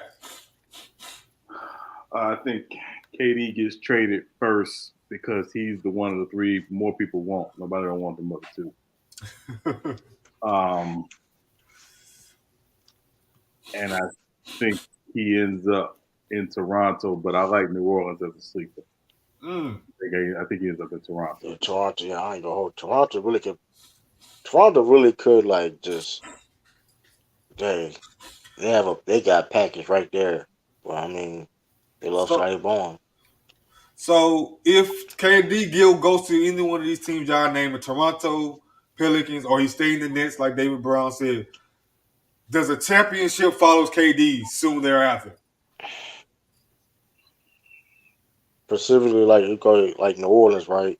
Yeah, anyone. Does he get another championship? Now, they do. Let's say salute him, man. Let's say you had okay. Good. Well, you had My bad. Can I get my team? Can I get you my team? good. I feel like on Yeah, trade for KD. Go ahead, yeah, man. go ahead. Do that. I got Phoenix, the damn Phoenix Suns, a team that he said he wanted to play for. Whenever he made his damn You trade, gotta get a trade package though. y'all done did what 3.5 hours. Y'all been in this chat room talking about teams, and nobody mentioned the Phoenix Suns once. The reason, to be fair though, the reason why I didn't say that. Hold up, to be fair though, the reason why I didn't say that because what would be I don't know what the package y'all be because y'all can't trade DeAndre Ayton because Ben Simmons on the Nets. He got Can I ask you something true? Can I ask you something true? Why you just said that Cap asked you? It was very contradictory what you just said too. But can I ask you something? When has the Brooklyn Nets said they were interested in DeAndre Ayton? I'm just saying in the I need that question answered true. I need that question answered. I didn't say it was a real trade. I didn't say it was a real trade. I'm saying, okay, how are you going to get KD to the Suns? How are we going to get him over there to the Suns? Mikal Bridges, Cam Johnson, Jay Crowder can all be traded. When did the Brooklyn Nets say that they didn't want them? They said they didn't want DeAndre Ayton. They said they want Devin Booker. That's not realistic. But when did they say they didn't want DeAndre Ayton? I mean, when did they didn't want Mikal Bridges? All I asked, I mean, so the Nets would take that deal. Wait, it's not about what you think they'll take. It's about what's on the table and what's their options. Nobody. Wait, when is the Toronto Raptors came out and said they're going to trade for KD? When is the Boston Celtics came out and said that?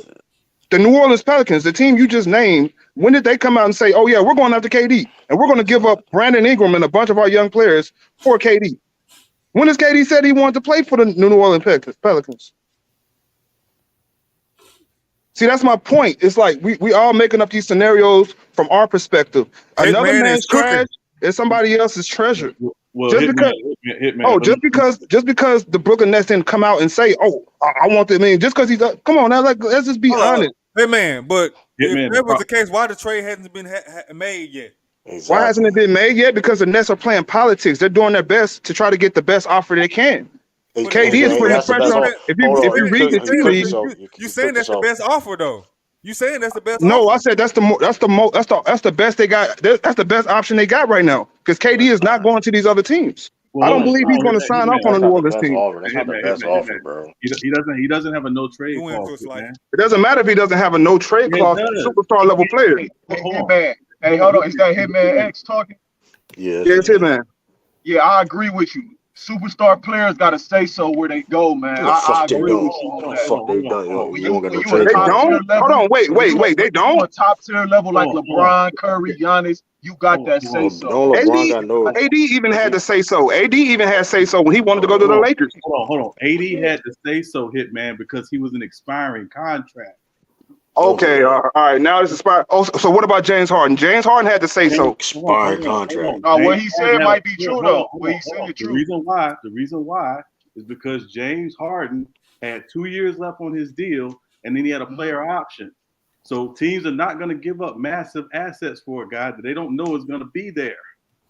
That's why he had. That contradicts your whole logic on why they'll trade for KD. If KD gets traded to the New Orleans Pelicans, he could threaten to retire. If he gets traded to the Pelicans, he could threaten to retire. Hold on, Hitman. Okay, and he doesn't get any money. Don't matter if he's gonna get. He's a half a billionaire. Hold on. Don't matter. That man's set for life. He's got 4 years left on his deal. He's got a 4-year max deal right now. 4 years, almost $200 million left on his deal. You think he's just gonna walk away from that? I don't know what KD's gonna do. I know one thing. He named the Phoenix Suns and the Miami Heat on his list. Teams are not gonna just out and go trade for a player. Name a scenario in which that happened. Hitman. Notice what he did. Toronto. Toronto? That was an expiring deal. Hold on. He named them as his preferred destination, meaning this is who the teams I would like to go to. But he does not ultimately get to decide where he goes. Right. So that whole let me touch that expiring deal point, right? Because he just said Toronto. Now it make more sense for somebody to trade for like let's say Kawhi Leonard or AD, because if I could take a risk on that, and if it doesn't work, okay, that salary comes off my books. It doesn't make so much sense for KD. You trade for a player who has 4 years left on his contract. He doesn't want to play for you, and he retires. Now you lost all those assets for nothing. So somebody make that make sense for me. Why wouldn't it make more sense for the Phoenix Suns to get involved as opposed to all these other teams? Nobody's even answered that. Well, hold on, Hitman. Nobody in their right mind thinks KD is going to get traded to a team and going to say, "Man, I don't want to be here with 4 years left of my deal. I'm just going to walk away from $200 million." Yeah, nobody. Come on, that's insane. We don't know that, bro. That's the point. We don't know that. It would be historically the craziest thing we've ever seen in our life for a professional athlete with $200 million guaranteed left on their deal to say, "I got traded to a team I don't want to be to," and walk away. Yeah, you were stupid. You a dummy. Right. Well, I mean, technically, Ben Simmons didn't play last year, and he got traded to a team he didn't necessarily ask to get traded. Right, because he had no control over that. Right, but did he play that season? He still ain't played. He was hurt. We don't know. Come on, that back injury. I don't believe that back injury is serious because he got surgery and he's immediately already playing. He's immediately already posting workout videos. You don't just bounce back from an injury like that quick. Yo, Hitman, you can't bring Ben Simmons in this. Him and KD ain't near relevant, man. You got to bring up a better example. What do you mean I can't bring up Ben Simmons? Ben Simmons, the man of the trade. He didn't necessarily ask to go to the Brooklyn Nets. They traded him to the Brooklyn Nets. I believe he was ready to play. I don't know it for sure, but he didn't have a back injury. Nobody was talking about back injury before he got traded. Now all of a sudden he has a back injury. He got PTSD from getting his ass cooked by the Atlanta Hawks. Come on, man. Let's cut that out. But hold up. But here's going back to the point. Going back to the point of more confrontational about mental illness and some other bullshit. You know, it ain't relevant here in terms of KD's asked for a straight up trade here. And KD got to remember, KD has asked for the coach and the general manager to be fired. Ben Simmons ain't got nothing. Ain't even going there. Basically, KD is saying Ben Simmons said, "I want out." KD saying, "Look, I'll stay here if you fire these two other motherfuckers. This ain't got nothing to do with that." And so I'll piggyback on that. My whole point is that KD is doing a class. See, y'all don't realize what KD's pulling a classic power trip here. He's saying, "Look, this is my shit. Get them motherfuckers out of here, and we can run." And Simmons ain't even had that type of clout there because basically they wanted to get rid of Simmons. The whole thing is the reason that they didn't trade Simmons was that they wasn't getting enough for him, and that Daryl Morey was waiting to essentially get as much as he could for him. And so eventually Brooklyn came around. The only reason Brooklyn came around is because eventually Harden went out because Kyrie started wilding out. If Harden hadn't asked to go to Philly, Simmons would still probably be in Philly today, or they would have to take less for him, or he'd go on somewhere else. So that's why I'm saying it's not relevant because the motivation for the trade is totally different. The motivation for the trade there was essentially that this guy essentially to say he ain't going to play for us. That's not what KD is saying. KD is saying I'll still play here if those guys leave. That's what I'm talking about. So, I mean, I get your point on that, but my point of bringing Ben Simmons is the whole sit-out scenario. It's like, okay, he could pull the same thing Ben Simmons did, and yeah, he'll lose money, but he's already set for life. And people are acting like, oh, KD's just he's gonna be subservient to whatever team he gets traded to. Like they trade him to the Orlando Magic, he's gonna play for the Orlando Magic. But going back to but you said specifically the scenario. I said KD. Let's say. Because the Pelicans has enough Pacific, not Pacific. Hold up. Ralph, let him cook, Ralph. No, true. The Pelicans might have assets, but they didn't offer those assets. We don't know if they officially offered those assets. That Boston Celtics trade was way before y'all even traded Malcolm Brogdon. Before y'all even traded for Malcolm Brogdon, they said that trade happened. I mean, that trade proposal happened. Listen, that was all speculation on what speculation or not. I mean, we know what the Brooklyn Nets are doing at this point. That was a guess of where you think KD gonna go. But here's the thing: just because KD had a preferred destination, don't mean he's not gonna go there.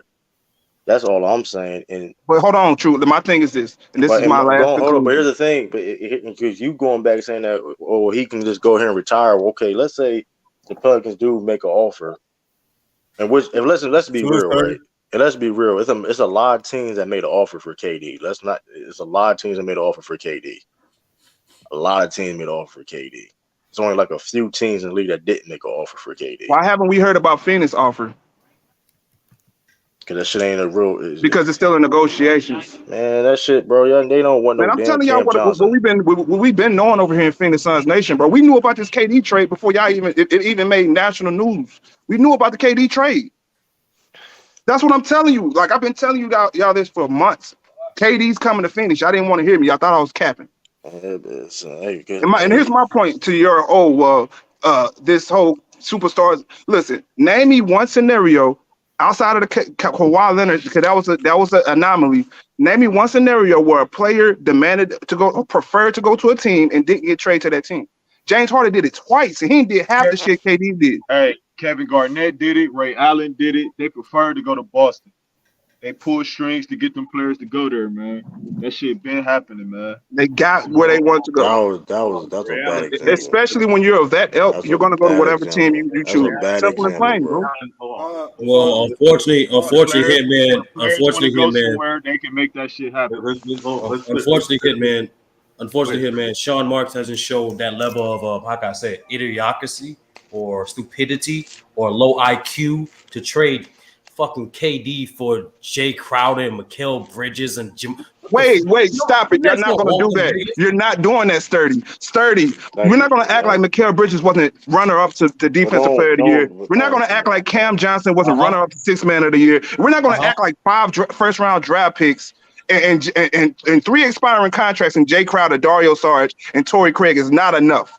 Like if you understand the business side and the free agency and the cap space side of this whole deal, it makes sense for Brooklyn if we make that whole that we make that trade deal. If we give up the most that we can, that makes sense for a KD trade. Y'all not about to play this romantic game. Y'all not about to play this wishy-washy game, bro. We're not gonna. Here's what we're not. Because when DeAndre Ayton was a free agent, everybody was acting like he was a top 5 big. Now all of a sudden he's not a good trade asset.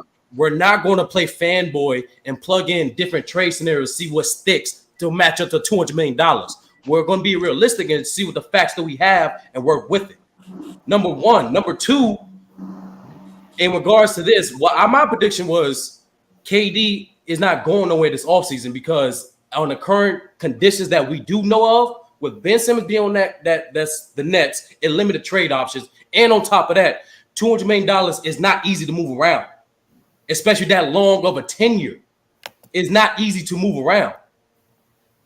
Right, and that's why it hasn't happened. And first of all, it's not playing fanboy, it's being realistic. When you got 3 expiring contracts, that's valuable assets. We're not going to play this whole game because you don't know what the hell you're talking about. Like I said before, and I've been reiterating for the moment. This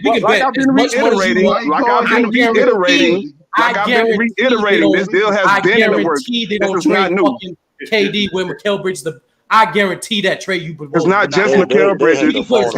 Cam Johnson and Mikal Bridges is valuable assets. We're not going to act like that. We're not going to play that game. We're not going to play that game, bro. I already got enough money tied into these bets because a lot of idiots don't believe what the hell I've been saying. Y'all bet me. People bet me that Chris Paul wasn't going to be traded here a couple of years ago, and it happened. And I got it from the same sources. So, like I said before, I mean, y'all can think what y'all want to think.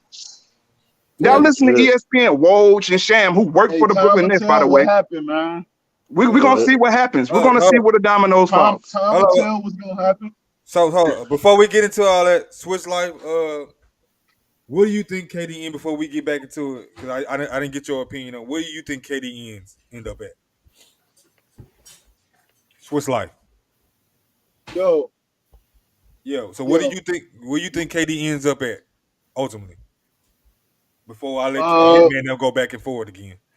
I don't really I ain't really gave much thought about it, man. I ain't really gave much thought.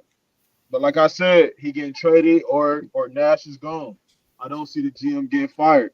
That's just my prediction on that shit. Okay. I really don't know what team he end up with. I don't see him going to the Celtics though. Definitely not. Not the Celtics. I'll say that. Okay. Well, that makes you happy. All right. Well, look. Y'all can get back to it. Then, I mean, but here's the thing, though. I think he starts the season off with the Nets. I think Kyrie too, and Westbrook start with the Lakers. I think if we are going to see Kyrie and Westbrook get moved this season, it's going to be for each other. KD have no idea where he's going to end up traded. He could end up on the Raptors. He could end up on the Pelicans. He could end up on the Celtics. Oh, no. I think the only team that has the assets to get him right now, if they wanted to, is the Boston Celtics. So, Sturdy, is Russell Westbrook a superstar? This year, no. Last year, no. He's still in his prime. He's still in the superstar. He's a superstar right now. Hey, Switch. Me and you got different definitions of prime, bro. So but Russell Westbrook is being paid like. Be quiet. You said Malcolm Brogdon better than him. Shut up. I never said Malcolm Brogdon. That's true. Yes, you did. I said that. I stand on that. Let me give a study for a second. Russell Westbrook's being paid like a superstar, right? Mm-hmm. So they're going to trade Kyrie. They're going to trade superstar for superstar, right? I don't know what superstar you're referring to. Are you referring to Kyrie and Westbrook? Just stay with the logic. Stay with the logic now. Stay with me, bro. Hold on. Getting paid like a superstar makes you a superstar? Damn right. So Rudy Bear's a superstar? Say, Carl Towns a superstar?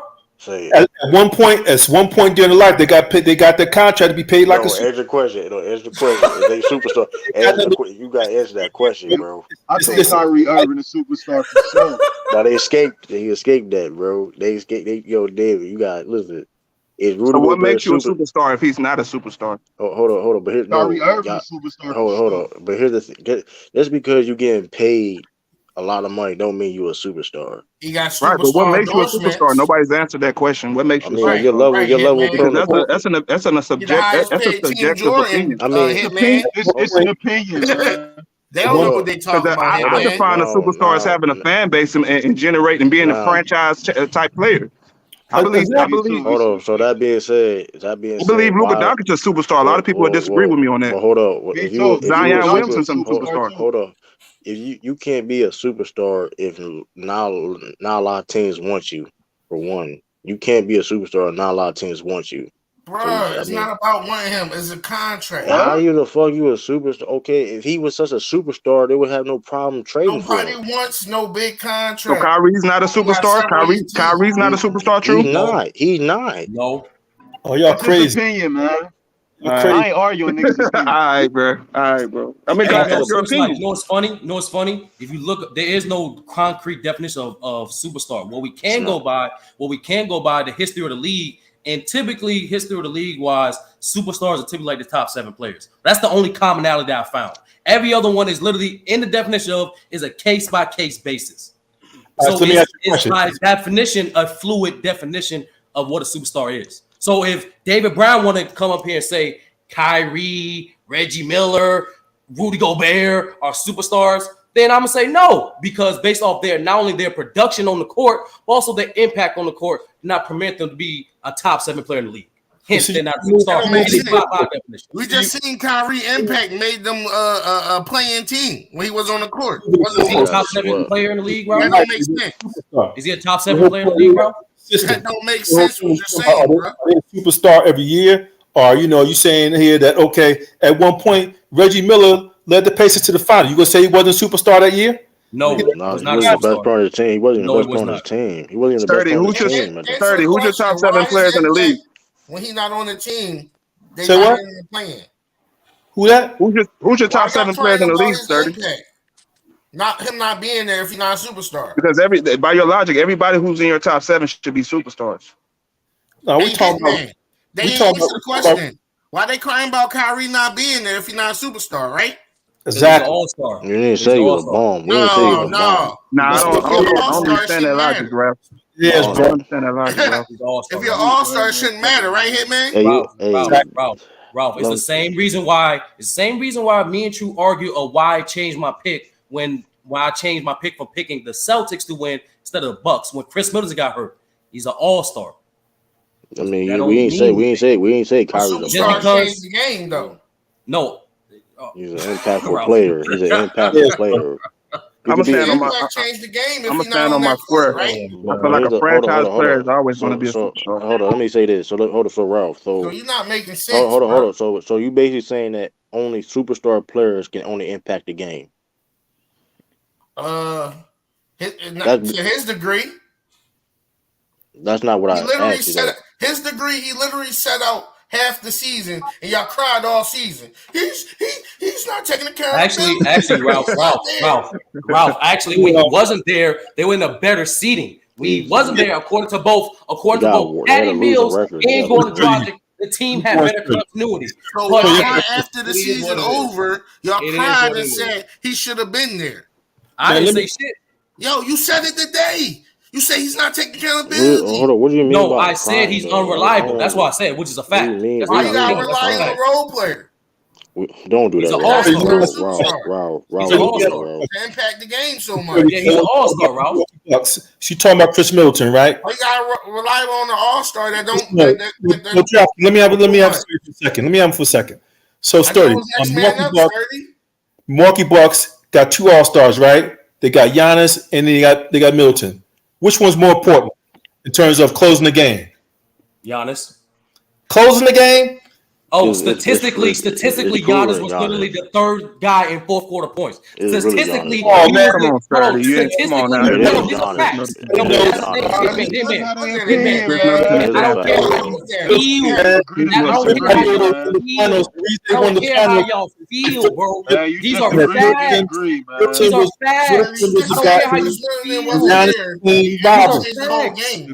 don't care how you feel. These are facts. This year, this year, David Brown. This year, David Brown. You asked me a question. This year, they did have 2 all-stars. This year, Giannis was 3rd. Giannis was 3rd in 4th quarter scoring. He was 5th in impact scoring. He was top 10 in clutch stats on both offensive and defensive end. These are facts, not feelings. Let me have. So in the NBA Finals, it's pretty clear that everybody saw that they flipped the script and during the NBA Finals. Fuck your stats here. Middleton was we're not using stats for this year. Okay. During the final, Middleton was the closer and Giannis was robbing. Everybody saw that. He was passed the ball to Middleton. So in that case, then who was the superstar? Giannis was never robbing. Giannis was never robbing, nigga. Not even true. Giannis was the superstar. Giannis dropped 50 points. Giannis dropped 50 points in Game 6. What are you talking about? You said this year. You said this year too. No. He just said in the finals last year. Now I mentioned this year. Which one is it? Hold on, y'all. Hold on. He was hurt this year. Hold on. Can we hold up real quick? I like the back and forth, but let's kind of keep down on the cussing a little bit. I don't want to. Again, I'm not gonna stop at every time y'all cuss, but if we can refrain for the cussing a little bit, man, just for the kids that might be watching. Just for the kids that might be watching, man. First of all, they need to go to sleep. It's like no, it's summer break, right? It's summer break. If they put on the replay tomorrow, and plus we intelligent black men here and black women in the chat or wherever, we can have an intelligent conversation. Ralph. Let's show our intellect, man. We don't always got to resort to the Ralph. No, so to answer your question, David Brown, Giannis was always the Batman. Giannis was always the superstar. All right, now you gonna let me talk, and that it's clear that in the regular season. But when they got the crunch time, it was totally different. And everybody knows it ain't about the stats, it's about the eye test. Is that when it came time to say who was going to take the winning shot for the game, it was Chris Middleton. By definition, the guy that takes the winning shot for the game is a superstar. He's not an all-star like you're saying. He's an all-star, but in that game at that time, he was the superstar.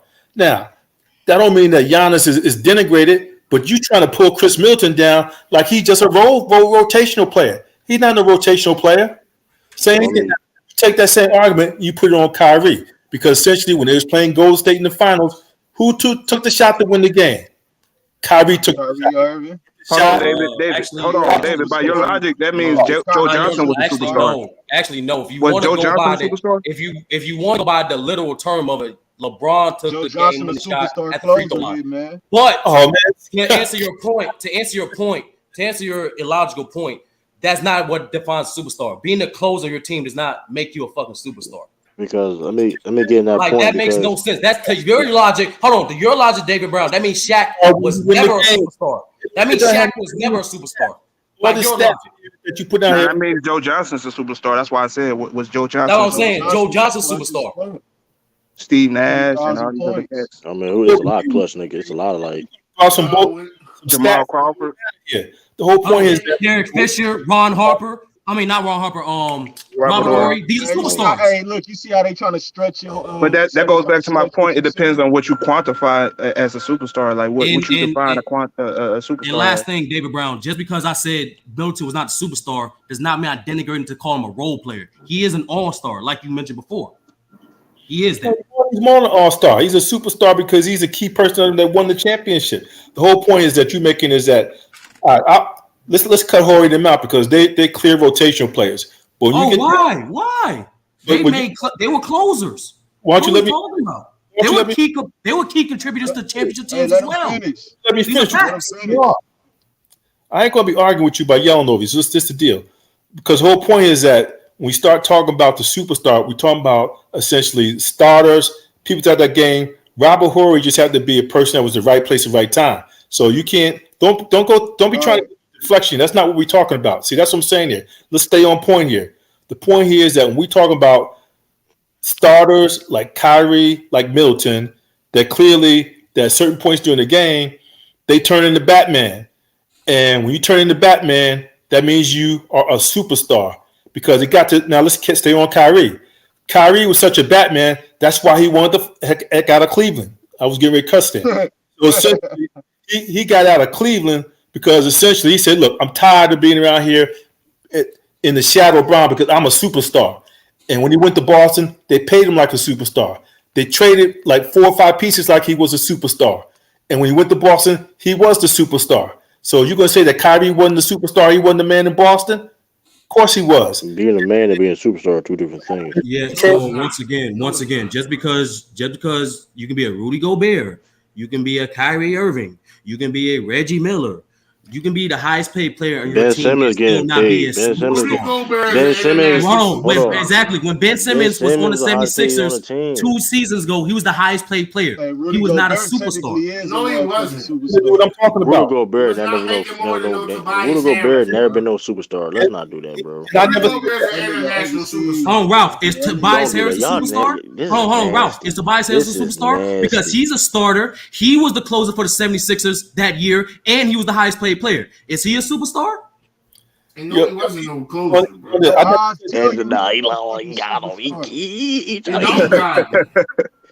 to answer it. You gotta answer that question, Ralph. You gotta answer that, man.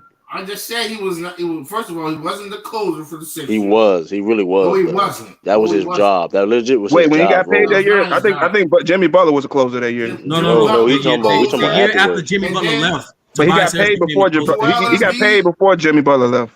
No, he got paid the same offseason. Well, that same offseason. You know what I meant. That's like what that we're year. talking about. We're talking about that season. We're talking about the season after Jimmy left. Okay, let's get back to my argument because it's between me and you story. I never said nothing about no Ben Simmons. I never said nothing about Tobias Harris. Right. You made this point here. You try and get to deflection. We was talking about Kyrie, and now the whole thing is that when Kyrie came to Brooklyn, you gonna tell me that they thought they was just bringing in the all-star to build their team around? No, they was bringing in the superstar. He was going to be. They didn't even know they was getting Kevin Durant then. So the whole point is that when you look at Kyrie on the court, off the court, he making movies. He doing events in Jersey. He got sneaker line. Is Kyrie's up there? There was the top sneaker thing. Everything points that this brother was a superstar. So you trying to pull him down to like he's some all-star rotational player. He ain't Fred VanVleet. Fred VanVleet. That's what you heard, and that's what I understand. That's what you heard. But what I said was he was an all-star with a parody commercial movie. That's a fact. He's an all-star with a fire commercial. That's a fact. He is. What do you mean? What you mean? Hold on, Uncle Drew is not based off a commercial. Uncle Drew is not based off a commercial. Well, you Uncle Drew is not based off a commercial. Hold on, Shirley. No, that's what I'm saying. No, I'm reiterating what I'm saying. He's not a superstar. He's an all-star. Just because I don't call a player or lie and say a player is just because I properly identify them as what they are. A perennial all-star don't make you a superstar. Bro, everywhere. Until your point of a Robin becoming a Batman. Jaylen Brown, that same year Reggie Miller's been to the finals, he also had a 40-point game. He was quote unquote a Batman for a game. Was he a superstar that year? Who you talking about now? Who? Jalen Rose, sir. He was a Robin and had a Batman game. Was he a superstar? He's a starter. Listen, that year, Jalen Rose was the best player on the team that year. You talking about? So switch life. Was he a superstar that year? Was he a superstar? You talking about in the finals in 2000? I'm talking about was Jalen Rose a superstar that year? It's a simple yes or no. That year, he was the best player on the team. That's what I'm I saying. hated the question, bro. Exactly. I ain't never Answer. Crazy, bro. his criteria. Hold on, why you doing all that giggling and laughing, fam? His criteria Cause y'all and not my trying to answer the criteria is two question, different bro. things. All I said was Jalen Rose was the best player on the team. This is his criteria for a superstar. So I did answer the question. Let me jump in. This is my criteria. It's his question. That Jalen Rose was an all-star. So you do a lot of deflection. Was he a superstar? Because he keep deflecting, man. I ain't got nothing to do with this. I'm keep talking. You keep interjecting here. Hold on, everybody. Hey, Sean, what you about to say? Okay, I just want to jump in because I think we probably need to provide some level setting of what a superstar is. Does anybody on the panel disagree that a superstar generally is somebody, if this is your best player, that this means you got a great chance to win a championship because this is your best player? Probably. That's one of the qualifications. Does that qualify you as like the franchise player? Because if so, yeah, I agree with that. Okay. Now, there's several people that meet that because essentially you're saying that if you got Kyrie and KD, that you got two superstars. Most people say that's a fair statement. They wouldn't say you got one superstar and one all-star. Now, I'm pointing back to Jalen Rose. Because I think the question is nobody said that Jalen Rose was an all-star, so automatically he's out of the conversation. He was a good player. He had a great series. Hold on. NBA Hold on, Ralph. Let Sean finish the point. Then Ralph, you can go, and then David, you can go after Ralph. I think the general context of superstar versus all-star is if this guy is your number one guy, this guy can lead your franchise to championship contention, to championship level basketball.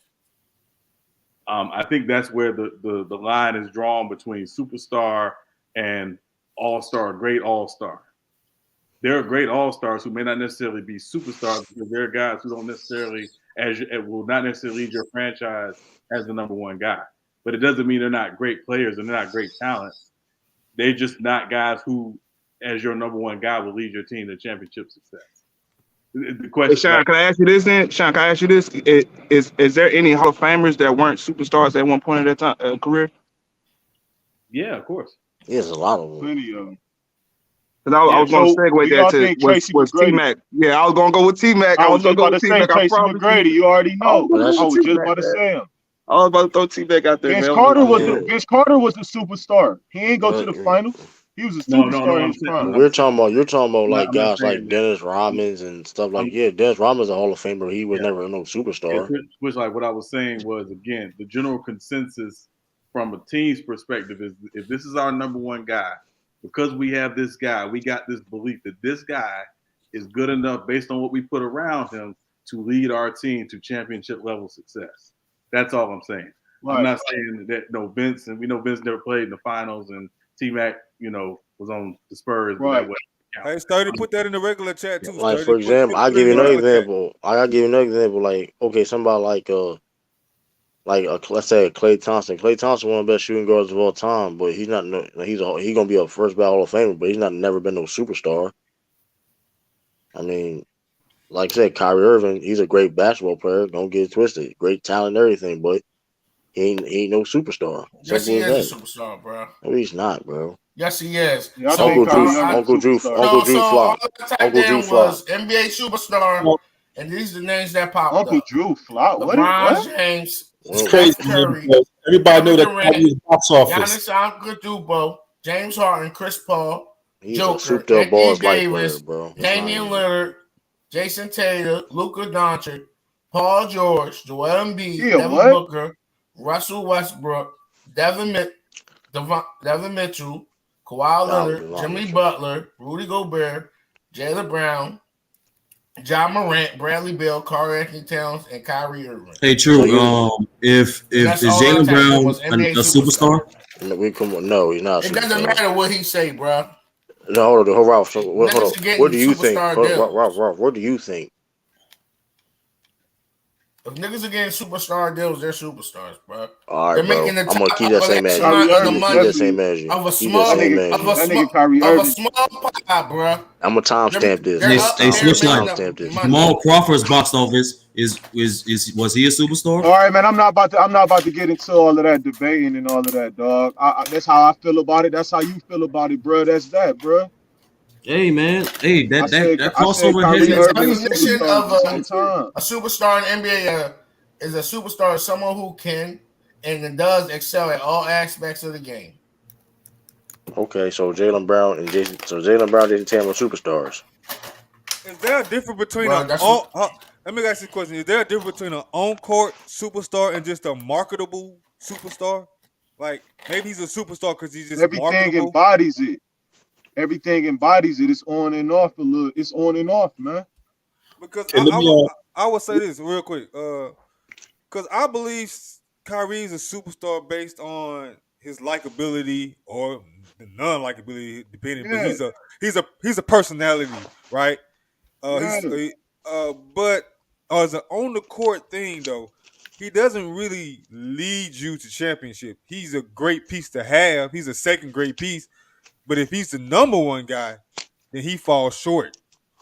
That's why I'm asking: Is there two different lanes for the superstar? So, brother, you tell me two superstars can't be on the same team? Hold on, I'm gonna say this. Cause here's the thing, right? No, two superstars can be on a team. Again, Dwayne Wade and LeBron James.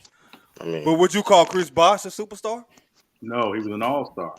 Exactly. That's the difference. He was a superstar in Toronto. Yeah, like just Paul because, Pierce. and just Paul because Pierce, you have a personality, just because you have a personality offside the court, don't make you. Hey, yo, 30. I got a great example. I got a great example.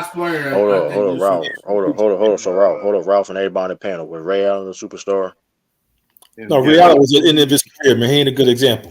No, I'm saying generally. He was a superstar in his prime. His prime, he was, yeah, but he wasn't when he came to Celtics. He took it forward. Same thing. I just want to keep the same energy. That's all. That's why we talking about energy. 2000. I throw his name out there for a reason. You never heard nobody say Ray Allen was Bucks, Ray Allen. I throw his name out there for a reason. You didn't. You debated yourself. It's a lot of pressure going on here because essentially, Chris Bosh, when he went to Miami, wasn't a superstar because essentially he just fell back into his role. He was just a spot-up shooter. Is Draymond Green a superstar? He was awesome. That's not the case for Kyrie. Kyrie ain't falling back. So you're trying to lump Kyrie in with Chris Bosh and all that stuff. Chris Bosh had a better career than Chris Bosh. I don't think it's so much that. It's getting crazy now, man. The issue with Kyrie, your brother, here's that just like Hey, man. Apparently, a guy that's more accomplished than Kyrie is somehow. Damn, Sean get out of work. There's something over him. Yeah. Let Sean finish his thought. Yeah, no. What I'm saying is, see, the whole thing is that. No, my bad. Hold on, Sean. Then you, Brown. Let me finish my point. Hold on. Sean was talking before you, real quick, and then as soon as he done, you go ahead and jump in there. Yeah, I don't think it was trying to necessarily equivalate Chris Bosh and Kyrie. I don't think it's necessarily that. I think the central point around Kyrie is if Kyrie is the number one guy, if he's your number one guy, if he's your best player, are you a championship contender? And if the answer is no, then he may not be truly a superstar. He's a great talent. Nobody's disputing that. But he may not necessarily be a superstar by some people's definition because if he's the number one guy, he's probably your team's probably not a championship contender. Okay, now are you done? Yeah. Okay. All right, now I get that.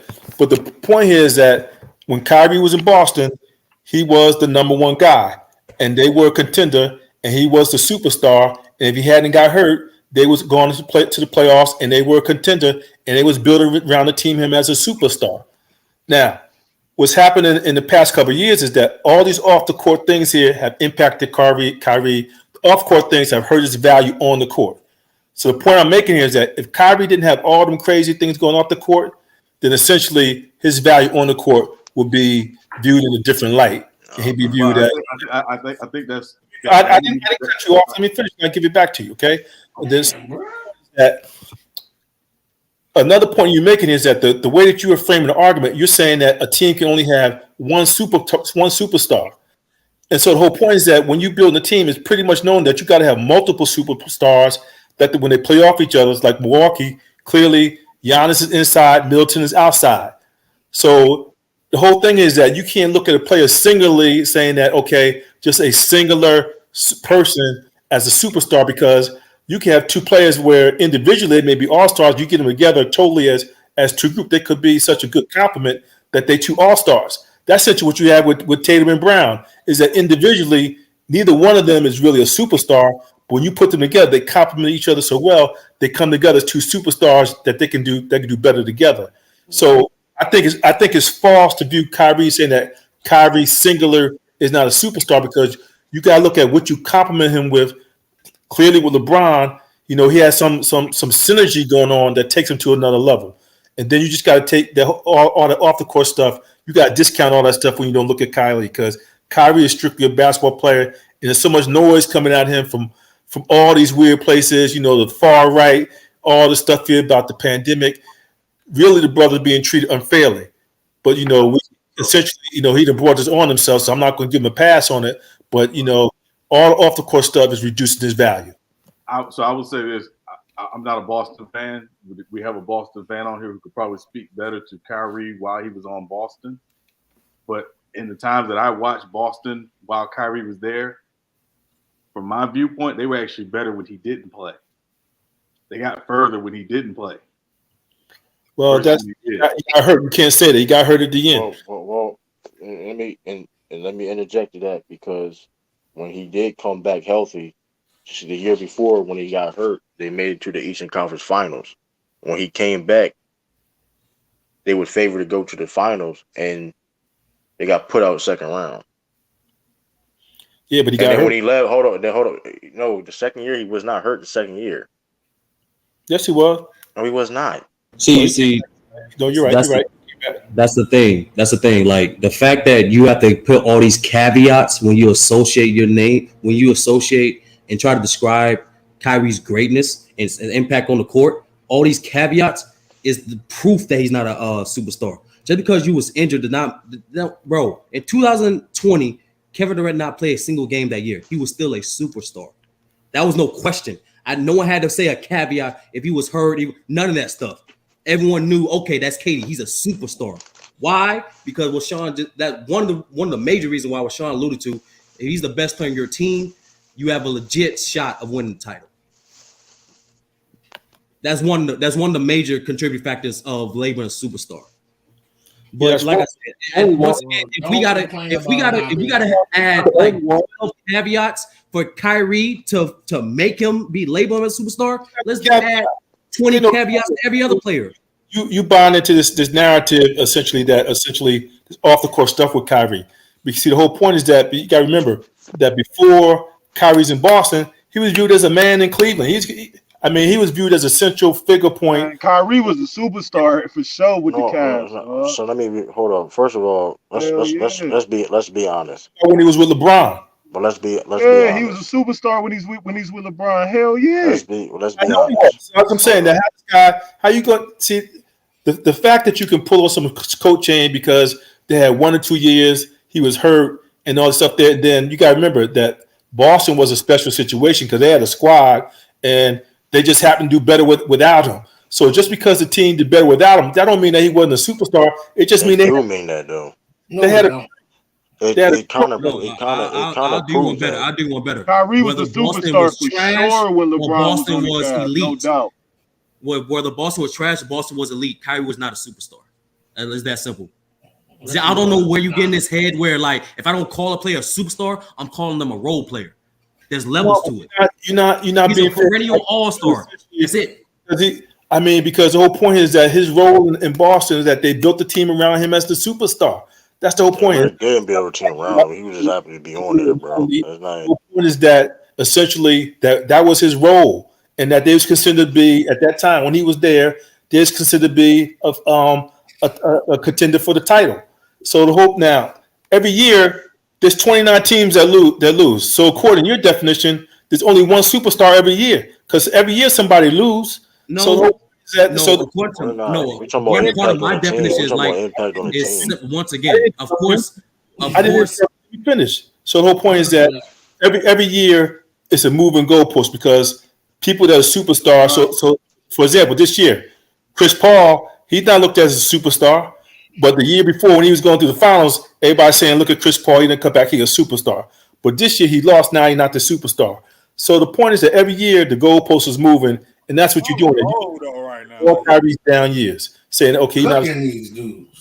Dropping 40 in the finals. Come on, man. 40 Well, yeah, that's how it's supposed to be. It's supposed to be fluid like that. Just because, like, no, that makes no sense. Just because Jason, that means Jason Kidd was a superstar in 2011. He was not, based off his production and impact. Even though he was a superstar in his prime, but at age 39, 40 years old, in 2011, he was not a superstar. Like, it doesn't matter. Like, it matters is your impact and production on the court. Yeah, that determines whether or not you superstar. Not your contract, not if you're a closer, not if I have to say if you're healthy, if your team look like this, team look like that. No, it's simple. It's honestly pretty simple. I know we had to put all these caveats to make Kyrie a superstar. It's not no caveats, man. The whole point is that we're saying if 3 times. That's caveats. Let me know when you finish. You pull up, you go by outside a casual, they're gonna say NBA superstar Kyrie Irving. Yeah, that's the key word. That's why they are casual. That's why they are casual. I mean, nigga, you pull up anybody outside there and watch basketball, gonna say nobody gonna say the bullshit y'all talking about. Kyrie a superstar, man. I think got a top selling shoe. He's one of the top players on the team. Y'all don't even know that. Y'all don't even know. He one of the. No, you don't know that. Saying what people don't know. You keep saying what people don't know, dog. Can y'all bring the number? All I want is you keep saying what people don't know. Kyrie Irving got one of the top 5 selling basketball shoes, man. What are you talking about, bro? I gotta look this shit up now. This y'all look it up. You keep saying what people don't know, man. He don't know nothing. All he wears combat boots. But man, let me get back to Sturdy. Man, it is fluid, but the whole point is that it's not as fluid as you're saying because essentially people are in certain ranges in their prime. So, you come into the league, you say you're 19, eventually you develop, and then you become an all-star, then you become a superstar, and at the age range, so you at the age maybe say 29 to 34. So between 29 and 34, you may have up and down years, but you're gonna be viewed as a superstar overall. Just because you have a down year, like Chris Paul, people are not gonna say that Chris Paul not a superstar. Now, in this case here, because essentially they build a team around him in Phoenix, and they put all this money into him. He paid like a superstar, and his performance on the court, he led the Suns in terms of the best record in the NBA. So you can't turn around and say the man is a superstar. Now they lost in the finals. Now you say not a superstar. But so you're going to disregard what he did in the regular season. So that's what you're saying. It is fluid, but it's not as fluid as you're saying. And it's not that way from year to year. And so the whole point is it was the same thing with Kyrie. Kyrie done had a couple, you almost could say, I ain't going to go as far as Russell Westbrook, but definitely with Kyrie, he done had a bad few years. But if he turn around and get with the right team, they put this team together. In fact, we know that when just last year, if KD had hit that 3-point shot, we'd be having a totally different conversation. And so that's how much your argument is a bullshit. It came down to one shot. And that one shot is the whole difference in terms of how you viewing Kyrie. Because I don't know how you're viewing or what you're hearing. I never use any playoff result to determine a player if a superstar or not. I never did that. So once again, just how niggas need to use use the eye test when they have poor eyesight, you need to turn a little airnate up while I'm talking. What I said specifically was it takes more than just a high value contract. It takes more than just you being a quote unquote closer and just because you're a starter, just because you have all 3 of those things does not make you a superstar. You went away from all that. We ain't nobody talking about. You ain't heard anybody talk about a contract. Ain't nobody talk about no contract. You going back to the argument way like 2-3 hours ago. Stay relevant. Stay on point. No, I am staying relevant. He's never been a superstar. He wasn't a superstar in the Celtics. He wasn't a superstar in the Cavs. He was a superstar in the Nets. He wasn't a superstar in Duke. Hey, he definitely was a superstar on the Cavs. No doubt. He wasn't a superstar on Duke. Swish, I'm not debating how you feel. If that's how you felt, that's how you felt. Hey, man. Okay, yeah, okay. Hey, Swift, he got the 5th best shoe.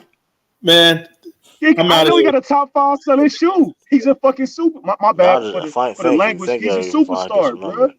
He a superstar. Everybody hooping Kyrie, He got bro. 17 NBA players currently wearing his shoe, bro. Name me a superstar can't get a contract the whole extension. WNBA hooping his shoes. People on the street hooping his shoes. Everybody, the whole Duke team hooping his shoes. He a superstar, bro. Listen, I never he one of the most recognizable players. I ain't never hooping Kyrie. He one of the most recognizable players, you bro. hooping them nut ass Bill Russell Chucks, nigga. I rather, you know what? I rather ball on Chuck. You see me with a Chuck before you see me with a Kyrie shoe on. Because you can't afford them, Jones. You're by yourself. No, hold on, Rob. I know you ain't talking about. Listen, I know what you spend your money on, so you may got me on that. So I mean, I know what you spend your money on. So hey, I can afford to spend my money on that. Still have a lot of change. Dude been a superstar, man. He been a superstar for the longest, dog. You know, but Sturdy, you got a strange view, man. But hopefully you appreciate it. Would call him a superstar. He played for his Orlando Magic. Helped him in the playoff spot. I'll tell you this. I named me a superstar that couldn't get a contract extension, a max contract extension. Man, that's because of all the off-the-court stuff, man. I said you got to put that. Are you talking about money? Listen, what are you trying to say, Back Def?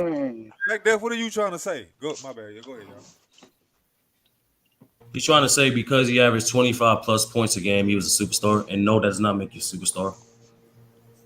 Okay. Listen, we gonna remember this video. Listen, Sturdy, we gonna remember this video. This is gonna be my reference point. Man, dude, been a superstar. Well, you the same bull said Malcolm Brogdon better than Russell Westbrook. I don't. That had nothing to do with his argument. That had nothing to do with what we ain't get hurt in the finals. The Cavs would have won the first finals. You can't respect your basketball opinion. Superstar, dog. You think Malcolm Brogdon better than Westbrook? So let's do this. So he's been a superstar since he crossed Tim Hardaway in the Denver Rockets. I got a question. Hey, Swish, if you heard, since he crossed Brandon Knight, he's been a superstar. I never heard anybody say, "Hey, LeBron's a superstar because if he didn't leave for the Heat, here comes the deflection. And if he didn't have a bad performance in 2011, they would have won. And if he didn't get hurt last year, the Lakers would have made the playoffs. And if that never came out of people's mouth. All these caveats I don't even know. Never came out of people's mouth. He's a superstar, man. I got questions. He's been a superstar since he crossed Brandon Knight. I'm telling you. Hold on, Swish Life. Hold up. So DeAndre Jordan dunked on Brandon Knight. Was he a superstar? You funny as Was he a superstar? You got to use the eye test, guys. That's the eye test. I remember DeAndre Jordan baptizing. Fucking. Hey, listen. I got a good one. I got the glasses. Is Draymond Green a superstar? Anybody? Is Draymond Green a superstar? He's an all-star role player. By David Brown's definition, he was a superstar. He going to the Hall of Fame, though. David Brown is Draymond Green. Is Draymond Green a superstar? You have Draymond Green on the Warriors. They don't win them championships, so he's a superstar. Whoa, he consistent with this. I can't really disagree with that though. No, Swish like you just disagree with it. That's his opinion. It ain't all difference between. Hold on, it's a difference between disagreeing and saying somebody wrong, bro. I just said what my criteria was. That's his opinion, like I said. So hold on, if you are contributing, see, y'all got a thing where you gotta agree with somebody, and if you don't agree with somebody, then you wrong. Everybody got different viewpoints, bro. Quick question though. When I first came on Switch Life, I said even when you look up the definition of superstar, it's fluid. It's not a concrete definition. So we're gonna end of the day we'll end up disagreeing. So like you said, I always said every time you said that, I'm like, bro, I don't. That's how you feel. I never said you was wrong. That's how you feel. You want to call Bill Walton a superstar before, bro? Hold on. But we gotta address that. We gotta address this Draymond thing. So hold on. You tell me just because you're a contributing person to the team, that makes you a superstar? I'm trying to understand that. See, Draymond is more than just a contributing person to the cream. You minimize him. Draymond is the leader. He the heart and soul on the court and off the court. So that's what I'm saying. Okay, that's fine. Let's do that though. He lead the defense. Let me finish, okay? And that's why this thing that what Sturdy talking about don't make no sense at all, because it all comes down to winning the game at crunch time and making sure that you got peak performance on the floor, and that ain't about just buckets. You know, You know, you talk about buckets of this article you put up here about buckets about Giannis in the fourth quarter. That don't matter here because it ain't talking about crunch time. You know, fourth quarter overtime is last 2 minutes. And what we're saying is that when it comes down to crunch time, Draymond going to make a key defensive play. He going to get a key rebound. Going to make a key pass. Draymond like a modern Magic Johnson. And that's how I'll catch y'all later, man. That's how Steve Kerr them talk about him. So they call him Dre Magic. Man, that's what they call him, Dre Magic. Magic Johnson, man. So hold on. So let's use that terminology. I only put that link in the back chat because you was trying to say because Chris Middleton was a closer. Let me finish.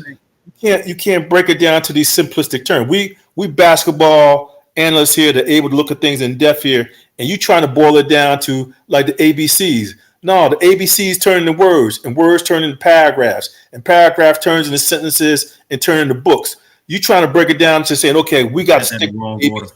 It ain't just about the ABCs. You got to look at things in a delicate and complicated manner, and that's what I think you overcomplicating it too.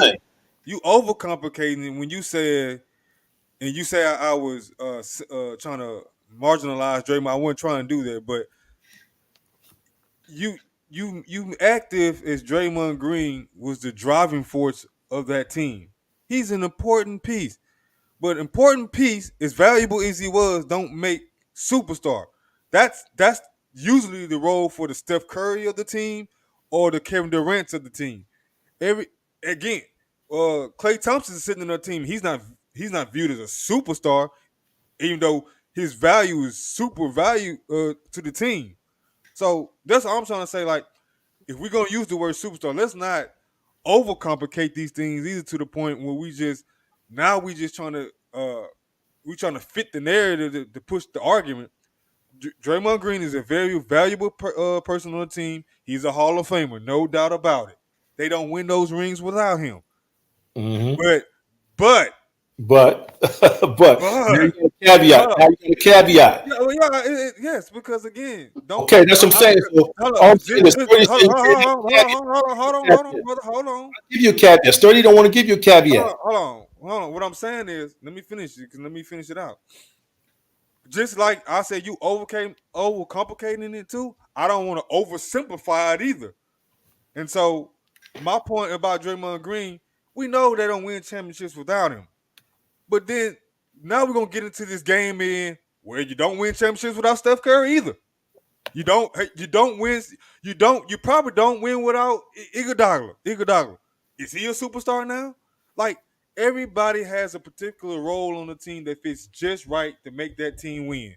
Draymond Green is the highest order of one of those people on the team. In 2015, Iguodala was by definition a superstar because in crunch time, the last 5 minutes, he was on the court and he was Finals MVP. So why wasn't he a superstar? I like these definitions. I really do. I like this weak ass standard for a superstar. I do. Ginobili a superstar. Iguodala was a superstar. Hell. But see, that's what I'm saying. You went too far. See, great Draymond is a star. Draymond Green and Ginobili was in the crunch time and championship moments. These are facts. I said Draymond Green was an all-star role player. That's what I said he is. No, I'm just saying is that it's debatable because the whole point is that you're saying that he's a great player though. Draymond is a special situation. Now, I agree about Clay. I agree about Iguodala. So you can't put them in the same class as Draymond. Because Draymond, he brings the heart and energy. He's a whole different animal. He's almost like the Marcus Smart of the Golden State Warriors. That's what I'm saying. So you can't treat Draymond like Clay. Clay is just all production. Draymond is production and intangibles. But we getting off the argument here. So the point is that salute. Salute. My place. Kevin Durant ain't no superstar. I don't know what the fuck y'all talking about. Go ahead, Khalil. Get it off, Khalil. Go ahead, man. You see, when the shit hit the fan and everywhere this motherfucker went, he ran. When you break down the Boston series, because I literally just watched it again, the whole 1 through 4. When that motherfucker was shooting them out the games, and when they was doubling him, he don't know how to pass out of double teams. Like he don't know how to Khalil, real quick. I know how you get down. I ain't gonna stop you from your personality, but we're gonna try to keep the cussing down to a minimum. My bad, bro. My bad. But again, I'm not gonna stop out every time now because I just want y'all to be aware. But go ahead, cook on. Yeah, no, I got respect for your platform, bro. I ain't on it. But yeah, man, like the dude, he don't know how to set his teammates up correctly. Like you take LeBron for example, when he can't score, especially jump shooting, he know how to set his teammates up and put them in the best spots in order to succeed. Like Kevin Durant can't do that. He can't lead a team. Him going to Golden State wasn't doing nothing but masking his flaws. And when you strip that team away from him and put him on the island by himself, all those same flaws reared their ugly heads again. This is who this dude always been. He always been a follower. He ain't no leader. He'll never be a leader. And to me, he not a superstar. He a superstar scorer.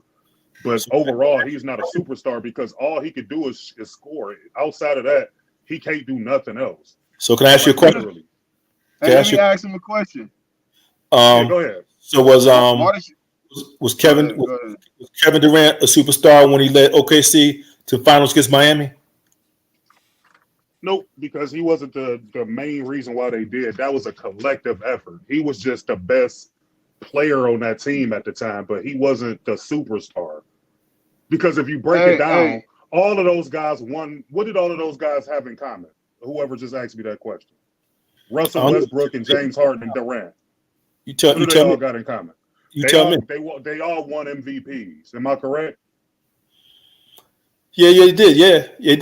Okay, so if they all won MVPs, individually they all great. So they showing you who they really are. He wasn't a superstar of that team, bro. He wasn't. He wasn't the driving force. I remember games Russell went off. Let me ask you a question though. Go ahead, brother. Why did you compare KD to LeBron?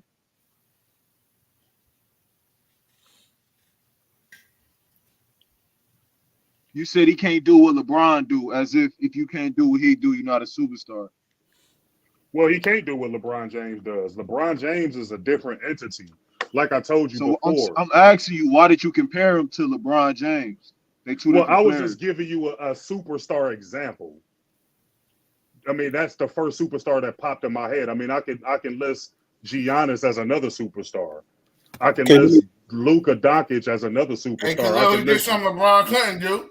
Lead Team USA to a gold medal. Hey, you a human black and mild, Pimpin'. Keep your mouth shut when I'm talking. Man.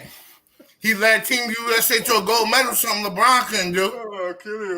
Man, don't nobody care about no damn. You know he won the gold medal in 2012, right? Because of Kobe. Dude, if Kobe and them won on that team, they would have won it anyway. No, they wouldn't. Durant ain't no damn leader. Like, cut it out. Why they didn't win it 04? So I'm not coming on here to muck up this man's platform. You a turkey, homie. Just remain a turkey. No question. So last year when they was in the when the Nets was playing Milwaukee and Kevin Durant was blown out the water, scoring 40, he lead them, everybody got hurt. He wasn't playing like a superstar. I mean, you can have segments where you a superstar, but one series doesn't quantify his whole career. Sure, he looked great in some games in that series, but that doesn't make him a superstar. Like how many that times nigga been this since 2011, 2010. You just hating Tristan Thompson. Nah, I mean if y'all feel like he a superstar, man, that's everybody's subject to their own MVP. Like Tristan Thompson is Avi, brother. I just don't feel like he's a superstar. He's the second best player of this generation, man. No, that's not true. That's not true. Hell yeah. Stephen Curry is the second best player of this generation. Stephen Curry will hold that mantle. No, this is a new generation. This a whole another era right now. Okay, so Durant came in. It was Bron and KD for 10 years. It was Bron and KD for 10 years. Swish. When did KD get drafted? How long has Stephen Curry been in the league? I think he came in 2009. Okay, he came in 2009. When did Curry came in? So that's the same. I think KD came in a year or two before.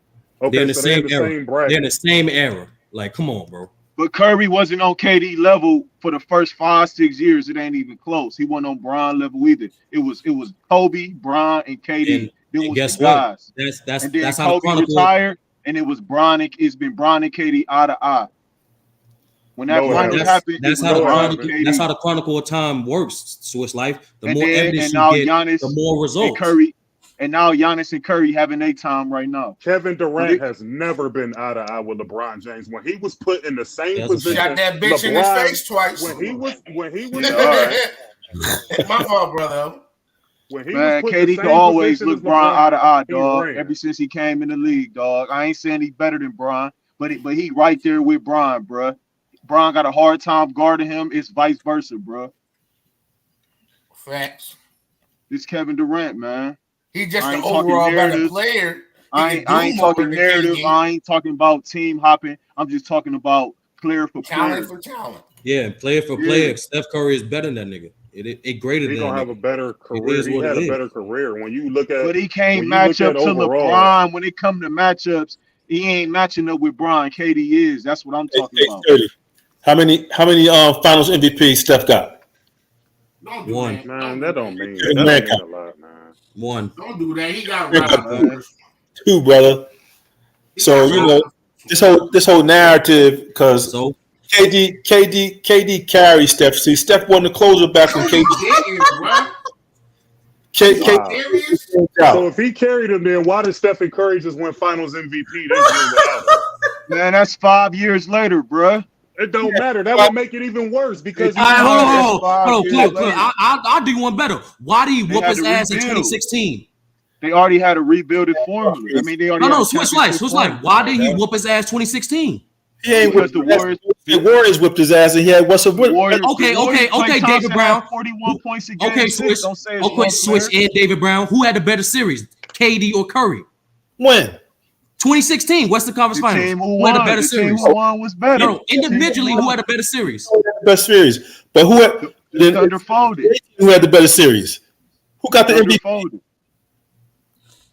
Brother, I do apologize for this. I didn't mean for this boa constrictor to get this much airway.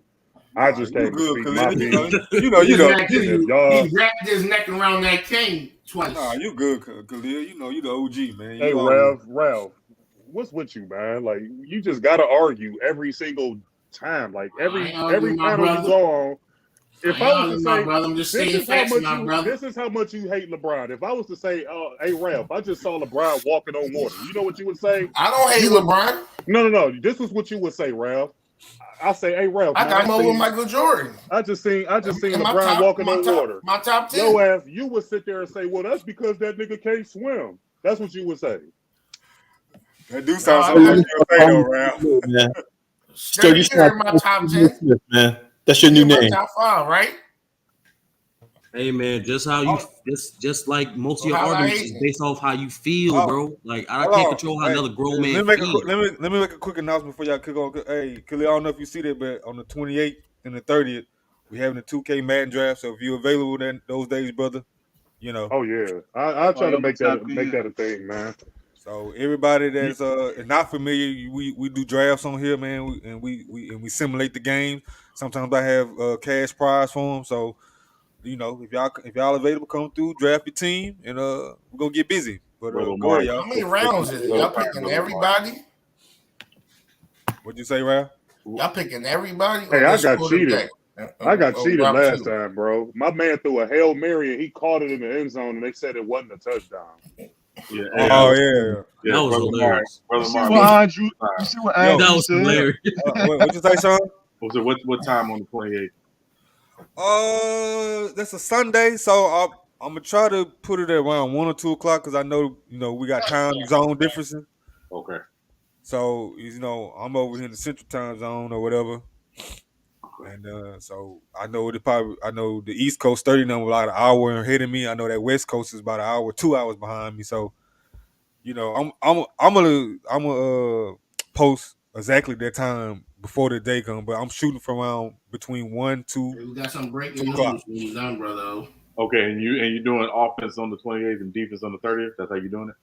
I haven't decided because I might just do the first just the what is it 22. So just the starters period.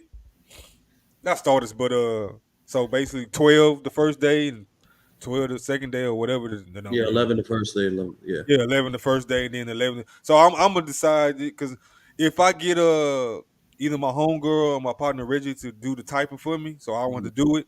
I'm just gonna do a free fall because I know on U3 or whatever. I know y'all did offense and defense, but I wanna test everybody and see if they really know their stuff. And so I'm just gonna do a free fall, pick your players and keep up with your people. Okay, all right. So, but we'll see. We'll just see if I can get either my homegirl or my partner to do the typing for me, so I don't have to do everything by myself. Okay, all right. So listen, man, I'm getting ready to bow here, man. I'm finished beating up on your boy Sturdy so much, man. I can't take too much more. Salute. That what you call that, nigga? Appreciate you coming through, David Brown, man. I always come through, man. You're welcome. I think I held my own, man. So for first time guest, I think I did pretty good, man. Hey, yeah, you right, bro. You right. You plead your case. By your definition, Draymond, Ginobili, Iguodala, Kyrie, they superstars. You right, bro. No, much respect to you, man. And what's your name, brother? Y'all be safe, man. What's your name, Brown? David Brown. Yeah, David Brown. Oh, salute to you, bro. Go ahead and leave and hit the like button on your way out, B. You did great, man. You went against the heavy hitter in Sturdy today, man. Sturdy ain't no lightweight, so you did your thing, man. Peace. All right, peace, man. Hey, the Athletic just reported the Los Angeles Lakers are expected to step up their pursuit of Kyrie by finally offering Brooklyn the maximum number of first-round picks. That on there? What you say? The Athletic? Yeah. Shams. That's tough.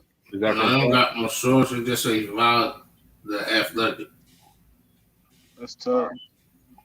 Well, if that's the case, then we'll see what happens. I do want to get my opinion on that because I'm a LeBron fan, and so by association, I got to root for the Lakers.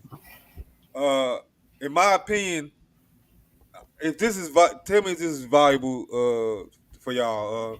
In my opinion, if the Lakers do get Kyrie, I was hoping they didn't give up both first rounders, but since you're saying that, but let's just say in this hypothetical world that they give up one for Kyrie and whatever, I'm of the opinion they should not go after no Buddy Hield or nothing. They should go get Boban, but from the Jazz, and get Dennis Schroeder.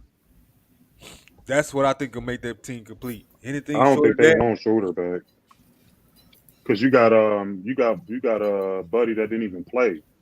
Kendrick Nunn. Yeah, he didn't even play. Yeah. So they got him. Yeah. We'll see how he turned out. I actually think he's gonna help them, man. The Lakers. I'm not a Lakers fan at all, but they got younger. If you look at a lot of their games last year, they would had a lead to get a lead up because they had old legs, and they would just get ran out the gym in the second half of these games.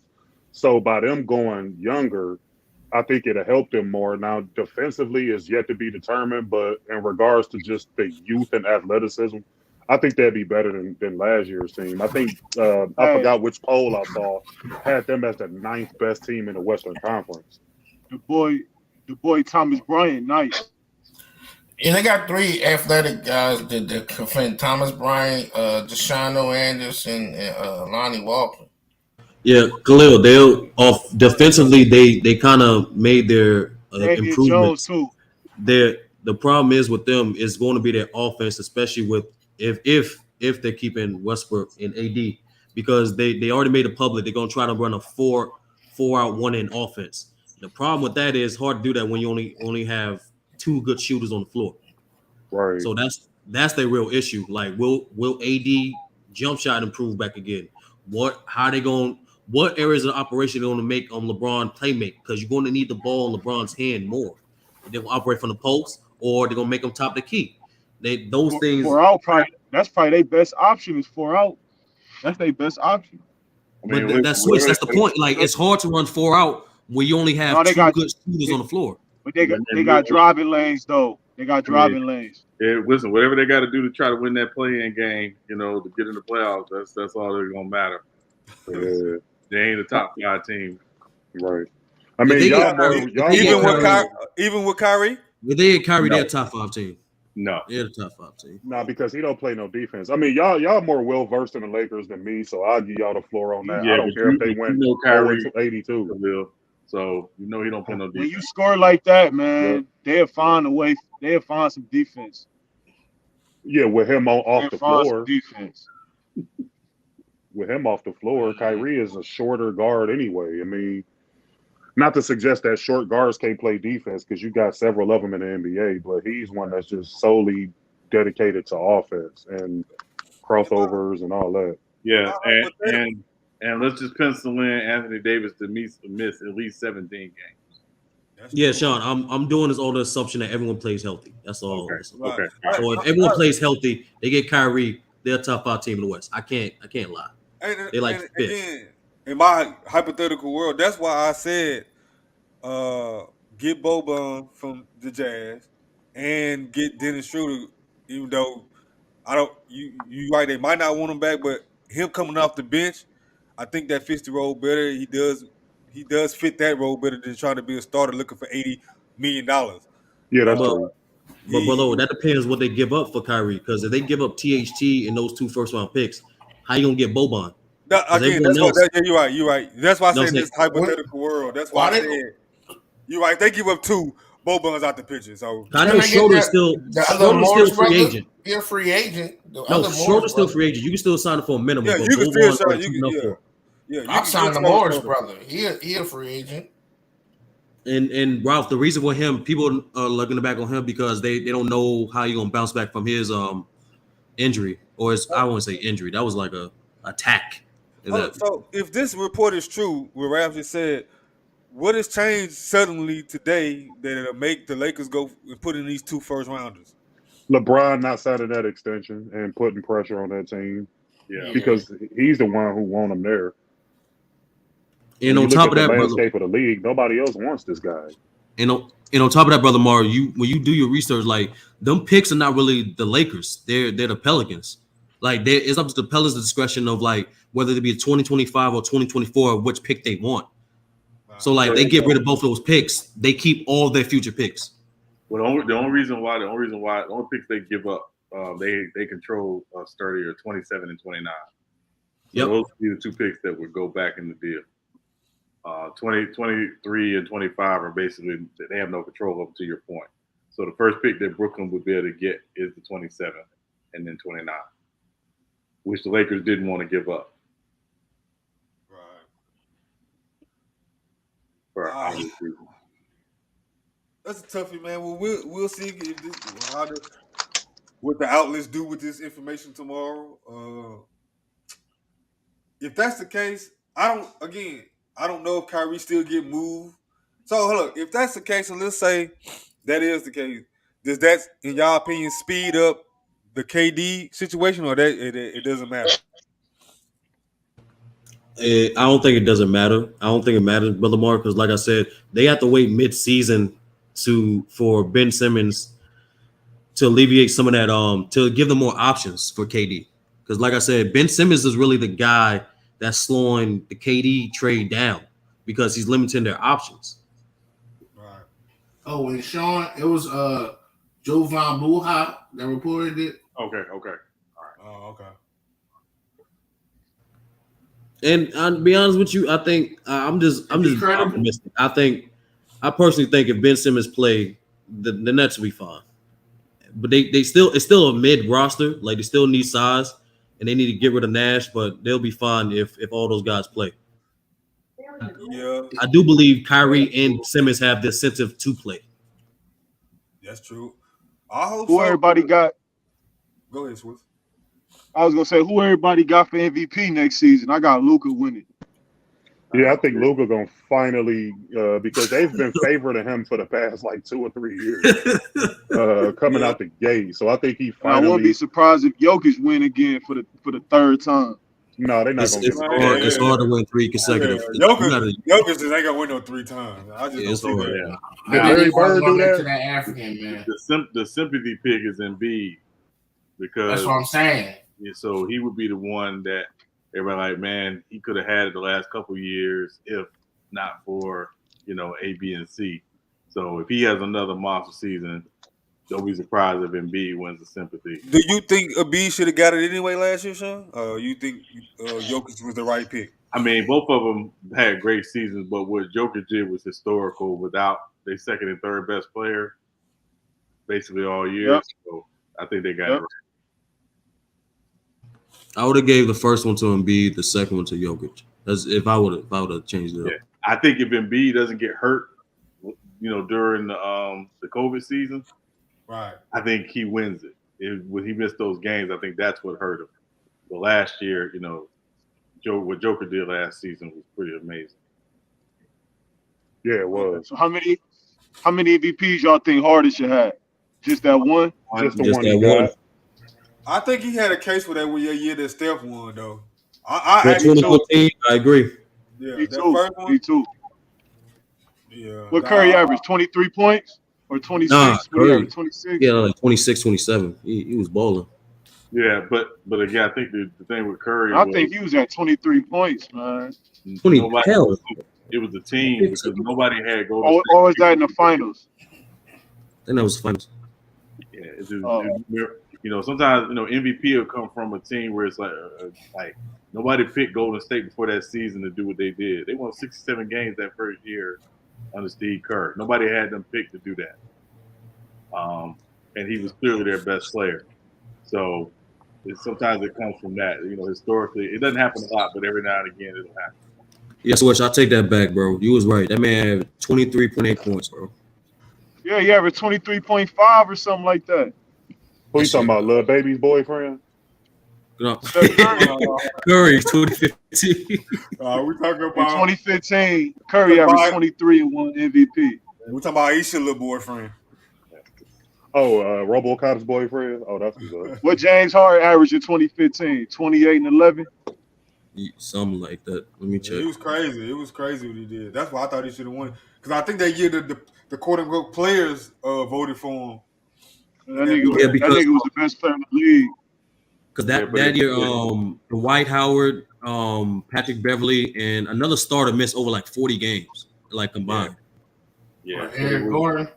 But it was because Golden State came out of nowhere. Yeah. And that's really what I'm saying. Like, it's sometimes that happens every now and again where it's like, man, the team came out of nowhere. We weren't expecting this. He was the best player. And they had they won 67 games. Like, when a team wins that number of games, it's hard for the MVP not to come from a win team. Yeah, that's true. No, they predicted that John in 2K. Because remember the path of LeBron and one of the teams was the Warriors? What? The same year. What you mean they predicted it in 2K? You don't remember the path of LeBron on the that 2K? I'm not predicting no 2K predictions, right? I ain't gonna lie to you. No, one of his decisions was to stay with the Heat or go to Golden State. That was the same year that they won the chip. The Warriors. So I think if Luka come in next season in shape, I think they're gonna give him an MVP. You definitely got the roster. But yeah. It's gonna be between Luka and Joel, and if he can stay healthy. Watch out for Giannis and Curry. They might get it. I think he might get defensive player. Y'all got a dark horse MVP? Dark horse? Yes. Sure, I think LeBron. Don't tell. I actually hate to say it on here. I think you about to say it. Yeah. Who you about to say, Sean? Kawhi. Oh man, Yeah. he don't deserve to win no MVP. I'm learning. The low managing I was gonna say between him. I was gonna say between him and Tatum. To be honest, that's my dark horse. Like, man, Dame Dollar, man. That's a real dark horse. Wait on that. That's a real dark horse. Got Ja Morant. That's not a bad pick, actually. Yeah, it's hard. It's hard to win the MVP as a 10th seed, though.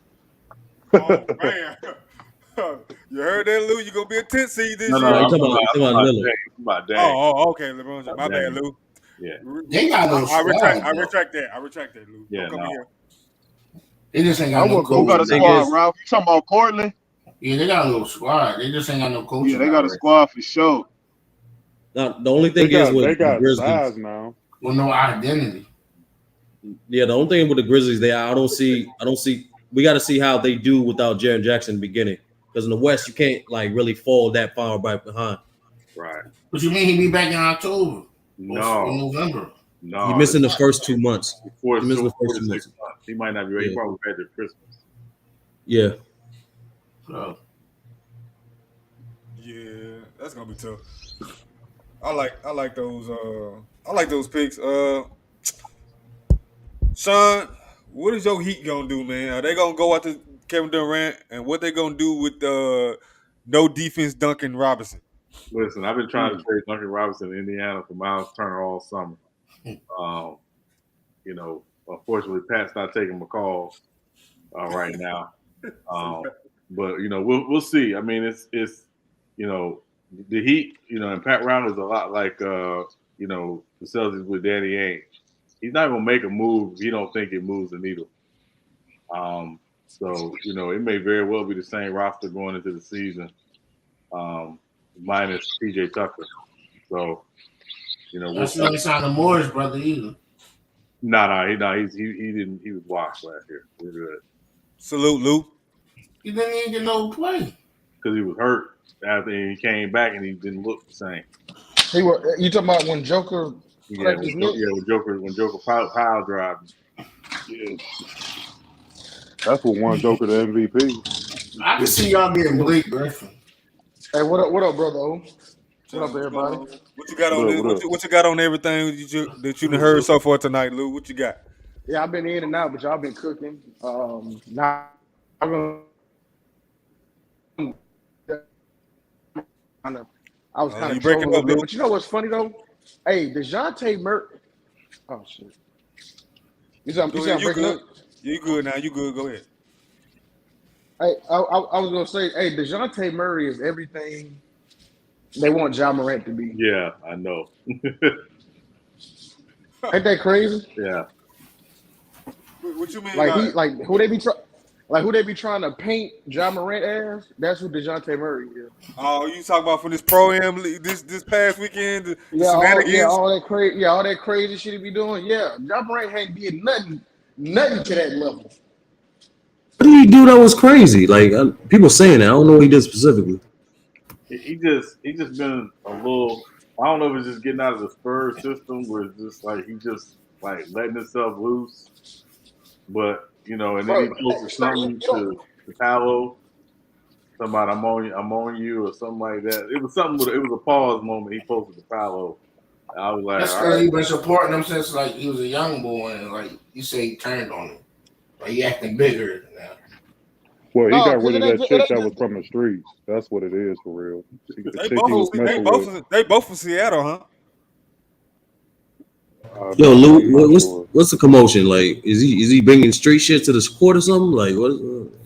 No. Well, like, hey, remember he was going at them Spurs fans on IG too. I heard a little about that. Yeah, he was saying like, yeah, and I mean, if you saw the Pro-Am, it was like, I don't know, man. He got a lot of mouth. I don't know, man.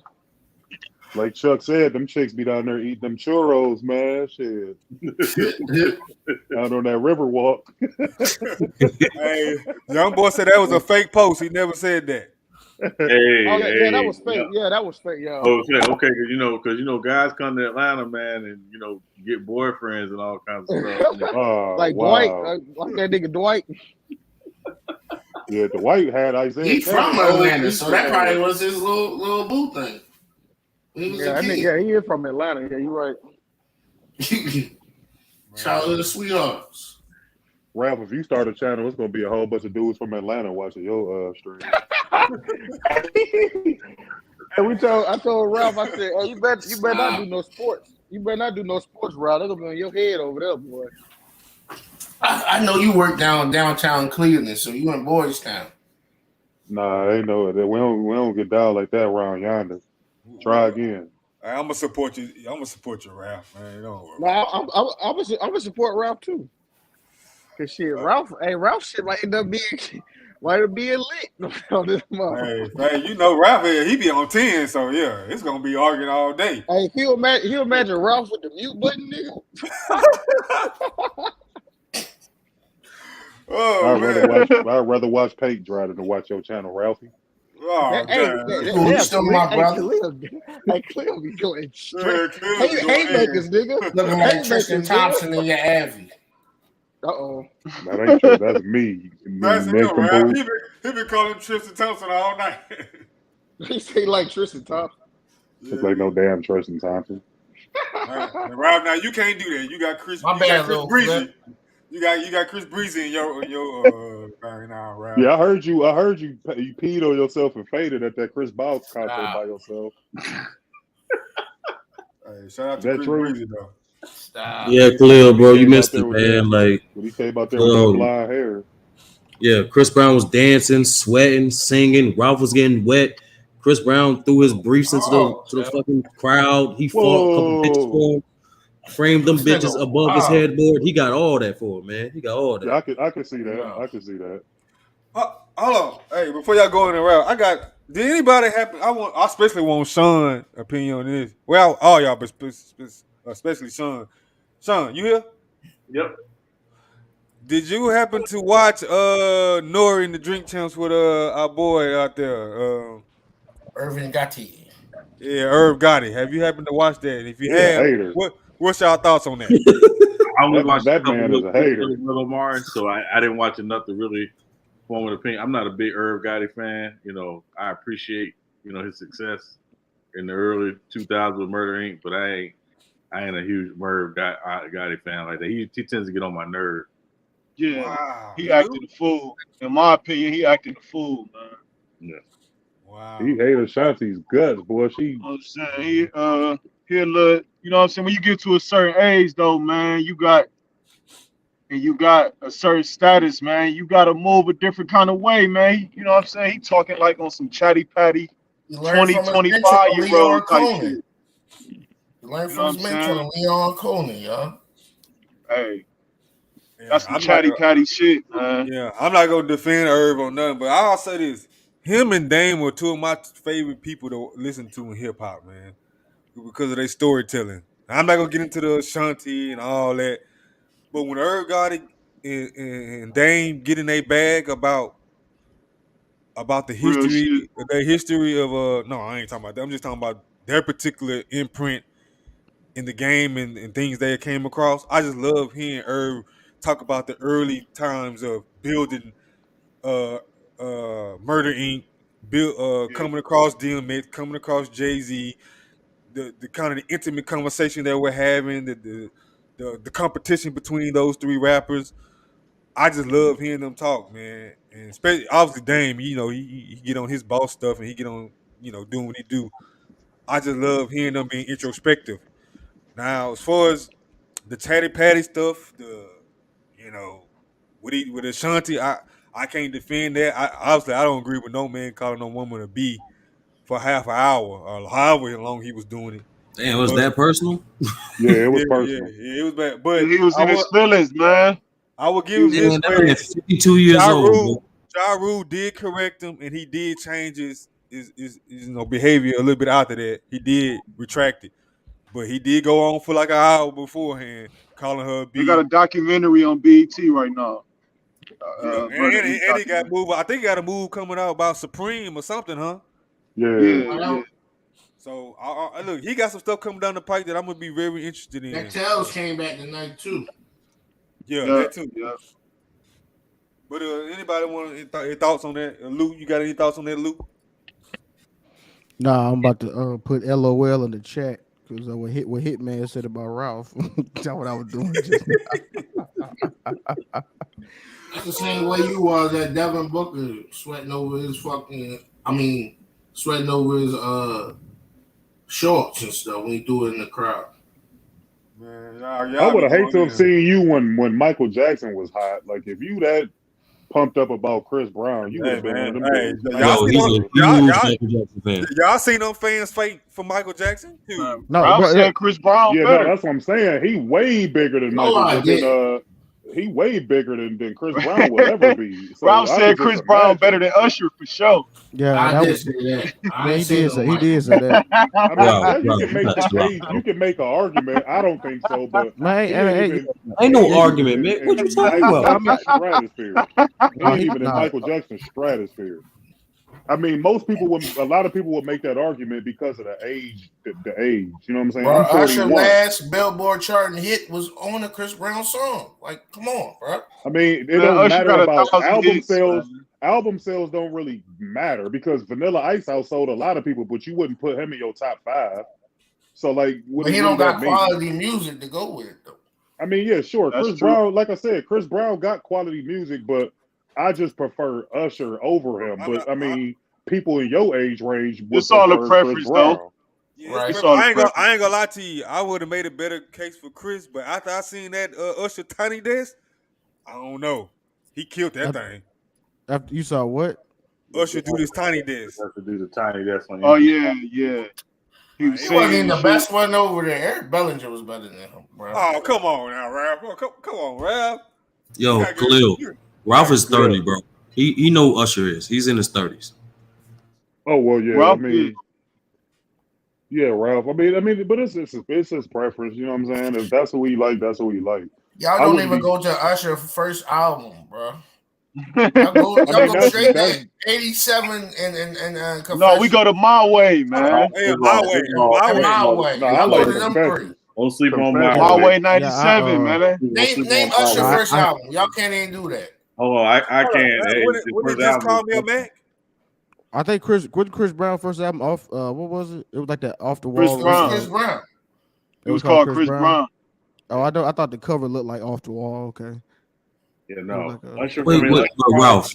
It doesn't matter if it's your first album or not. was- They go by your best album. Right. That's right. Yeah, exactly. You go by your best work. Man, Usher got Jermaine Dupri. He got the cheat code, man. Chris Brown not fucking with Usher, man. Hold up, wasn't Usher first album self-titled Usher? Yes. Nah. Yes. Yes, it It was. was okay. That's what I'm saying. They don't even go. Nobody. No, even My talk Way was about the that second album. My Way was the second one. Yeah, then That was 8701 was with Tyrese in the video, man. He's sitting there singing the ditty on the Rolls Royce. That was Like, my stop. jam. Just Come on. call me a Mac, babe, cause I got it like that. Hey man, that was my jam. Hey, I was Somebody John when he was in the school. Yeah. Yeah, they don't even go to that. They don't know nothing about that. That's what I'm saying. That's when Puff Daddy. I think that's when Puff Daddy had him then, right? Yeah, when he was on the car in the desert singing the Puff. It was Fighting over Fruity Pebbles. It was that Puff. card He that was he singing the had, Puff, Ralph. Oh hell no. That card that he had belonged to that gangster dude Keefe D. That's from the West Coast. That the guy who was linked up with Puffy when he would go out to California. That's whose car that was. That was his security. Yeah, when he Remember, when they he hit said the he used to web. fight over that was his protection. Frosted Flakes. Yeah, Puffy. And Kevin yeah, Hart Puffy was like, said that wait about a Usher. minute. Him and Usher used to fight over Frosted Flakes. I'll never forget that Usher. I mean that Fabulous and Jada drink times when Puffy was on there. He's like, I like how you do that, Daddy. Did y'all see? You want to did put y'all in a see party Mace? with you, Daddy? I want to buy you clothes, Daddy. Did y'all see Mace on $1 million worth of game? I ain't watching yet, but I heard. Nah, I ain't see that. I heard he was wild. Yeah, y'all gotta check it out. He on there talking about. He say Cameron would have cooked Chris Paul, man. They on there talking basketball and all kind of shit. Yeah, I heard. Yeah, Cameron. Yeah, Cameron was supposed to go to North Carolina. That nigga was nice. That nigga had offers and all kind of shit. Yeah, him and Mace used to play on the same squad together. If you remember that that movie Cameron had on they Killer showed Season. In the beginning. Yeah, I showed remember it in that the movie. beginning. Hey, Khalil, you remember that one clip they showed in them when he missed that shot? Yeah, that's Cameron was that boy on the court. They both was. What's up? What up, Sean? Hey, Khalil, do your Cameron impression. Oh yeah, do it. Yeah, I ain't even got my music, man. I ain't got my instrumental. Oh That man. nigga Khalil used to come. I keep the movers moving. I keep the computers. The computer's cute. I keep computers cute. You get shot at, call me a do the Homie, I shooting. do the I do the shooting. recruiting. What song is that again? To the student. That was That's Get 'em Girls. Yeah, that's right. Get 'em Girls. No, real talk. He raps like that for like 3 minutes, man. Yeah, that's my worst nigga shit though. on the planet. Yeah, look, That shout out to nigga say- Cameron, but they got ran through in their verses though. Lord. Yeah, they did. They was unprepared. They got playing smoked. underground music. They didn't really play the hits. Nah, he didn't, because the problem was he didn't bring back Killer Cam. If he brought back Killer Cam, he would have had a chance. Yeah, he He came out tried that to sing that pink. song and it got booed. If Jadakiss would have did Kiss of Death, it really would have been over with. He ain't even do all his songs, man. He did the that same shit would have been drawing he crazy. did in the versus Fad. Jadakiss a monster, man. Yeah, he just took it over. He didn't like He's the a vibe, monster. so he was just like, all right, let me go ahead and get y'all out the way. Got him out the way. He did that Who Shot You off that But Champions Series 2. they had the better lyricists with the locks. I mean, because Styles P was a ghostwriter for a lot of people. If you listen to that album, The Gangsta and the Gentleman, that was one of the best albums during that time. I promise you it was. Yeah, Rough Riders Volume 2, Holiday. He ain't even performed that. Man. But also you could tell the locks, and whether they will admit it or not, them going to the Puffy School of Performing helped them in that verse. They understand the value of the performance. Yep. Jada said the freestyle was Puff idea anyway. Yeah. And they all still rock with each other. Dipset don't kick it with each other like that. Right. Like how Locks do. Nah, they really Jim did. Jones and Cameron is still cool. They still around all the time. They Jones cool, and but Cam they started getting cool. The locks always been tight. Dipset, they didn't rehearse their songs. They don't hang out like that. You know what I'm saying? Like they do for the camera. You get what I'm saying? Fairness, but like, they didn't when they was in their peak, because if you remember, Jewels they had their own crew. Jewels was Jim Jones' boy. Cam never really rocked with him because he was young and J.R. Ryder and all them dudes. The only one he really messed with outside of Capo, who is Jim Jones, was Hale Rail. That was it. Hale all Rail. The rest of them dudes, all the rest of them dudes Max B was Capo's Jim people. Man too. Yeah, that's what I'm saying. All the rest of them dudes was Jim and French Montana and all them. Them was all Jim Jones people. Yeah. 40 Cal. Yeah. All them niggas. Hey, y'all remember Spider Lope when he came out trying to sound like the Game? That dude was horrible, man. Garbage. Hey, what y'all think about that Leakers freestyle about the Game? I ain't even heard it. Oh yeah, he snapping. You know, he doing game stuff. He dropping names and doing what he do. But he got an album about to come out called Drillmatic. Yeah, well, we'll see. That boy just worshipped New York, boy. Yeah. Hey, if y'all were hip hop head, y'all need to be on the lookout for that Black Thought Danger Mouse album dropping on Friday. Oh yeah, all right. I'm already on it, brother. Oh, Black Thought dropping? He dropping? Yeah, Friday. Him and Danger Mouse got an album dropping on Friday. Oh yeah, I'm on that then. I still listen to that Hot 97 freestyle, man. I gotta hear it. Greatest hip hop freestyle ever. Yeah, at least once a month I gotta hear that. Which one? What is it called? Which one? The Hot 97 freestyle with Black Thought. Yeah. Man, listen. Okay. I remember everybody was geeking over it, and I was like, "That's who Black Thought has always been." Right. Wasn't paying attention because y'all don't mess with the roots like that. Yeah, they don't need to talk about Ralph, ain't you from Philly, Ralph? Yeah. I seen the dude. I seen Quilly Mills on Hot 97. They had Sue Surf stealing his bars or something like that. I was watching it on YouTube. Surf always steal his bars and battle rap. Surf was stealing Quilly Mills. He stole all his bars on Hot 97. No, he was on with Funk Flex. Yeah. That Roots picnic is a big deal out here. You ever went to it? Nah, I was supposed to go in 2020, but freaking pandemic. They shut it down. Yeah. So I'm planning to go next year. Yeah, they be having all the podcasts out here, everything. Y'all still got the That's bigger than Made in whatever America. his name is out there, Ralph. What you say? Y'all still got the Combat Jack show out there? I don't know nothing about that. He one of y'all biggest. He was one of y'all, especially in like the 2010s. He was like one of y'all biggest radio DJs and shit. Or you talking about this Johnny be on like Power 99? I'm not sure what you talking about. Cosmic Kev? Yeah, Cosmic Kev. Yeah. Yeah, he on Power 99. Okay, yeah, Cosmic Kev used to be the shit, man. Yo, his voice is annoying, like DJ Khaled though. My bad, right? Hey, Sean. Yo, did you watch that Sandman on Netflix yet? Or are you even interested in it? What's it called? Sandman. It's a DC character. I saw the trailer for it and I put it on my list that I'm gonna check it out.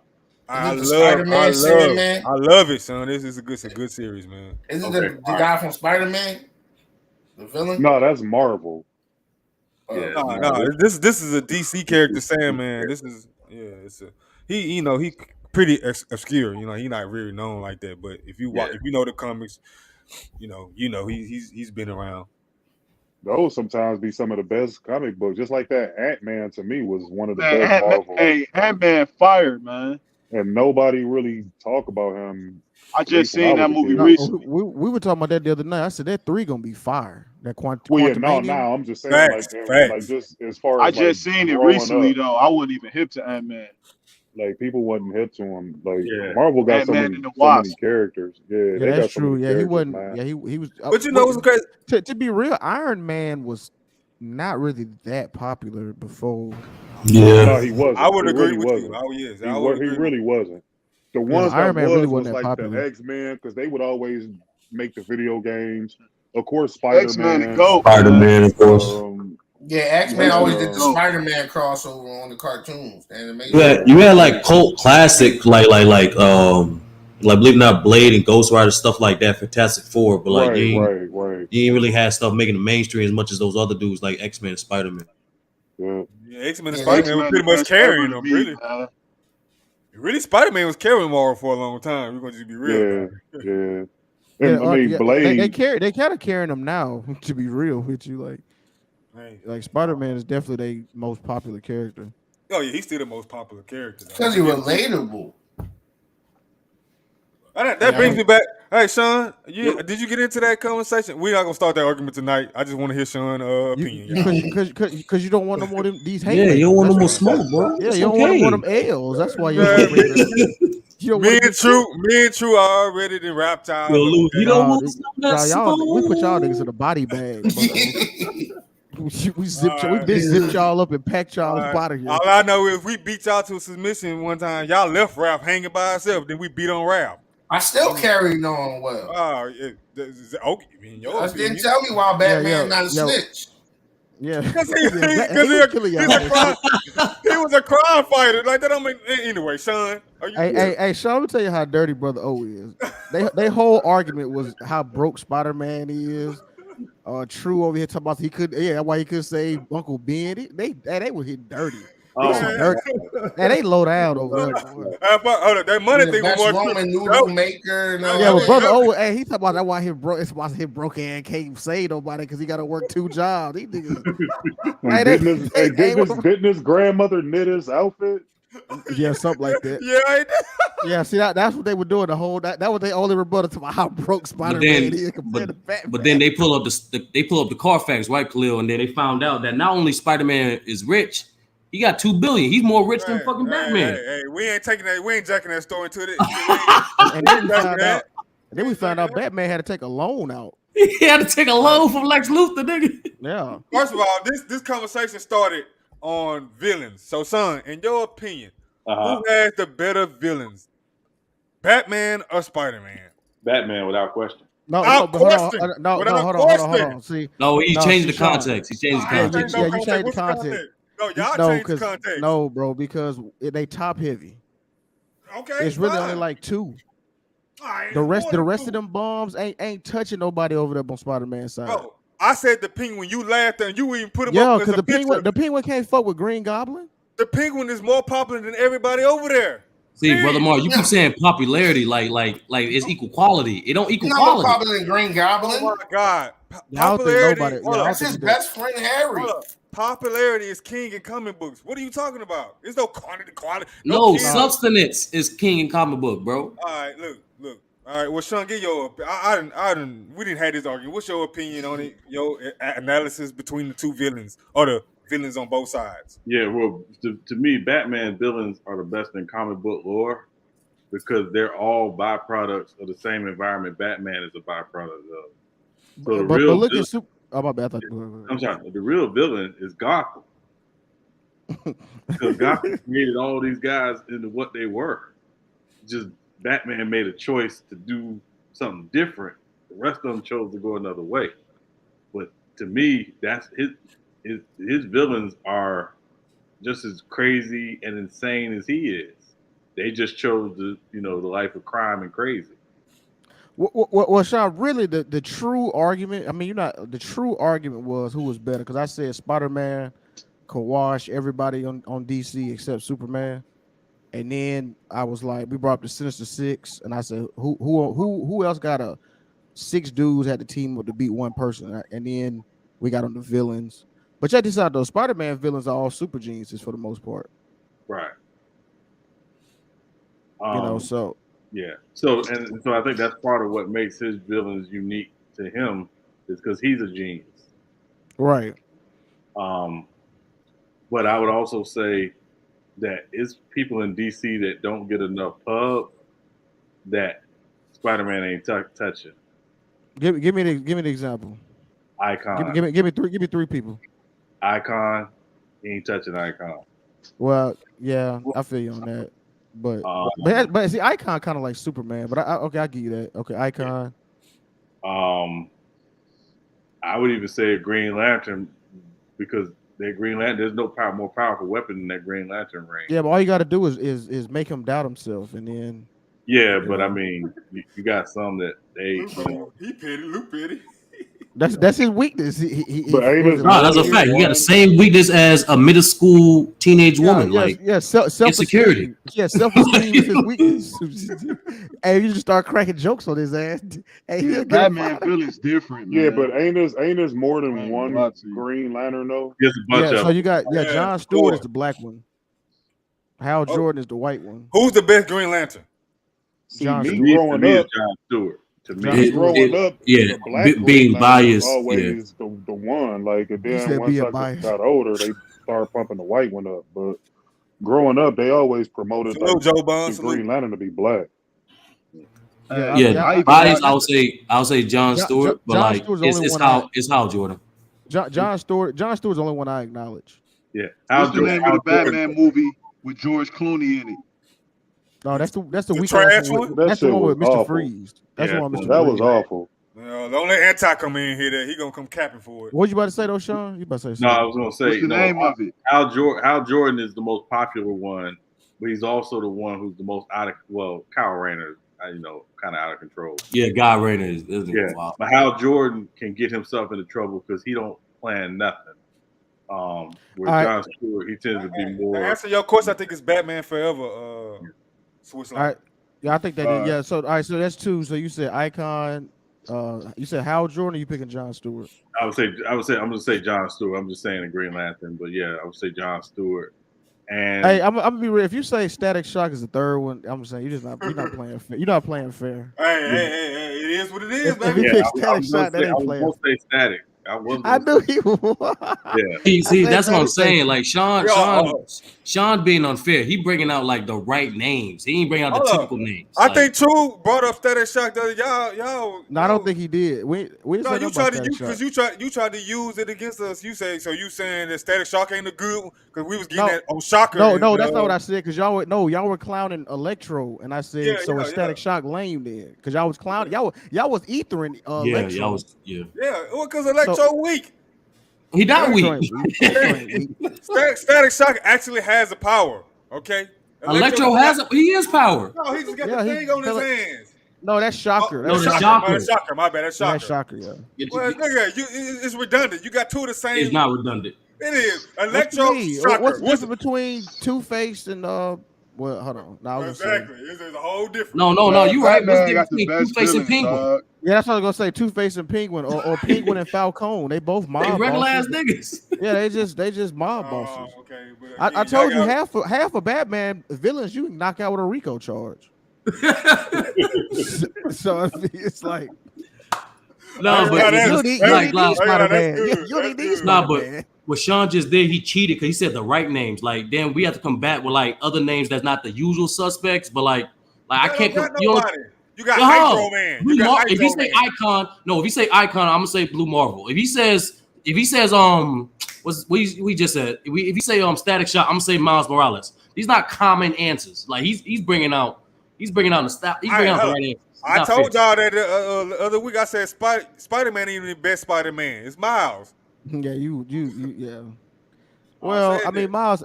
I don't know. I still gotta go with Peter Parker just off GP because like. Yeah, I get it. Yeah, you got more feats. Yeah, he do. I'm just saying. Miles hadn't really been like etched out that much yet. I was just capping for the melanated brother.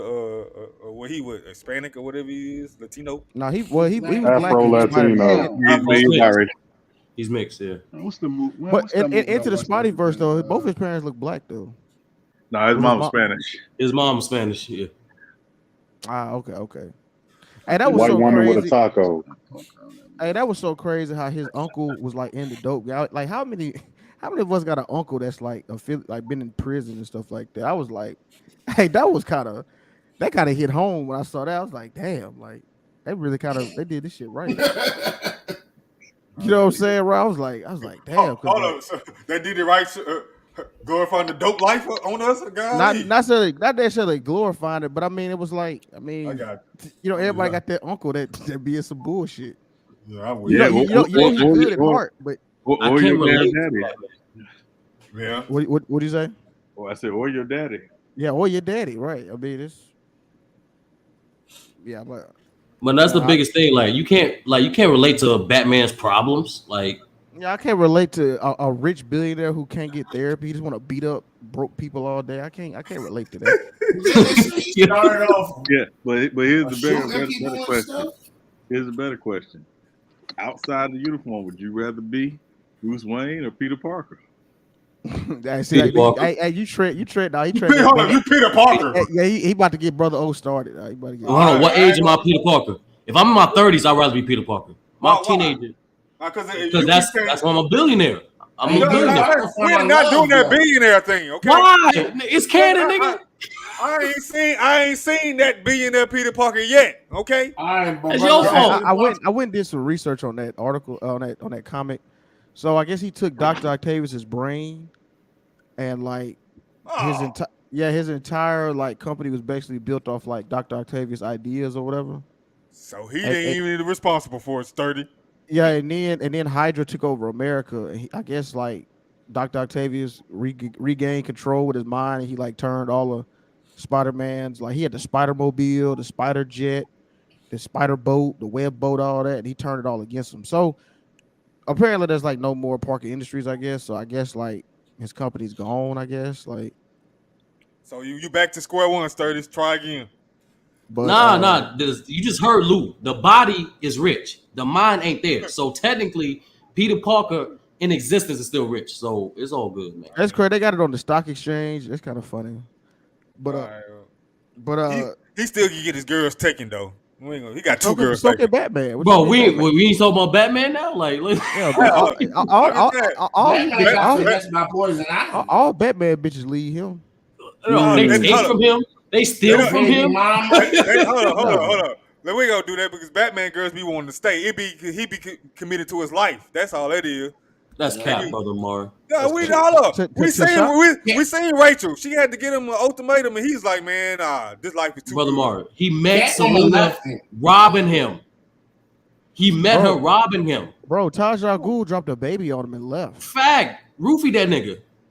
Yeah. Hey, look. When you're in that lifestyle, you run across some of these women. Some of y'all date these women. We'll say nothing about y'all. We won't be getting. He be tricking though. Catwoman Ruthie young too with a kiss. Hold on. Look what Wayne say. It ain't tricking if you got it. It ain't tricking if you got it. Yeah, he sure got it. But he ain't gonna have it for long.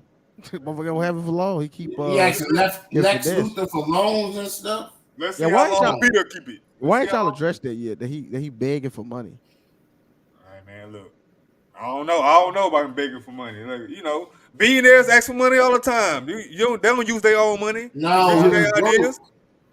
Man, this man was fucking 16-year-olds, bro. We ain't doing this, man. We ain't doing this. Hold on. You still jam R. Kelly? Goddamn. No, Oracle wasn't of age when they had a relationship. No, sir. I don't know why I just throw R. Kelly on the biz. I apologize if it Kill. You still the goat to me, so I apologize, Kill.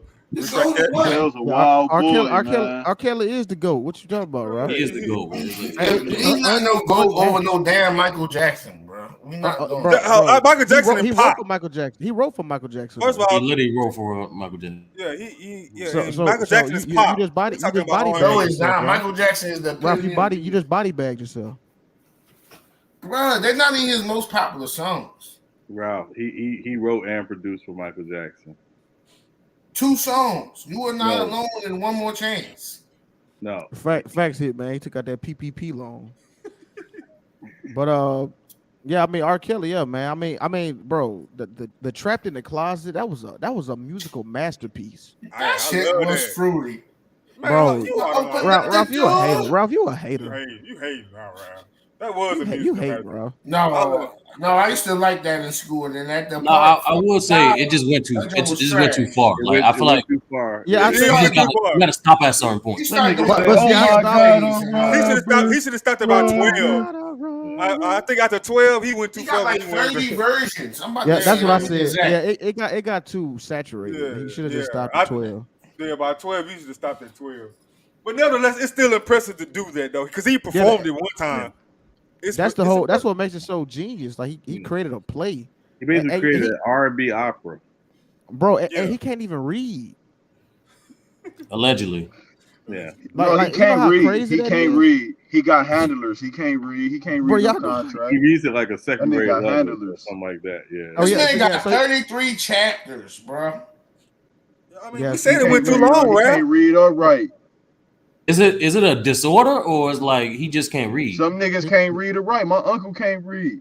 He had voice notes before they was even popular. That's facts. Bro. I had an uncle he couldn't read either. He was a millionaire twice. He didn't write like gotta do everything else, but he can't read. Yeah, I remember you told us that story. That's funny though. Yeah, I mean, it's people who ain't finished reference tracked everything. He ain't writing nothing from. Some people can't read. Some people can't drive. It is what it is. I mean, but he can read music somehow. Yeah, and that's what I was saying. Like, he spent $3 million on 22 chapters. Raph, it still was good work for the most part. You know. Yeah, it was still genius. Like, ain't nobody. That shit was Nobody else has done that. This nigga made a Young and the Restless play. What'd you say, Sean? I said nobody else has done that before or since. That's what I'm saying. Yeah, I don't think nobody gonna do it. Only person I might can see do it might be Chris, maybe. No, I'm about to say Chris Brown doing all them. Chris Brown doing all them 60-song albums. Won't he do a trapped in the a trapped in the bando or some shit? Why don't the nigga do something like that? Open up the door. Yeah, I was gonna ask that. Kanye West can do some opera shit. Put some shit together like that. Yeah, probably Kanye. That's a good. Wasn't Beethoven deaf or something? Yeah. I heard Beethoven. I heard them dudes was. I heard Mozart was black and all kind of shit. Shout out to. What y'all saying? Well, Beethoven definitely was, but I don't know. He was about deaf. Mozart. Yeah, he was deaf. Yeah, Beethoven was deaf. Now, what's a good number of tracks on a hip hop album? What's a good number of tracks for an R&B album? I know not 42. I would say should be like 16, 18. Yeah, 16, between 16 and 20. Man, you got Michael Jackson. What about hip hop? Like 8-9 songs, bro. About the same. Nah. I mean, maybe if you don't have it all loaded up with features and shit, if it's you primarily on most of the tracks, I would say. I mean, they don't make skits no more though. Like back in the day, they used to have skits and those are just album fillers. I'm just talking about straight songs. I mean, of course, you're gonna have your intro and you're gonna have your outro. Do you still have to have a theme? Man, albums used to be like movies back in the day, man. I think 12 songs is good to me. I think it's to y'all's point. back in the day, you went in the studio with the idea of making an album. You didn't go in with the idea of making a hit song. Right. Now these guys make Like a hit a movie. song and be like, "Oh, I got to put an album out." So they'll, put out a hit song and then put out a bunch of people around that the hit. Shout out to Drake. Yeah, the album sound just like that hit. What Illmatic had? Illmatic only had what, 12 songs? How many songs? Illmatic only had 9 songs, if I remember correctly. 9 or 10 songs. It was 9 or 10. It had 10 songs. That's what I'm saying. Like that 8 to 10 range is the perfect range for a hip hop. Yeah, but he was it's perfect because Nas was the one on 90% of the fucking songs. Like, right, yeah. It wasn't a lot of was features. on one He had song all and that's it, right? He had all the top producers, but it was him primarily. All Eyes on Me had like had 10 songs. All Eyes on Me had like 30 songs though. I'm about to say all Pac always did a lot of songs on his album. It was a double CD. All Eyes on Me Yeah, that's a double disc, and Life After Death is a double disc. Man, I remember when that All Eyes on Me first came out, boy. Whew. Yeah, that's my Picture Me Rolling, man. My ambitions are right. And you had a lot of rappers trying to do double discs, like Scarface did a double disc, 8 Ball. Check this out. The boy DMX went platinum twice in the same year, man, with 2 different albums. Yeah, he did. And He never different, man. never DMX met a different breed. and never met that same level of success ever again. Because them albums after that just was not hitting like that. No, they wasn't. Yeah, I do like the Great Depression a little bit though. It's a good album, but it was never. It wasn't the same as Blood Animal and all that. Yeah, you're right. But that Rough Riders Volume 1, live Volume 2, in his prime, bro. DMX first 2 albums. Oh yeah, they had it on Smash. I remember Jay-Z talking about this. I want to say it was on Drink Champs. I'm not sure which podcast he was on, but where he talked about how DMX went out and dominated, and then he went out and did. He went out and did Hard Knock Life with the Annie hook and all that shit. No, he wasn't lying, dude, because that was on the Up and Smoke. I mean, not the Up and Smoke. That was on the Hard Knock Life tour. The Hard Knock Life tour. When that shit hit Cleveland, DMX was everything, bro. I don't even remember nothing else. I just remember. Oh, you from Cleveland? Yeah. Oh yeah, for sure. Yeah, me too. I just remember him. Oh, that's what's up. I just remember him. He said because he said DMX would do that growling. From the came out, and then at the end he did a prayer. Shut everything down, man. Like he was to see him live, I remember they was battle rapping backstage. That's the same tour with Method Man that was flying all over the place and whatnot. Yeah, because the best 2 concerts I've ever been to was that and the Up and Smoke tour, and they was like real close to each other. I think they was like maybe a few months apart or some shit like that, hitting Cleveland. But just the nostalgia built around those 2 concerts, that's when hip hop to me was everything, bro. Like every artist had their own style. They had hit songs on the radio and on the underground. Like every artist, they couldn't miss. And that was around the time Eminem really started to bubble. So like the only odd man out, honestly, to me was Exhibit. And even he had a couple of nice little songs, but everybody else was smacking on the Up and Smoke tour. Yeah. And then on the Hard Knock Life, it was Hey, the Hitman question, what does Shock G rank to y'all on all-time producers? What he produced? Give me some reminders. Shock G, like Digital Underground? Put the satin in your panties. Yeah, I'm about to say Digital. What'd you say, Rap? I'm not sure. I was about to say what Khalil said, Digital Underground. He was really, I mean, he was musically, he was.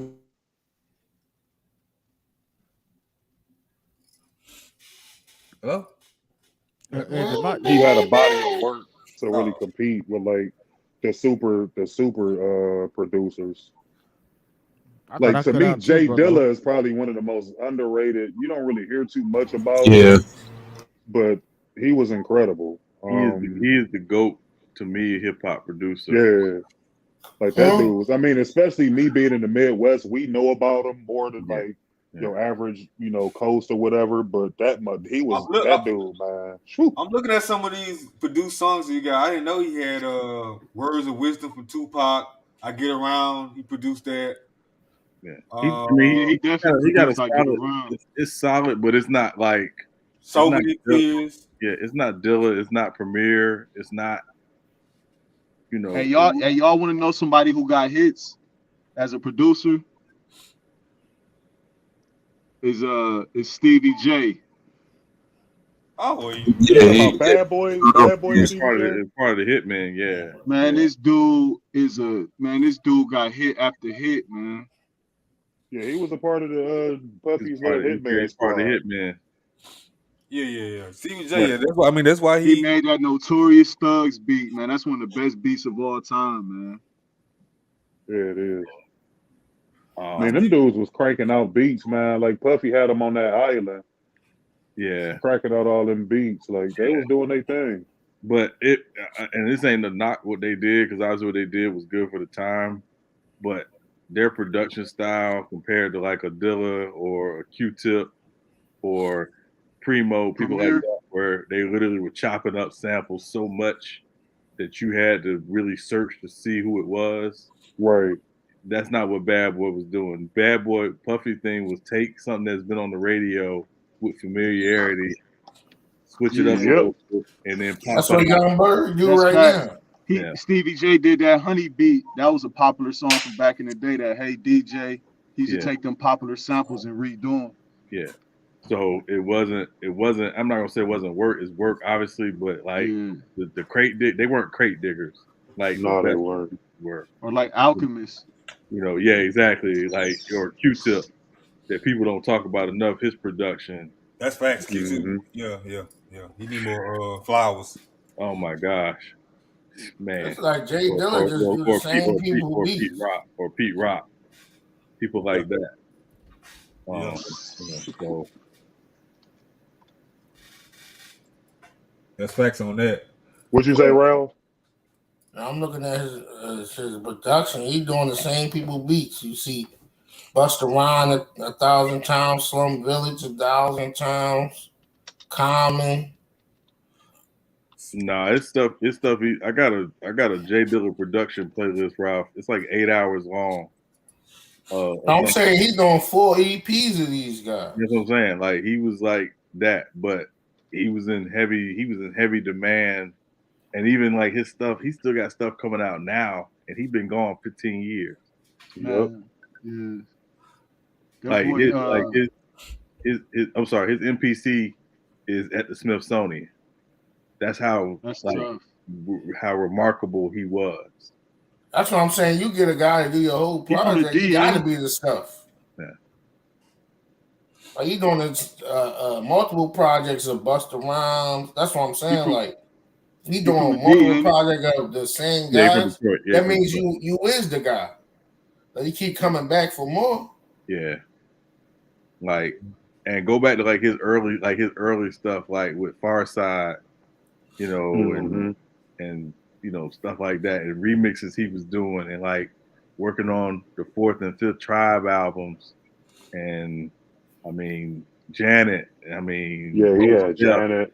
Like he was messing with a lot of people, and Common, all kinds of people. Somebody got the bat phone? Yeah. That's why a lot of guys. That's why hip hop not like classic right now. They don't stick to one producer.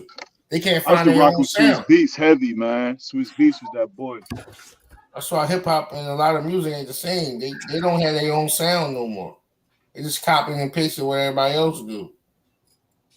Yeah, it's the 808 sound. I just seen Busta Rhymes with Trippie Redd. I was like, what is this? Oh Lord, it just hurt my little heart. And they did the remake to that Mariah Carey and Busta Rhymes now. So I encourage people not to watch it.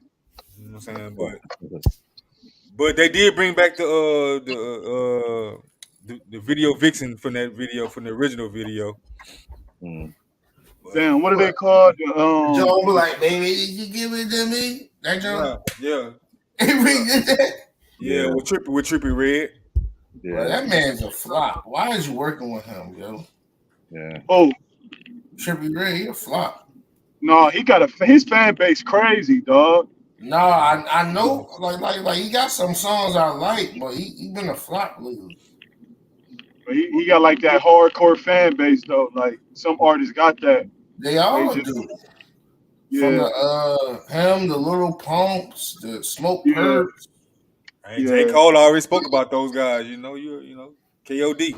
It's hard to like, how do I put it? Like credit the right beats and projects with Khaled. That makes any sense? Like, right, yeah. He don't have no Sean Catalog. He just an orchestra, bro. I about to say, I think he overrated like a mug. I think even Lou called him a white something one time. That something he stole. I don't know. Lou got to explain it, but yeah, I think he overrated. The Justice League fired. They used to make all Ross beats. Them niggas fired. Yeah, all he is like a classical music orchestra. He get people together and point his hands, and they do all the production. Somebody said, somebody said you got Baby and Drake on the song sounding bad together. You know it's time to hang it up. Yeah, he's doing we did the Bee Gees song. He redid that jump. Yeah, I don't know. I'm not a big fan of Khaled like that. You know, like you know it's bad when you like, and then you're not gonna make no money out there because the Bee Gees gonna want their shit. Hey, Sean, didn't MF Doom pass away too? Man, yes. Oh yeah. 2020. Hold up. When he passed? 2020, October 31st on Halloween. One of the most underrated rappers ever. Yep.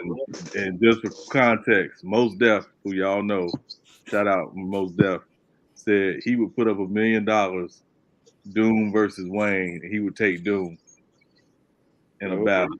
Nah, Doom go hard. I would just listen to Wayne ain't no battler. Yeah, Wayne ain't no. Hold on, what's that song with Doom was on with what's the rap group? I don't know why it's slipping my name. Gorillas? No. Dang, I gotta look it up now. I don't know why. You talking about verses like a catalog? No, MF Doom. They was when he was on that when I say the group, y'all gonna say I'm crazy here for forgetting this group right now, but I don't know maybe because it's 1:00 when I'm at. What's the legendary hip hop groups, man? We ain't got that many. Come on, what we do? But bro, what region? What region, bro? East Coast. What, the Locks? State Property. Think 90s. Think 90s. Wu-Tang. No. Are you talking about the bull? EPMD was stretching them. Think conscious rap. Oh, De La Soul. Yeah, okay. Yeah. I was gonna say Tribe Called. That was about to be my next one. So is it? No, it's not. It's more than that, Ralph. Hold up. I'm talking about Brand Nubians.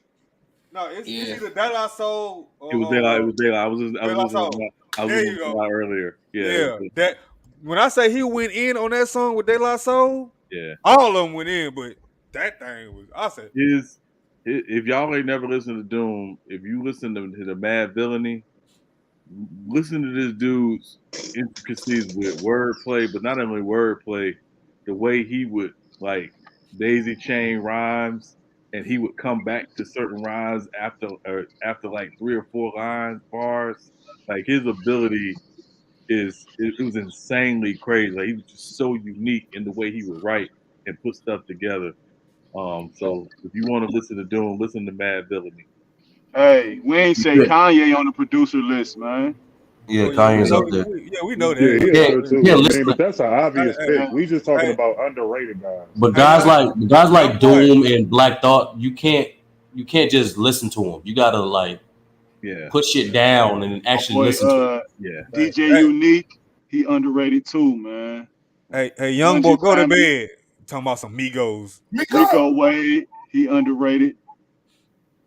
Well, the whole organized noise is underrated. Yeah, that's a fact. Yeah, facts. That's a fact.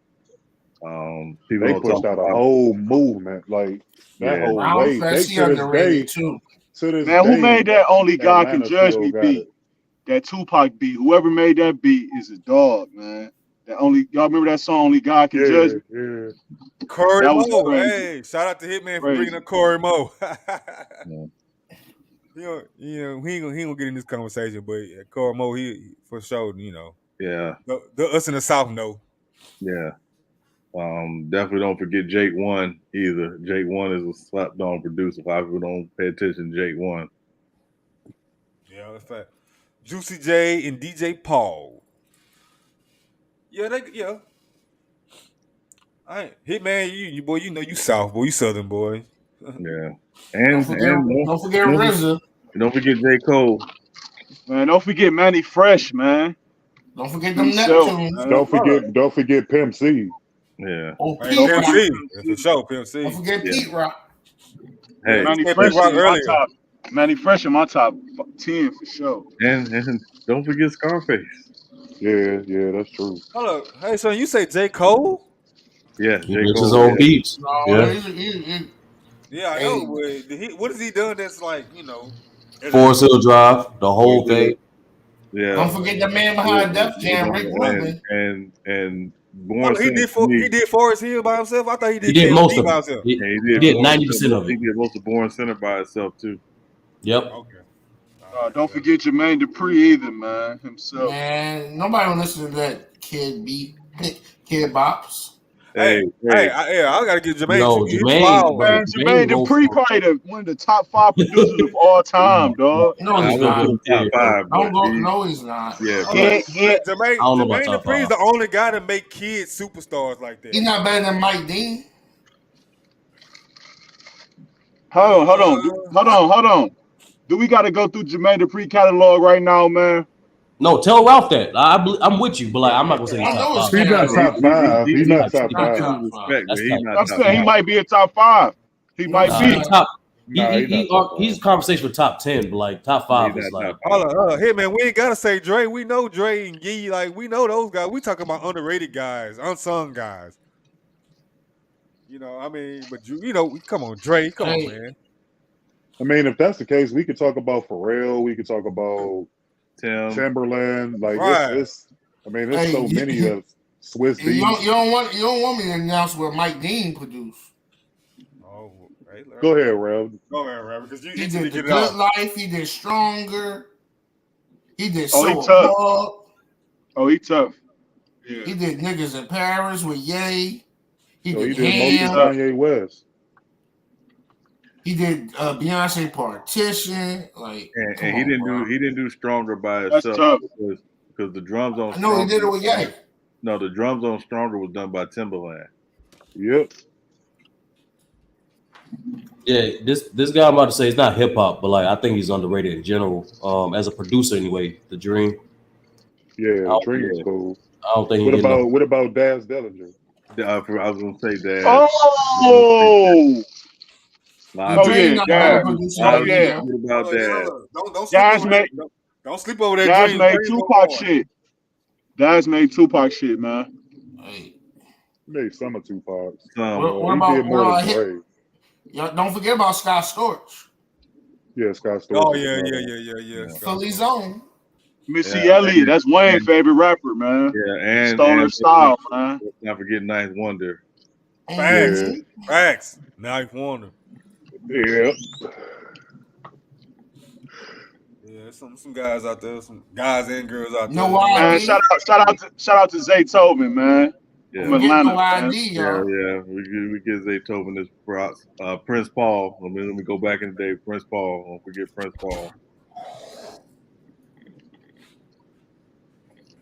Don't forget Chad and Pharrell now. Oh, I ain't know Cliff Paul made beats. That's crazy. Nah, that's funny. Beats by the pound, man. Yeah, can't forget. Neptunes had a whole generation was putting out albums every 2 weeks. Beats by the Pound was putting out an album a week. And they was going platinum. Hey, Sean, you said Black that was Cat? the crazy part. Yeah, that was Beats crazy. by the You said Pound. Black Cat, Sean? Black Cat? I mean Battle Cat. No, I didn't say Battle Cat, but he's another one. That's a Man, Just Blaze Jamaican is a producer. dog. Yeah, Just Blaze. So Jamaican producer, Black Cat. No, Battle Cat. Battle Cat, I mean. I don't know if it's Jamaican or not. Yo, I'll catch y'all next time, man. It's getting late over here. Yeah, I know. We about to shut it down. We about to shut it down, man. It was a Rock, good night. shout out to Rottweiler too. Give me a shout out to Rottweiler. Man. Yeah. So yeah, we're gonna go ahead and shut it down. It was a good night. Still got about 9 to 10 people watching, but we're gonna shut it down, man. Salute everybody. Thanks for Death having to all hot girl music. Boom, boom, Death boom. to hot girl. Thanks. Hey, look, so be on the lookout for the next draft on the 28th. I'm gonna get y'all those times at some point, but the NFL Madden, I'm trying to see if we're gonna do a full season then playoff. You know, we'll take it up for vote. We'll see. So we might do weekly games and then do playoff. But so stay on the lookout for that. Stay on the lookout. I still got this my YouTube presentation coming about Yakub. I still got to do that. That is coming. Myth or reality. That's a response to somebody on Citizen Loot channel. You know, I'm gonna do how to eat to live. And then The Wire, Sean. I haven't forgot about The Wire, Sean. So that is coming. The Wire. You know who Ralph's favorite character is? No, hell no. I know Omar. You stupid. It's Brandon. It's Brandon. It's Michael. It's Michael, the young boy that takes over everything. But we're gonna do The Wire, and I'm gonna do an R&B night too. You know what I'm saying? What happened to R&B? And you know we're gonna get into that. So bring your A game on that night for sure. Yeah. Hopefully we'll get a couple more. I got a couple ladies coming on for that night. So you know, hey, shoot your shot, Ralph. I'm gonna turn up in Houston soon, brother. I'm gonna hit you up. All right, brother, man. Come on through. We're gonna take care of you. But with that being said, man, this was a good night, man. I appreciate everybody for coming through. Shout out to Brittany M and Chad for hitting the Cash App. Yeah, I don't do this for Cash App, but I appreciate the love anyway. You know, so with that being said, man, salute to y'all brothers, man, and I'll see y'all next time, God willing. Sure, everybody. Good luck, brother.